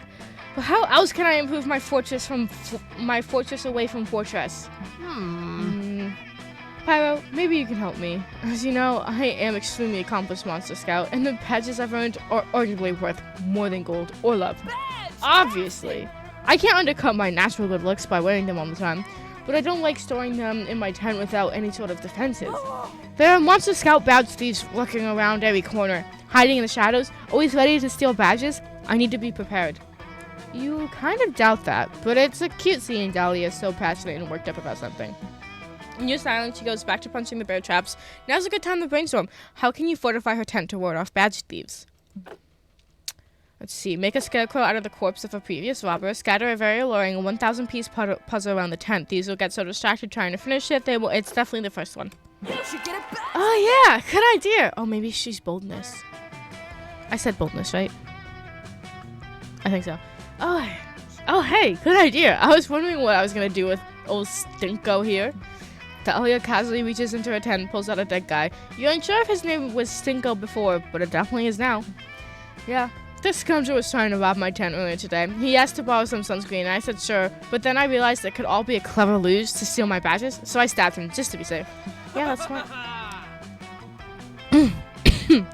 Good thing I earned the arts and crafts and rotting biomatter badge last week. Let's make a scarecrow. You and Dahlia get to work outfitting Stinko with some scary costume. Fake fangs, fake blood, real blood, donated by Stinko. And butcher's knife and pitchfork, a real fork, a spork, the scariest of all cutlery because of its unpredictability. Hey, this is kind of fun. I think I have some glitter left over from my army's attack on the fourth circle. Pride. That's so funny. And here's some cool sunglasses I took from a different guy I killed. So chic. Your scarecrow project turns into a big game of dress up, which eventually ends with a fashion show where you drag Stinko down a runway and make him pose dramatically. Now give me fierce! Hell yeah. Let's see your game face. Work those rigor mortis calves, Stinko. I love it. This is the most fashionable guy I've ever killed. No one will ever try to rob me now. Thanks for your help, Pyro. Yeah, no problem. Well, Dahlia's right about everybody avoiding her tent. Stinko, in addition to looking fly, sure attracts a lot of flies. You're pretty sure this whole area is a biohazard now. But who cares? Dahlia's so cute when she gets into a project. Stinko gains 10 plus fashion, but minus all life. And you gain +2 creativity and +1 fun. Nice. Let's be real. Pharaoh would never be caught at camp. On a summer camp. The manor, the scout HQ, the camp dome, the lake, and the woods. Let's do boldness. The manor it is. That day, you venture into the haunted manor. Everything is going fine, and you're reassured on how brave you are, when suddenly a ghost, or is it just someone wearing a blanket with 2 holes? So hard to tell the difference. Appears and whispers in your ear. Remember one day Remember one day you will long be gone and no one will remember you. All the struggle you endured to become a better version of yourself, but personally and professionally will eventually mean nothing. The ghost leaves while you take all that in, gaining +2 bonus in the process. Damn. Shit! Here she is, again.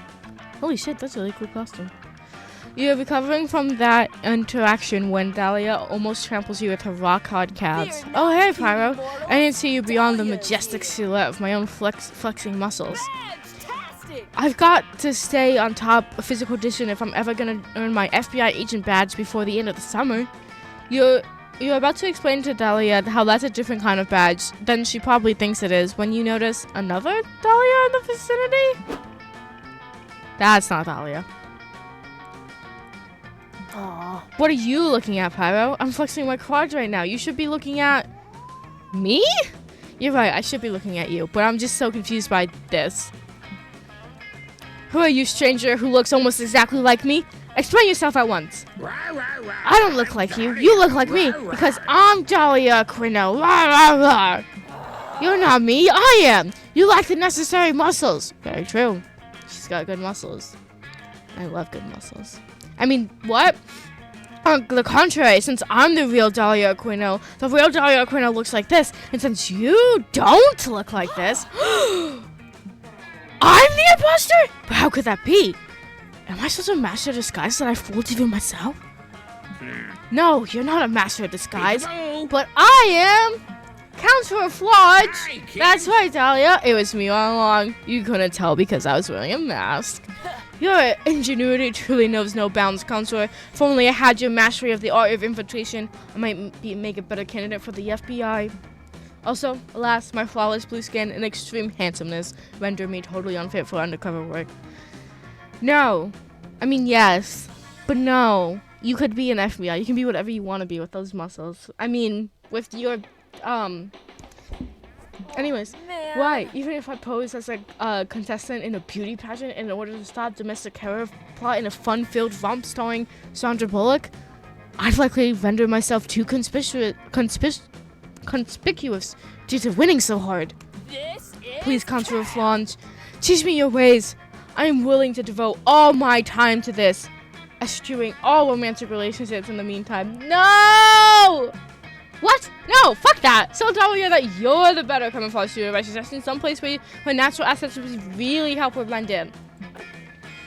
I feel like this is gonna be bad. I feel like that's a bad answer. I don't know if this is a great answer though. Fuck it. Oh, not so fun. Yes, of course. The 3rd International Cosplay Competition is for Dahlia Crano dress up, which happens to be going on right now. Why didn't I think of that? Probably because you're not a master of disguise like me. Or to a lesser extent, Pyro. Fuck you. This is just like going undercover at a Miss Universe pageant, only better, because there'll be more of me there. Come on, Pyro. Help me get ready for Thick Dad. Thick Dad. Soon in a Thick Dad dressing room. I really like muscle mommies, man. I mean, sorry, what? And I think that does it. Wow, this disguise is surprisingly easy to make. I hardly had to change my appearance at all. Excuse me, says the candlelight gargoyle covered in blue body paint. You look nothing like Dahlia Aquino. What? How's that possible? I am Dahlia Aquino. So much for going undercover, but the gargoyle is not impressed. No, you've got the voice wrong. It's much higher pitched and more sing-songy. Plus, the real Dahlia would never say what you just said. Here, let me show you how it's done. Roar, roar, roar! I'm Dahlia! Roar, roar! Wow. Is that really what I sound like? No, says the gargoyle. That's my point. You're hopeless as a Dahlia cosplayer. But don't worry, we all had time. We all had to start somewhere. Maybe you can pick up some tips from the real Dahlia Aquino. She's judging the competition, you know. In fact, here she comes now. Oh my fucking god. I'm actually kind of pissed. I actually don't like this.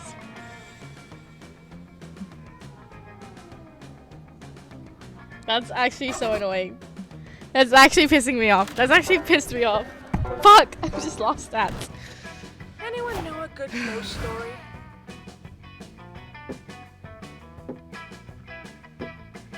That's gotta be the shop. I don't have that much money though. There's no money. Wait, now I'm curious as to what this is. Oh, what's in here? Ah, hello, Paro. Thank you for joining me. Though I must ask, why have you chosen to sit with me, Moss Man, instead of one of our 6 most charismatic campers who most of our friends seem to be crushing on?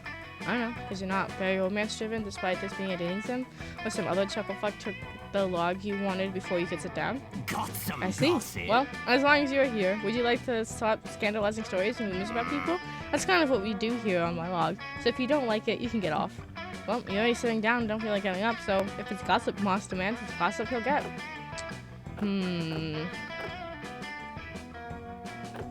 Flaming AK-47.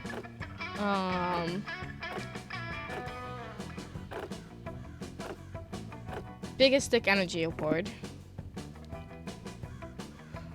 A famous person who's a hella dead. Abraham Lincoln. Hold on.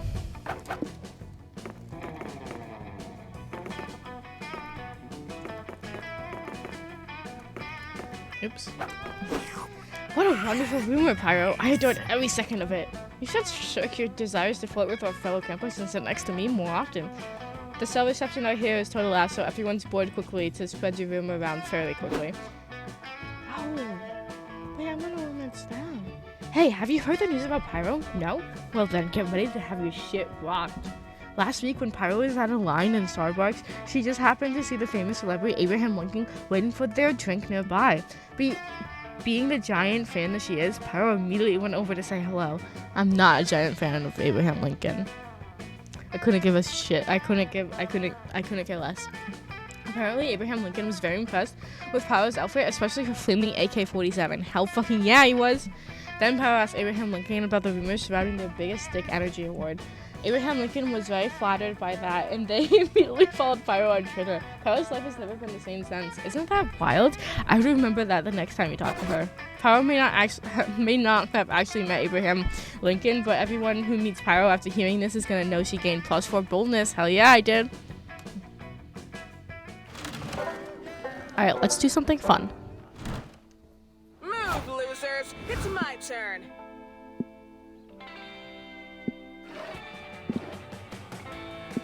That's what fun is, right? Yeah. There's no money like that. Alright. Here on the lake sunbathing, it's kind of relaxing, but hella boring. What's the issue? Have you lost your ability to have some fun unless you're playing video games or partying in wild raves? Ah, no, you see the problem now. You didn't put on sunscreen, but fun screen, which has fun protection factor of 50%. You wash the sunscreen away with some water you put on, and put on some sunscreen. There you go. You prevent some sunburn again, +2 fun. You find your way to what looks like an uninhabited portion of the lake shore. You're just settling down to enjoy some alone time when...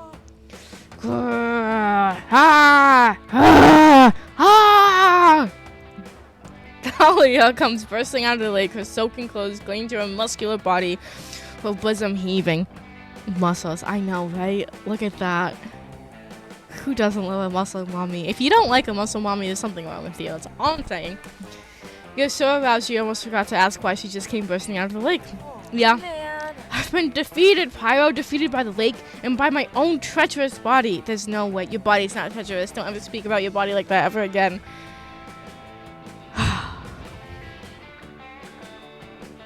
Sorry, I'm okay. I am attempting to earn the have an entire tea party at the bottom of the lake badge, but I simply cannot hold my breath for long enough. My lungs have failed me. The soil lungs. I shall discipline you. Ah! Missed. I don't want to know what that well ... is. Especially if it has anything to do with muscle mommies. Because muscle mommies are great, and we need more of them as a society. And I'll stand by this. You stopped Dahlia from reaching down her own throat to throttle her lungs and explain that the Tea Party badge is probably only meant to be earned by merfolk. That's ridiculous! The Monster Scouts would never create a badge only certain kinds of monsters could earn. There's literally a badge for being a mer person because mer person are genetically superior to all of the monsters. The Monster Scouts have a long and troubling history. Whatever. I've never let my lack of skills stop me before, and I'm not about to start now. Dahlia. All I need is the perfect breath holding technique. And I'll show those stupid, snobby merfolk while they call me Dahlia Aquino. Other than because that's my last name. But, I do not know such a breath holding technique. Surely you do, though. Teach it to me.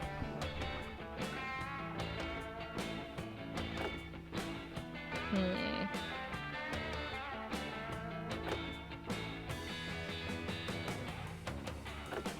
I don't know what to choose. I like the idea of both of these. I'm gonna go with the first one, though. God damn it! Ugh. It's not treacherous. It is deadly and could kill me. God damn it.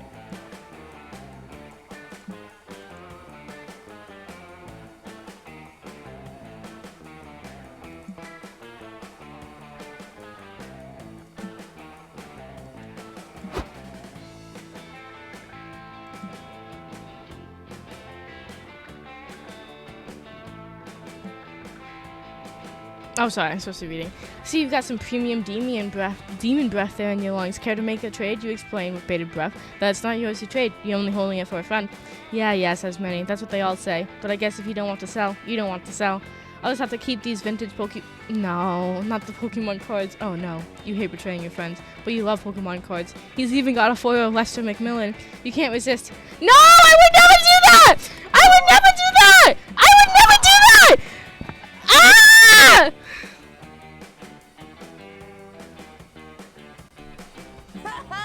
You're failing at summer. Guys, I'm gonna have to redo this. Because I'm losing. Wherever I go, it'll be a blast. Damn.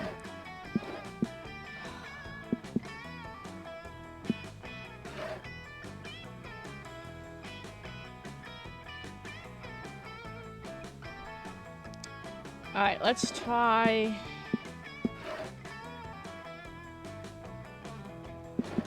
I guess let's try smarts.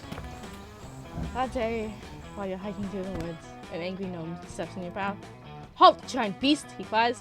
If it is passion you seek, you must first answer my riddles 3. Riddle number 1. How is a raven like a writing desk? That's a tough call, but you give your answer. You punt the gnome into the sky and continue on your merry way. Apparently, that was the correct response, because nobody else tries to fuck with you. You gain +2 smarts. You're minding your own business, smelling people,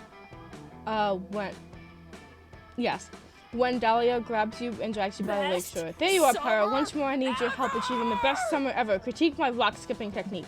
Dahlia skips a rock straight upwards. It disappears in space. Moments later, you notice a faint glimmer in the sky. It's not Dahlia's rock, or the satellite Dahlia's rock destroyed. It's a meteor. It crashes into the woods on the far side of the lake, turning them into a giant bonfire. Yes! Ultimate campfire! Quick! Tell me some campfire stories, but very loudly! You're about to tell her the one about the horny summer campers who finally blinked when you're distracted by a glowing figure approaching you across the lake. Greetings, says the figure in a warm, booming voice. It is I, Cowler, Herald of Summer. Cowler, it's an honor to meet you. Can you critique my rock skipping technique? I am here on a much more important errand, says the spirit. Your passion for achieving the ideal summer has moved me. I have a quest for you. I have grown weak as of late due to the lack of worship. The heralds of the other season mocked me and drained my power. I need you to destroy them. I'll do it, noble hot man. I was going to say talk to them and ask them to stop being such jerks, but honestly, that sounds great if you're up for it. The first herald you must defeat is Vern, Herald of Spring. He's in Florida. Good luck. I make my own luck out of blood. Blood! Moments later, you're face to face with Vern. It turns out traveling to Florida was easy. You just mix a can of Bud Light with cough syrup and you're there. What's up, bros? Says Vern, while shotgunning a hard seltzer thinking about boobs. Here to defeat me on behalf of that nerd Cowler? Yes! And also to get the tan! A good tan is critical for this best summer ever! Ha, says Vern, doing 3 keg stands at once by the grace of his divine might. Suck my Easter eggs, losers. No one can defeat me, he says. I'm gonna live forever! Spring break! Woo! You'll just see about that. It just so happens that you know the perfect technique for defeating the Herald of Spring. Yes! What, says Vern? No way! A little pollen isn't enough to destroy the mighty spring. Oh yeah? Then how about a lot of pollen? Eat this 50-pound bag of pollen I carry around for exercise sex reasons. What? I'm not questioning it. No! I don't want to eat it, cries Vern. I only eat microwave burritos and pussy. He lets out a tremendous sneeze. Ha! Take that! And this! Thalia whips out an enormous bag of shrimp and peanuts and starts stuffing them down Vern's throat. Ah! He screams, stop that! Shrimp and peanuts don't have anything to do with spring! Ha ha ha! Spring shrimp, shrimp season, die! It turns out Vern is actually extremely allergic to shrimp. Or maybe it's the peanuts, or the bees, or the gallon jug of black fluid labeled Vern poison. Whatever the cause, Vern fucking dies like a loser and you dancing on his stunner shades. Summer forever. Yes! Yes! Summer is victorious! Also, I have quite a few shrimp left over. Do you want to have a shrimp party? Hell yes! Shrimp party! You dunk them in Vern poison. It's harmless to you and actually quite delicious. You gain +2 creativity and 1 boldness. Okay, maybe all's not that bad. Let's start a fire. But like a campfire. You're roasting a s'more harder than you were roasted the time you were neon crashed to school. When you hear this, what sounds like intense negotiations. You go and investigate because you're such a nosy bitch. Fine. Only 1 week. I will give you a portion of the 8th circle if you do my laundry for this week. Do I get the dukedom on it? Only if you fold afterward. And if I don't fold, land, but no dukedom. What if I con Marie fold so that the clothes can be more easily stored in this tight camp space? Piece of hell, dukedom, and a crown. Big crown, a little crown. Little crown. Tiara. Circle it. Aw. These are actually some pretty cute and for once non-threatening negotiations. But you bet you can help one of them get an even sweeter deal. Dahlia is the Con Marie queen. She'll even separate your colors and whites. That's worth 2.5 dukedoms minimum and make the crown a tiara. The ancient dukedom of Drodgar produces the spiciest wine in hell. It's worth 1 load Damien's laundry and a bag of BBQ chips. It's definitely the first one. I want Dahlia. Hell. 300 years in the future, a world where a traveler escapes a cold winter's night by ducking into an otherwise empty tavern. What can 3 pieces of gold procure? A thirsty wanderer? Aw, thanks, Morning. You did not have to do that. I really appreciate it. How much ale could produce a weary traveler? How much ale could a weary traveler from the dukedom of Taraxor produce this night? I've been traveling a while. I could use a drink. Ah, yes. The dukedom of Taraxar. Yes. I've heard of such a place. Was it not once 2 dukedoms? Yeah, it's a long yes, story. Taraxor and Dragar. But then a deal was brokered between 2 young, powerful demons for their unifications before they were bitter trade rivals. Taraxor boasted the finest bolts of clove in all of hell, made with the ancient techniques they would never share. Meanwhile, Dragar was home to the finest scientists hell had ever seen. They created potions that would remove any stain from any surface. Lord Empress Empress Thalia the First displayed her intellect and diplomacy by uniting the 2 into 1, thus proving that a unification between dukedoms was the most effective move for all. It is now a prosperous place. Tell me more tales, traveler. Tell me more tales, traveler, and perhaps I'll tell you a few of mine. Nice! Meanwhile, back in the present. Fine, whatever, you can have 2 dukedoms. Nice! I got 2 dukedoms! Now dukedoms kiss! Dahlia, Mom's making 2 dukedoms kiss. It's so cute. Maybe you'll get to do that with her someday. I don't think so. I don't think this time around. Ooh.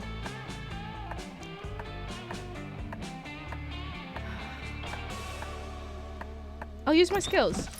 Welcome, welcome. You're new here? Don't fret. Let me explain how this works. This is wild yet simple. I have a selection of drinks at the hand. Yet hands come and go. Yeah, we did already kind of kiss. But I fucked it up. I fucked it up. There's a little time to think. And if you don't choose the drink quickly, someone else might take it. It's push or get pushed. And these drinks, look, choose whatever you want, but I'm not responsible for whatever you put in your mouth.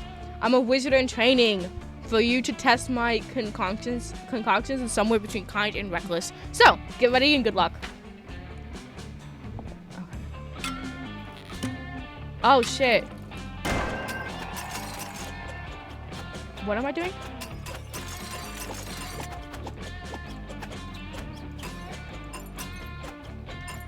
Oh! I had no clue what I was doing. Sangria. Alright. Ah, the delicious sangria. A Mediterranean concoction with lots of heart.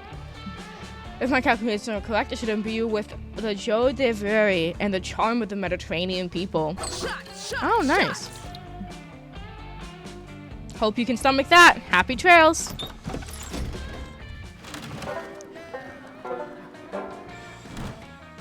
Leave it to me. Alright, I have smart, boldness, creativity, charm. I don't have smarts. Let's do fun. You end up falling asleep and wake up to realize you floated halfway across the lake straight into a crab wave. The crabs are just as confused as you are, but they invite you to rave with them, and the party is surprisingly poppin'. You gain +1 invite to the next crab wave and +2 fun. Afterwards, you see Milo on the shore. They seem to be recording the lake. Is this some kind of new kind of ASMR? You're killing it. Alright, Dahlia, action! Suddenly you see... Oh.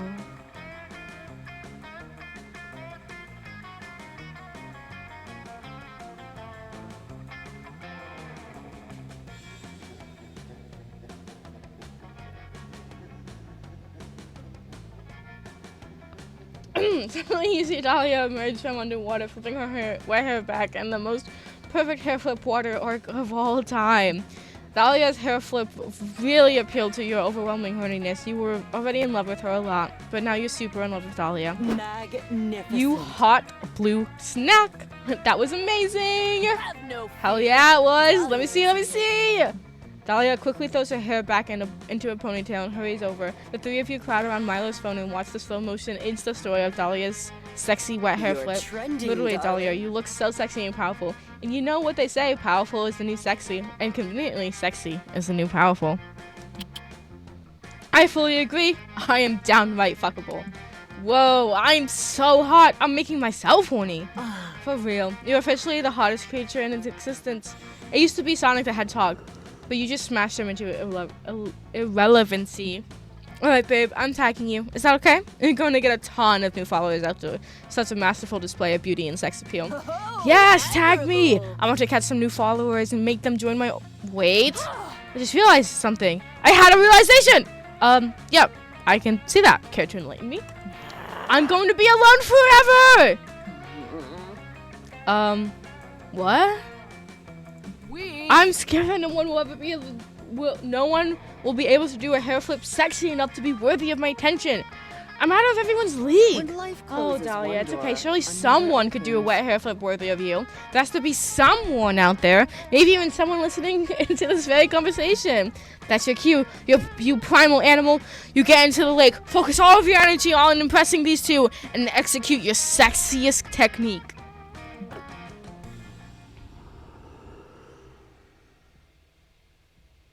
These are bad.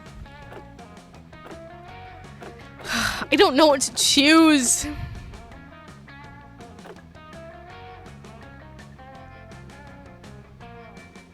Just either of these could be boldness. One of these could be fun. If it's fun, I don't have fun. If it's creativity, I might be able to pull it off. If it's smarts, I don't got it. I like the idea of this one because it's really funny. So maybe this is fun. So maybe this is boldness. Oh god.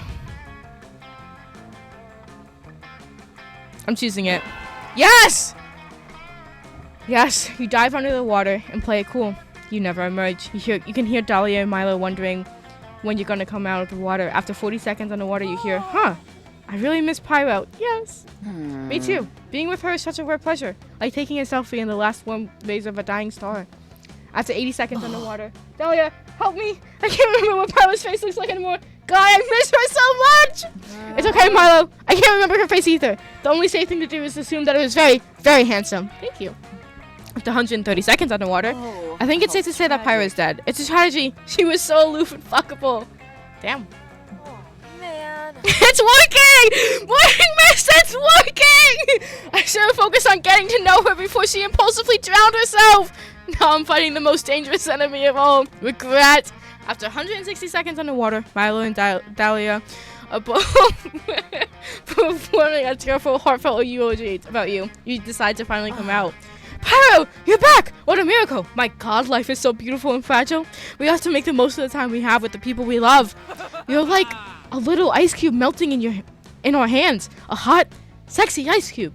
You might be gone at any moment.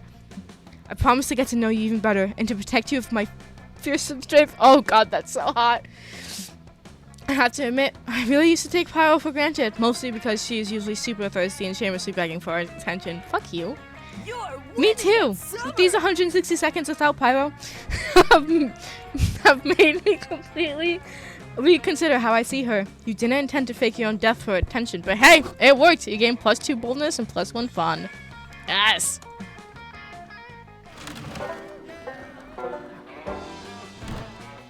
Leave it to me. I think I'm pretty good with the boldness. I think I need more fun though. I think she'd like fun or charm. We'll do charm.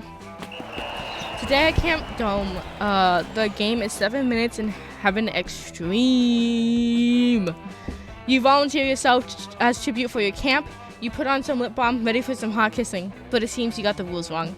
In 7 minutes in Heaven Extreme, they straight up murder you and you need to stay in literal heaven for 7 minutes. They stab you repeatedly. You're sure you're going to hell, but no, heaven is beautiful. It's all you ever wanted. You want to stay, but they bring you back to life. You are cheered by your teammates, but you will never be the same after being taken from heaven. You do look more heavenly though, and that translates into 2+ strong. Okay. I died. The takeover. And I went to heaven. Pyro, hi. What are you doing? Not important. It's time to kill Winter. I tracked her down. Her name is Boomer, and she lives in Alaska in a place made of ice and crude oil. Let's go. You hesitate for a moment because Alaska sucks, but Dahlia triggers a travel montage before you can object. Of course. 1 plane, 1 bus, and 1 tantrum ride later. You stand before the palace of the Herald of Winter. The portcullis opens with a tremendous grating noise. Who dares approach my sanctum? Bellows the Herald, who looks like Elsa from Frozen but wearing a Christmas sweater emblazoned with the words, "This is not copyright infringement!" Yeah. Can't stay away from her. It is I, Dahlia Quino, and I have come on behalf of the Herald of Summer to melt you into fluid! Hold on, give me a second. Oh, I can't. Okay. Well, this not so. Okay, I'm gonna finish this and I'll go back 1 second. I don't actually like the outfit. I want to change the outfits a little bit. Foolish mortal, says Elsa. I mean, Bruma. You cannot defeat the Mighty Winter. It is by far superior season. What? Impossible! Summer has all the best things. Revealing swimsuits, sweating profusely. I hate that one. The Summer Olympics. Indeed, says Bruma. But winter has bitter cold. Not being able to go outside in the Winter Olympics. Curses! She's right. Damn those figure skaters in those sexy ice bikinis. Yes, you cannot stand against me, smiles Brimmer. Now run along. I have lunch with Sarah Paulin in an hour. No, you cannot give up so easily. Sorry, there must be a way to ruin Winter and defeat its herald. Wait, you've got it! Invite all her relatives to a holiday dinner, then ambush them with politics or socks. Give her socks. I don't think we're smart enough to do this. This is a smart plan, and we have 4 smarts. I feel like this is dumb, though. I don't think this is gonna work. Let's try this one. Yes! It's charming! And I have charm! No! We can never do something so heinous. We must have standards. We must be noble. You remind her that you're on a quest to murder every season but summer because a meteor told you to. I guess there really isn't anything noble about that. What a relief! Now we can do anything! They'll just melt her. It's a good point. I chose my path. A few phone calls and handwritten invitations. Like, God damn it. Better? A few phone calls and handwritten invitations later, Burma's family is at the gates of her palace, demanding to be let inside. What is the meaning of this? Shouts the ice princess. It's not a holiday. Why are we gathering? We gathered here to celebrate. You're a doom. You're a doom, honey, says Burma's mom. A hag made of icicles. Does that mean you're finally getting married? Ugh, Mom, I told you, I'm focused on my career right now, says Burma. Fine, come in. I'll make everyone slushies. The crowd files in. Burma makes slushies. Uncle Yeti makes some uncomfortable comments about Vase. It's a typical family gathering. Then, just as everyone's sitting down to a meal of crust-flavored ice. So, how does everyone feel about the current political figure? I hate him, cries Burma's left-leaning Yukai Ona half-sister. I'm fundamentally rejects his conservative position on controversial topic. You have it all backwards, says Burma's aunt, who is a Wendigo and also an anti-vaxxer. According to this Facebook post widely shared in my own conservative echo chamber, incomprehensible racist diatribe, shouts Uncle Yeti. Ugh, that's it! I'm moving to Costa Rica and turning into liquid! Yes! Another life claimed in the service of the Herald of Summer. Soon, only one season will remain. I assume this will have no negative impact on the climate, and I refuse to examine that assumption. You do too, because you're horny. Your single-minded cluster of booty all over else earns you +2 fun and 1 boldness.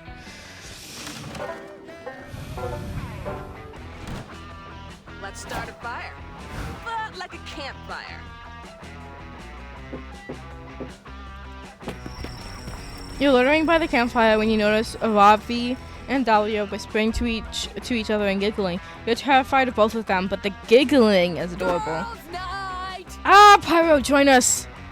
Oh shit, I was gonna hold on, give me a second. No, I have to quit! Damn it. Alright, never mind. I'll just have to deal with the outfits. I shouldn't have turned them all on. That's my fault. Ravi and I are having our official weekly girl talk session. We both love girl talk. So what? It's a guilty pleasure. If you tell anyone, I'll kill you. Indeed. Both of Ravi and I are masters of Battlefield and masters of feminine arts. It's so nice to talk with someone who gets it. It kind of is. Speaking of which, I wanted to ask you, who does your war paint? You're rocking that Ferrucia charcoal look when you were beheading those undead beasts. Hell yeah! I do my war paint myself. It's a critical part of my battle ritual. Virtue? Jesus Christ.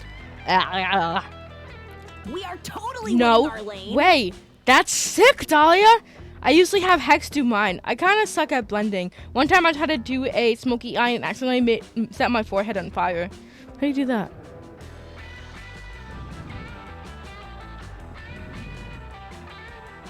I know! I know!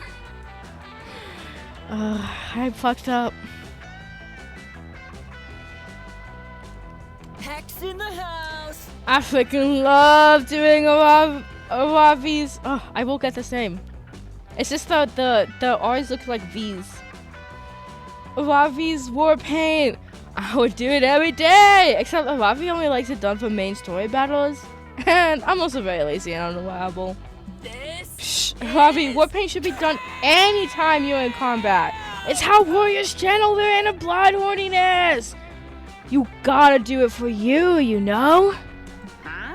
Bullshit! I can't see my own war paint. It makes no sense to spend 20 minutes doing it if it's gonna last the thing a few side quest orcs see before they die. I can't technically die, but if I could, I'd want my last memory to be of Dahlia in a Braveheart looking ass blue and white war paint look.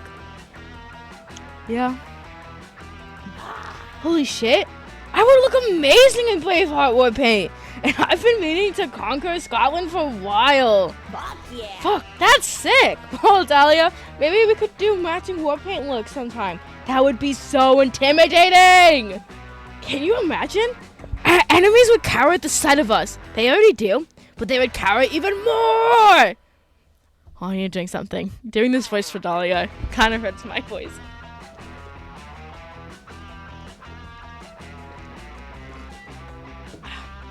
Okay. Okay, obviously, I'm going to do the matching war paint on YouTube. But what look should we go for? Handprint vibes, urban camo, knife eyes? What do you think, Pyro? You're not a war paint expert, but you are an expert on impressing your crush. These two cuties have got pretty different aesthetics though. What do you suggest?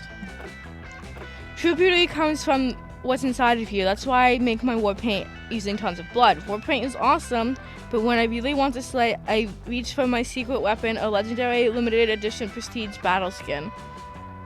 I feel like this is definitely for Dahlia. And this is definitely for Ravi.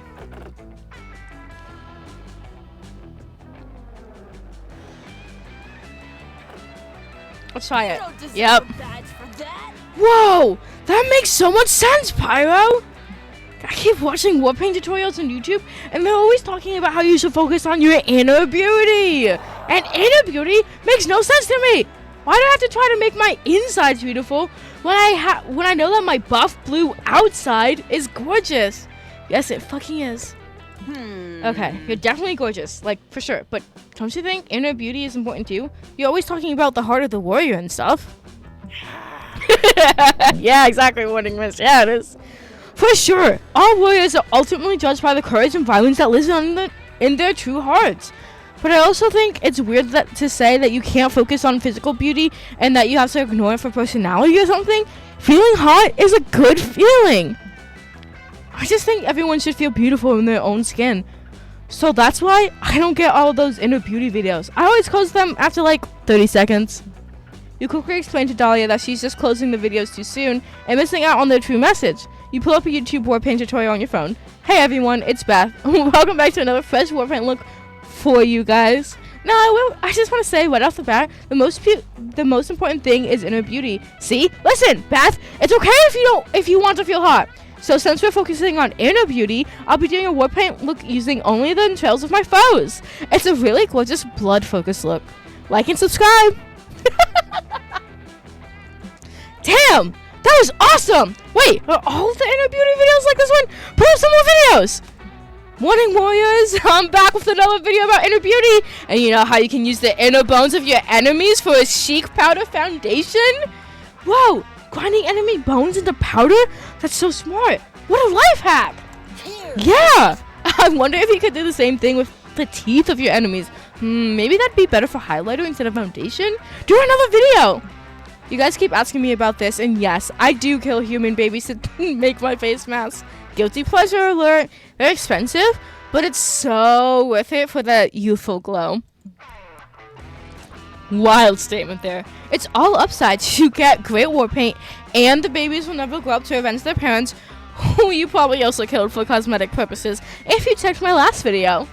Wow, I literally never say this because it almost never happens, but I was wrong. These inner beauty videos have some next level war paint techniques.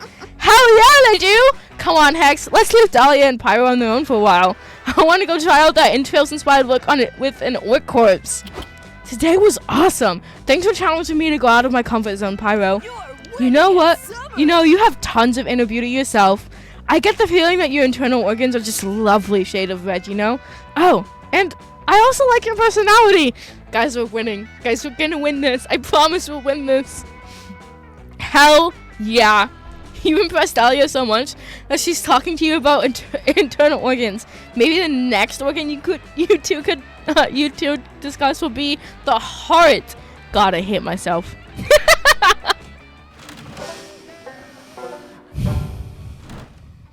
Dressed for success.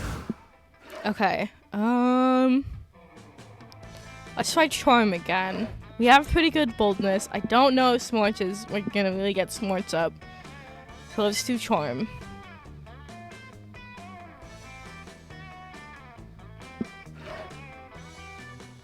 Yeah. Another day at Camp Dome, another day trying to survive a deadly battle royale game. You managed to murder 10 people in 20 minutes. What a feat. The audience roars. This will currently give you a lot of boldness. But wait, the Camp Dome shouldn't make you gain boldness, but charm. Even if that doesn't make sense, you want charm. You think quickly and make a fancy hat out of the guts of a corpse. The audience is wowed and grants you +2 charm. Much better. Later, you happen upon Dahlia washing a car in the middle of camp. Why? How did she even get a car in the middle of camp? Ah! Oh, damn. Sorry, I haven't seen you in a bit like this. Hello, Pyro. I can see your face. I can see on your face the question that was burning in your heart. What does washing a car have to do with working out? Not quite, but sure. That's as good a place to start as any. Well, just because I'm on a camping retreat doesn't mean I can go soft. That's what my enemy would want from me. I must find alternative ways of maintaining my rippling abs. If I get to watch you wash a car while your abs are glistening in the sun, I'm fine with this. No questions at all.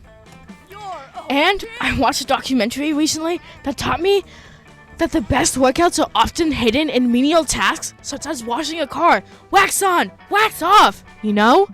Unfortunately, I don't think the car washing is doing much for my muscles, or even for the car. I'm pretty sure it's dirtier than when I found it. That's probably because on closer inspection, Dahlia is washing the car with 50-pound weights. Presumably, washed cars aren't heavy enough. Perhaps this isn't the proper workout for me. Everyone knows the best workout adapts to each individual's body and what best exercises their muscles. Damn, that's actually really deep and insightful. I just need to find a different menial task that would give me a full body workout. Pyro, you seem like an expert in menial tasks. What sort of rote activity could I use to reach maximum power?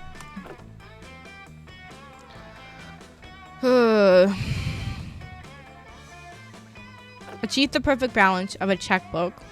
The more menial a task apparently is, the more it will work you out. So you must subject yourself to the most menial of all tasks, consciously blinking. Oh god. This is a smarts one, and I don't have the smarts for that.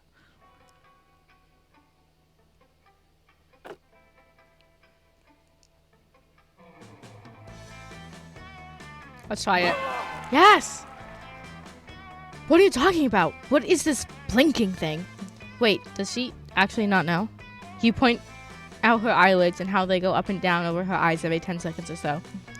Wow! I've never noticed that before. Have I always been blinking? Should I stop? Ugh! My eyes are so dry and itchy! I hate this! I suppose this blinking thing really is important. I should be devoting more time to it. So Dahlia sits and blinks. She's concentrating like super hard on it. Every time you try to speak, she shushes you. Not now, Pyro. I can't think and blink at the same time. You're ruining my concentration. Hey, bro. Hey, bro. Oh, hey, Scott. I saw you weren't busy, and I'm about to play barbell frisbee golf. Want to join me? I need to practice catching a 44-pounder with my teeth without breaking my molars. Sounds fun, Scott, but no can do. I'm too busy remembering to blink. Oh, weird. That sounds hard. I'll catch up with you later then. Hey, you.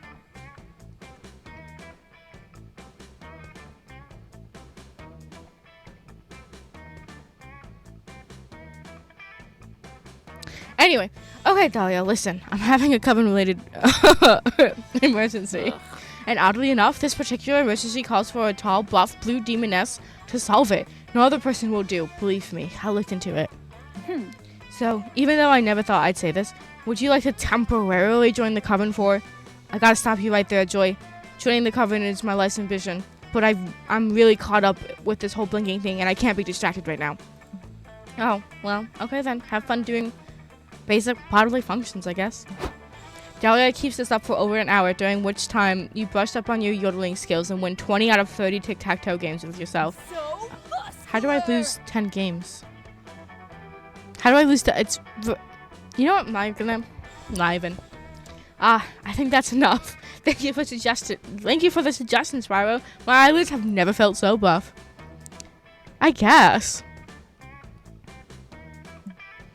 She's right. Dahlia has achieved the focus level of a monk, and her eyelids are now powerful enough to create gusts of wind just by blinking very strongly. For your assistance and because of all that yodeling practice you got, and you gain +2 creativity and +1 fun. Nice.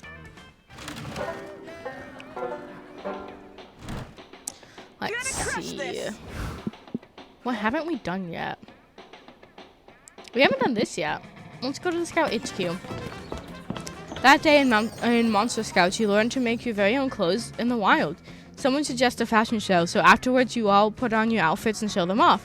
If you'd known that you would, that would be the result, you probably would have made something other than a leaf and stick thong and vine woven nipple tassels. Needless to say, nobody will be forgetting your performance anytime soon. You gain +2 creativity. Lovely. Later, you find Scott punching a rock. This would normally be pretty standard, but you realize her expression has a state of sadness. You go to ask if she's okay. She's not. Hey! What the fuck is going on? Oh, hi, Pyro. You must be wondering why I, Scott, am not in my usual cheerful disposition.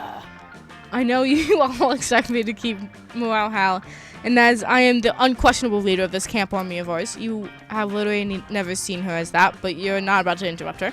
Best summer? You see, I've been lately enjoying the many pleasures of summer as I get closer to my goal of having the best summer ever! But might all these pleasures be making me weak in the process? I've been so focused on summer, when before my only season used to be Conquest season. I think we all know what the problem is. It's Prince Damien the First. Yeah, my whole thing used to be Prince Damien the First rival, conquering the 8th circle of hell and all that. But summer camp has opened my eyes. Prince Damien the First is like super lame. That idiot has 0 survival skills. I saw him checking a tree's bark to find the nearest McDonald's. He's the Silverest. He's the Silverest of Silver Spoons. It's disheartening. I cannot see that Limp as a rival anymore. But a healthy rivalry is an essential part of a warlord structure to remain strong. Oh, I know this because I've watched all kinds of informational documentaries on being strong, such as Dragon Ball and Naruto. I think one of those was even filmed by Michael Moore. So I got worried that I would become weak by having no rival. I started punching this rock in the hopes that we'd become sworn enemies, but it's not working. You tell Scott you'll become her rival. A rival to remember. Nah, you're just saying that so we can build some sort of sexual tension. I don't blame you. Anyone would leap at their chance if it meant they'd get a spoonful of this buff, beautiful blue bod. But enemies to lovers sounds like more of an Avari or a Joy thing. I do like enemies to lovers. It is a good trope.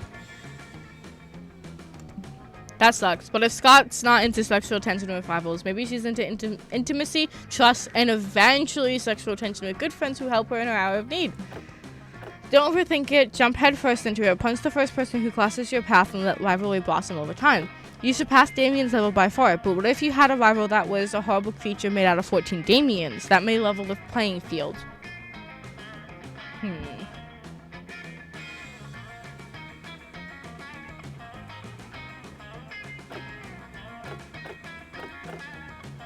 Fuck it. Yes! Scott takes your word for it. When she hears some footsteps at her back, she punches before even looking. But the punch is stopped by a very anime way. It's a very athletic water nymph. Their eyes lock. Hey, you. You have no right to punch that rock. That rock was my rival! Of course. Scott is smitten, but not romantically. Somehow you can tell she's smitten in a platonic rival way.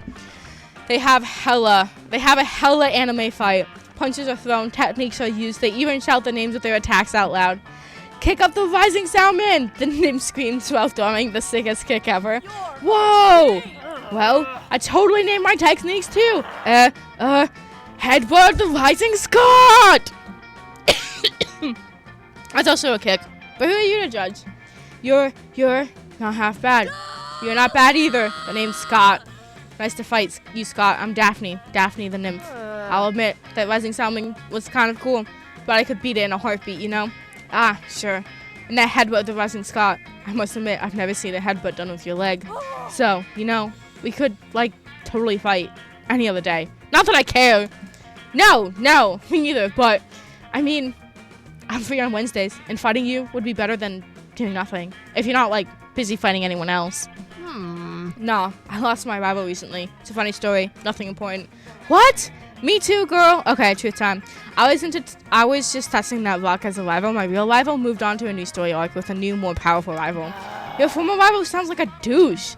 Word. My only other prospect was transitioning into a reluctant, tsundere, grumpy alley. But fuck it! I was born for the rival life. I feel you. My former rival moved on to the story arc of becoming a useless wimp. But hey, I only rival platonically, okay? I prefer to be clear up front. No, me too. Rivals to lovers is not my thing. It's all just punches and indirect self-growth. Anyway, this is my number if you want your ass beaten any day. We'll see whose ass gets beaten.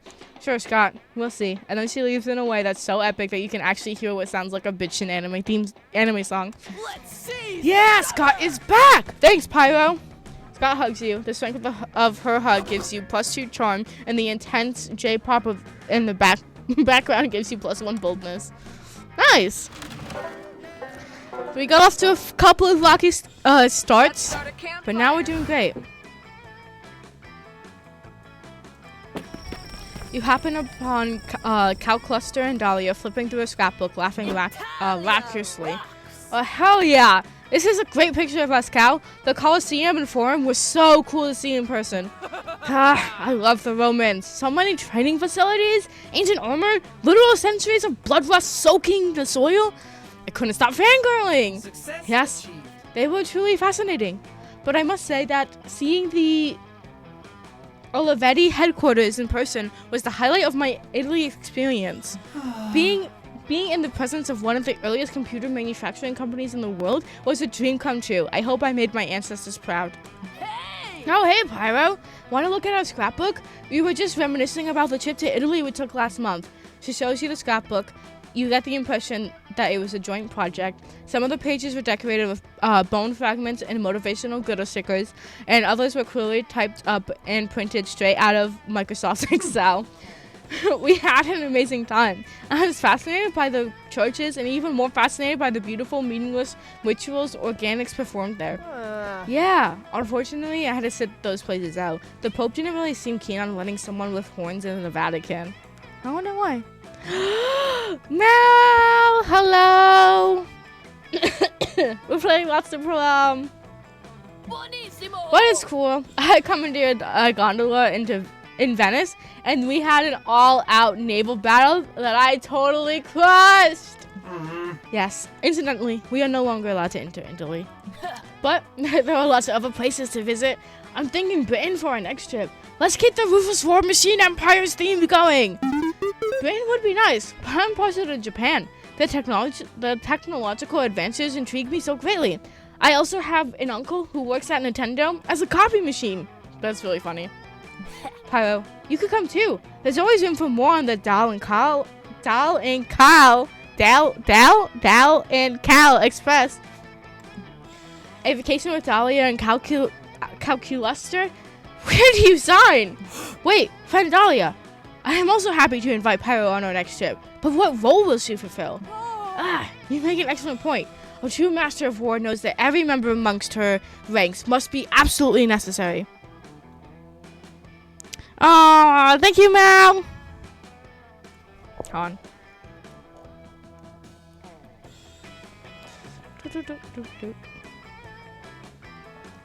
There we go. An apt comparison. You see, Pyro, on our previous trip, I acted as the perfect trip planner, organizer, our activities, organizing our activities in color-coded spreadsheets. And I was the morale booster. I was going around screaming, "Look, it's the David! Look, it's the Euphiz! Euphizy? Euphizil? Euphizy? I don't know what that is. I'm not even gonna lie. To maintain the hype and make sure that everyone knew what they were looking at. Besides horny one and gamer, what role could you fulfill on a vacation with Dahlia and Calculuster? You can be backup memory. Calculuster's memory could be overridden, and Dahlia puts herself in danger, so often that memory loss is a very real possibility. You can analyze all of the country's weaknesses to ensure you can defeat it in the battle of tourism.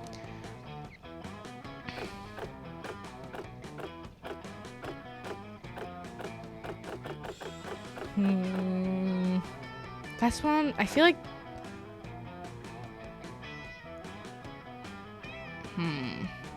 These feel like it's both smarts.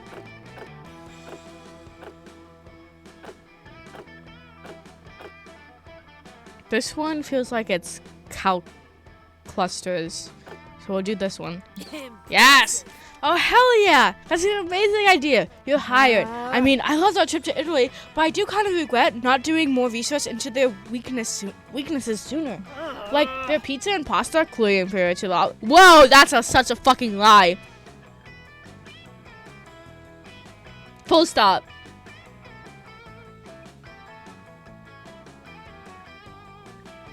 That's a lie. That's the liest lie I've ever had. I've been to Italy. I've been to Olive Garden. So I fucking know that it's a lie.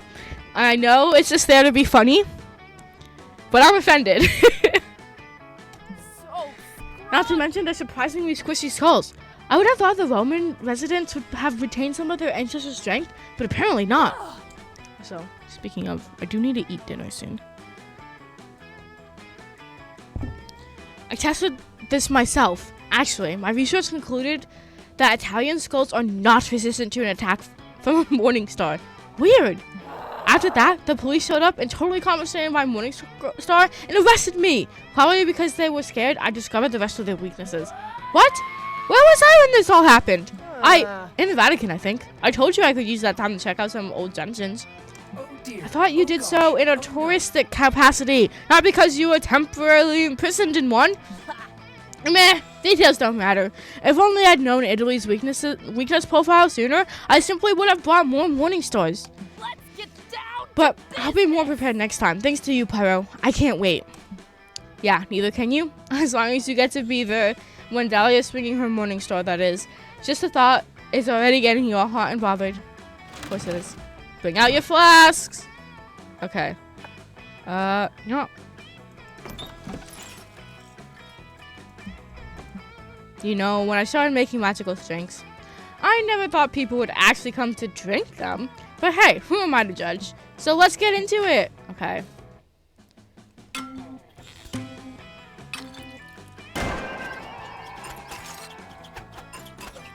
I have no clue which one to choose.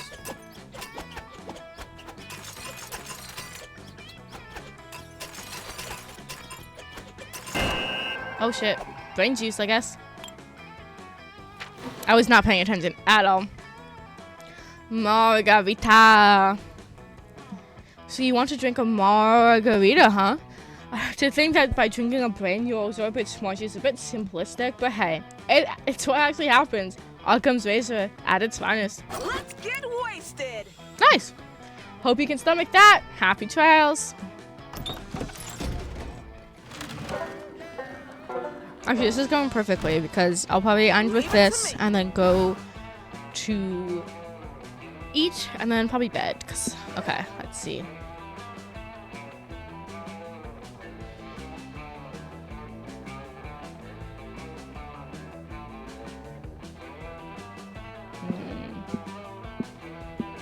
Where to go?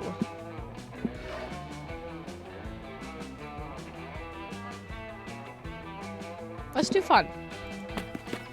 Before you go to the lake, you decide to make the most of the fun inflatable toy to float on that you, You decide to make the most fun inflatable toy to float on that you possibly can. You combine many of your favorite fun things: ice cream, tabletop games, watching your enemies fail, ducks.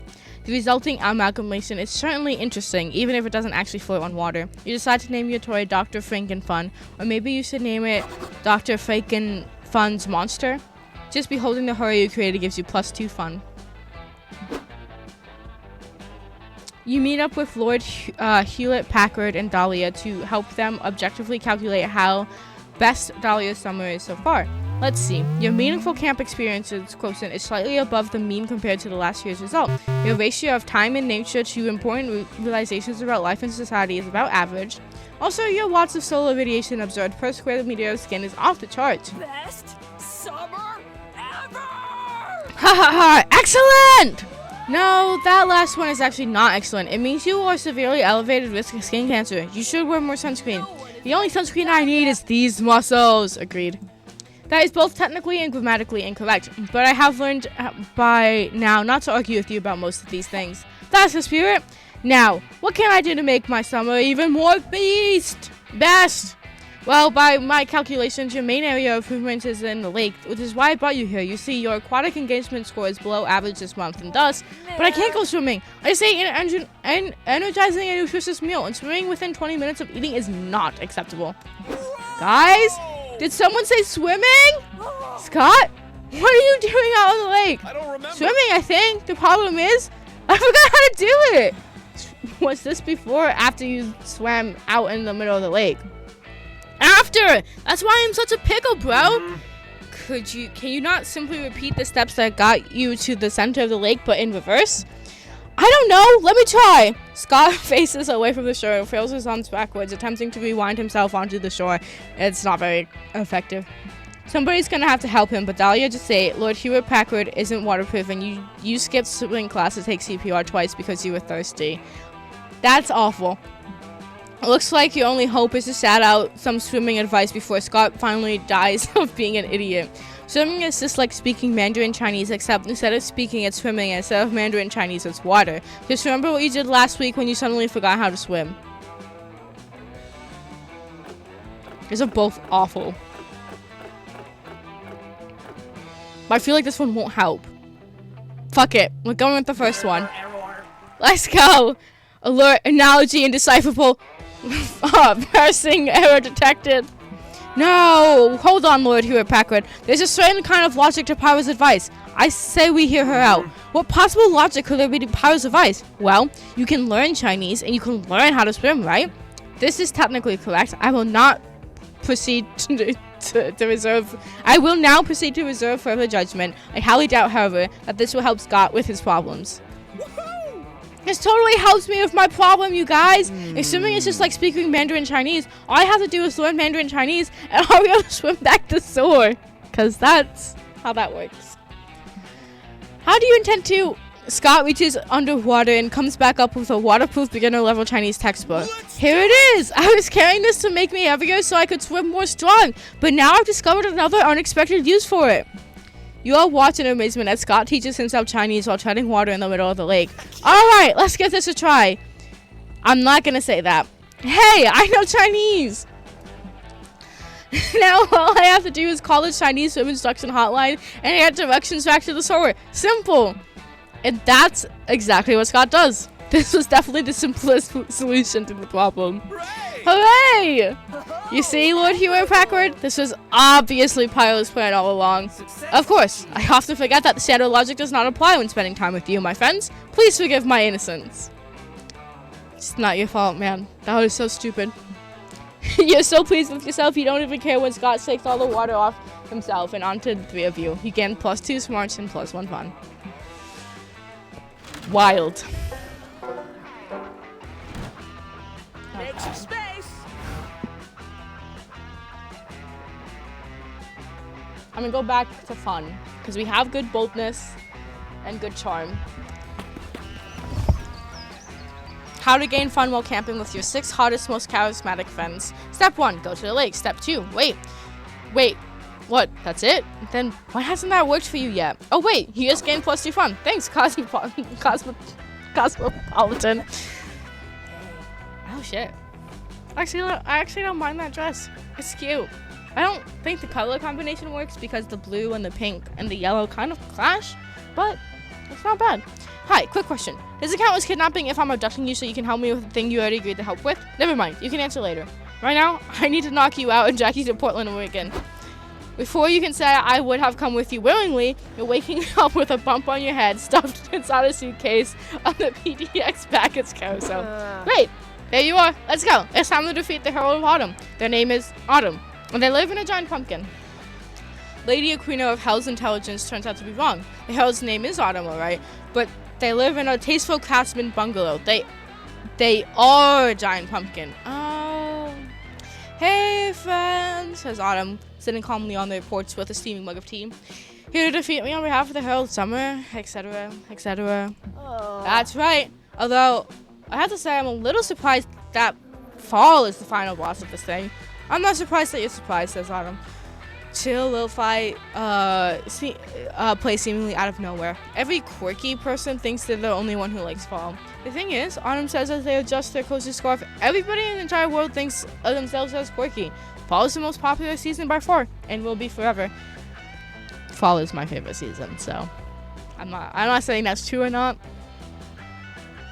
I don't think of myself as quirky. I have my quirks, but I love Fall. Now, if I have anything to say about it, and I do, what I have to say about it is no! Talk is cheap, honey, says Autumn. Their voice makes you want to fall into a pile of crisp, colorful leaves. How do you actually plan to defeat me? Well, I'm going to punch you real hard.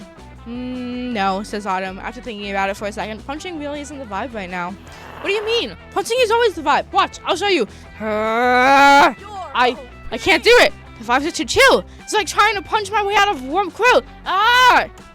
Oh no, with Lady Aquino of Hell's greatest weapon out of commission, how will you ever defeat Autumn? Well, you got one or two ideas. Sunburns ruin summer. Allergies ruin spring. Family drama ruins winter. But fall is ruined by drone attacks. It's what fall's greatest weakness. Offered them pumpkin spice flavored poison. We're doing this one. Ah, fuck! We should have done the first one.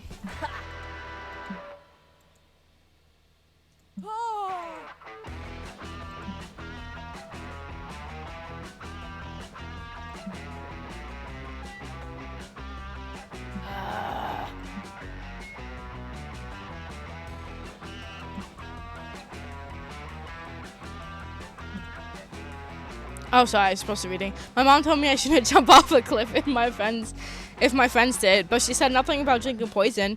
A lot I to literally die for. You're insane if you think the opinions of a bunch of teens is going to make us pyro. Why didn't you just chug that thermos full of poison? You couldn't help it! The FOMO was just too strong. Hello, darlings. Did someone just stupidly drink poison here? I got a notification to pick up a soul at this address. It's just you. For the last time, Pyro, I'm not going to reap your soul for free just because we go to the same camp. Figure this out on your own. I have to go capitalize on this hot new people spice poison trend. You're a spineless, pale, pathetic look.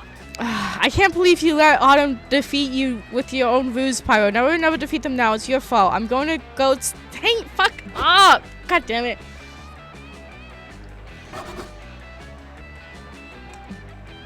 I fucked it. I should have done the top one. Let's do this.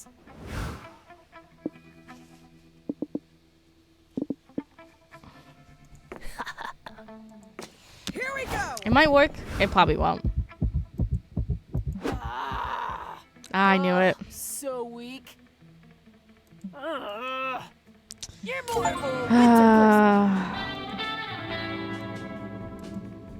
Fuck.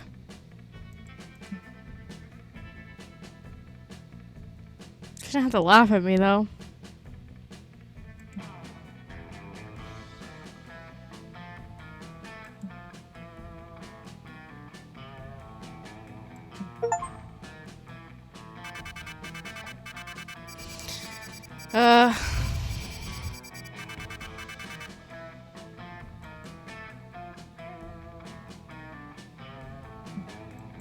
Before we knew it, those weeks were gone. It felt like a hot minute, and it felt like an entire lifetime. That night, as we saw summer coming to an end, we all wondered what could come next for us. It felt like the end of something big. Little did we know, life still had many wonders and misadventures in store for us. Now I'm older, and I can see it. How those years became the foundation of the mythology of our lives. Broken hearts turned tragedy sung for centuries. Wild nights became epic treasured adventures. Every kiss and every laugh is now a constellation we'll always find while gazing into the starry night, no matter how many years go by.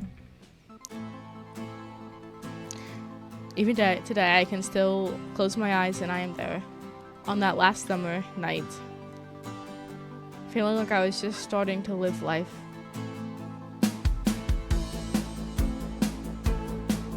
With all my friends around that campfire, so young and unafraid,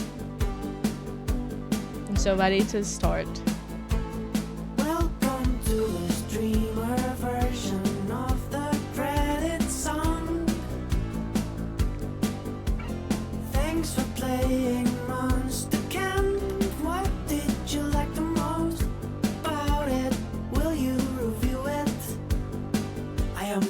care of a message just for you. Oh, live streamers of the world. I was commissioned to write a song about your issues so you can use it with no conditions. It's a pinky promise. It won't strike you down, down, down. We won't bother you down the line. You will monetize streaming Monster Camp. You won't get a strike playing Monster Camp. You'll be just fine streaming Monster Camp. You will monetize playing Monster Camp. You'll be just fine. Don't forget to like and subscribe and hit the notification bell. Whatever, you will make your favorite streamer stay a bit better. Don't you forget it. Like if making content wasn't hard enough to worry about this stuff, like losing all your revenue or getting your third strike, but not with Monster Camp. Streaming Monster Camp, you won't get a strike playing Monster Camp. You'll be just fine. So now that we're here, my name is Claudia Martinez. Oh yeah, I made most of the music for the game. What did you think of it? Come on, just go and buy it. Please buy it, Dolly and Diamond have me looked up writing songs for Pentagram, and they won't let me go until we sell 1 million copies. Streaming Monster Camp, you won't get a strike playing Monster Camp. You'll be just fine. Say goodbye to the streamer version of the credit song. And remember, streaming Monster Camp, you'll be just fine.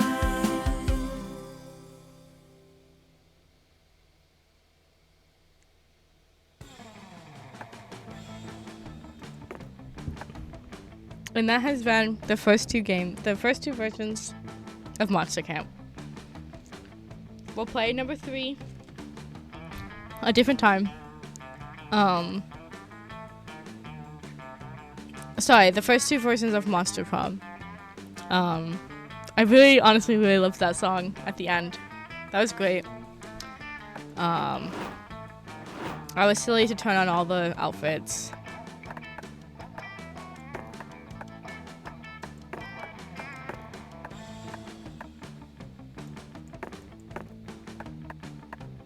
I will keep those ones on.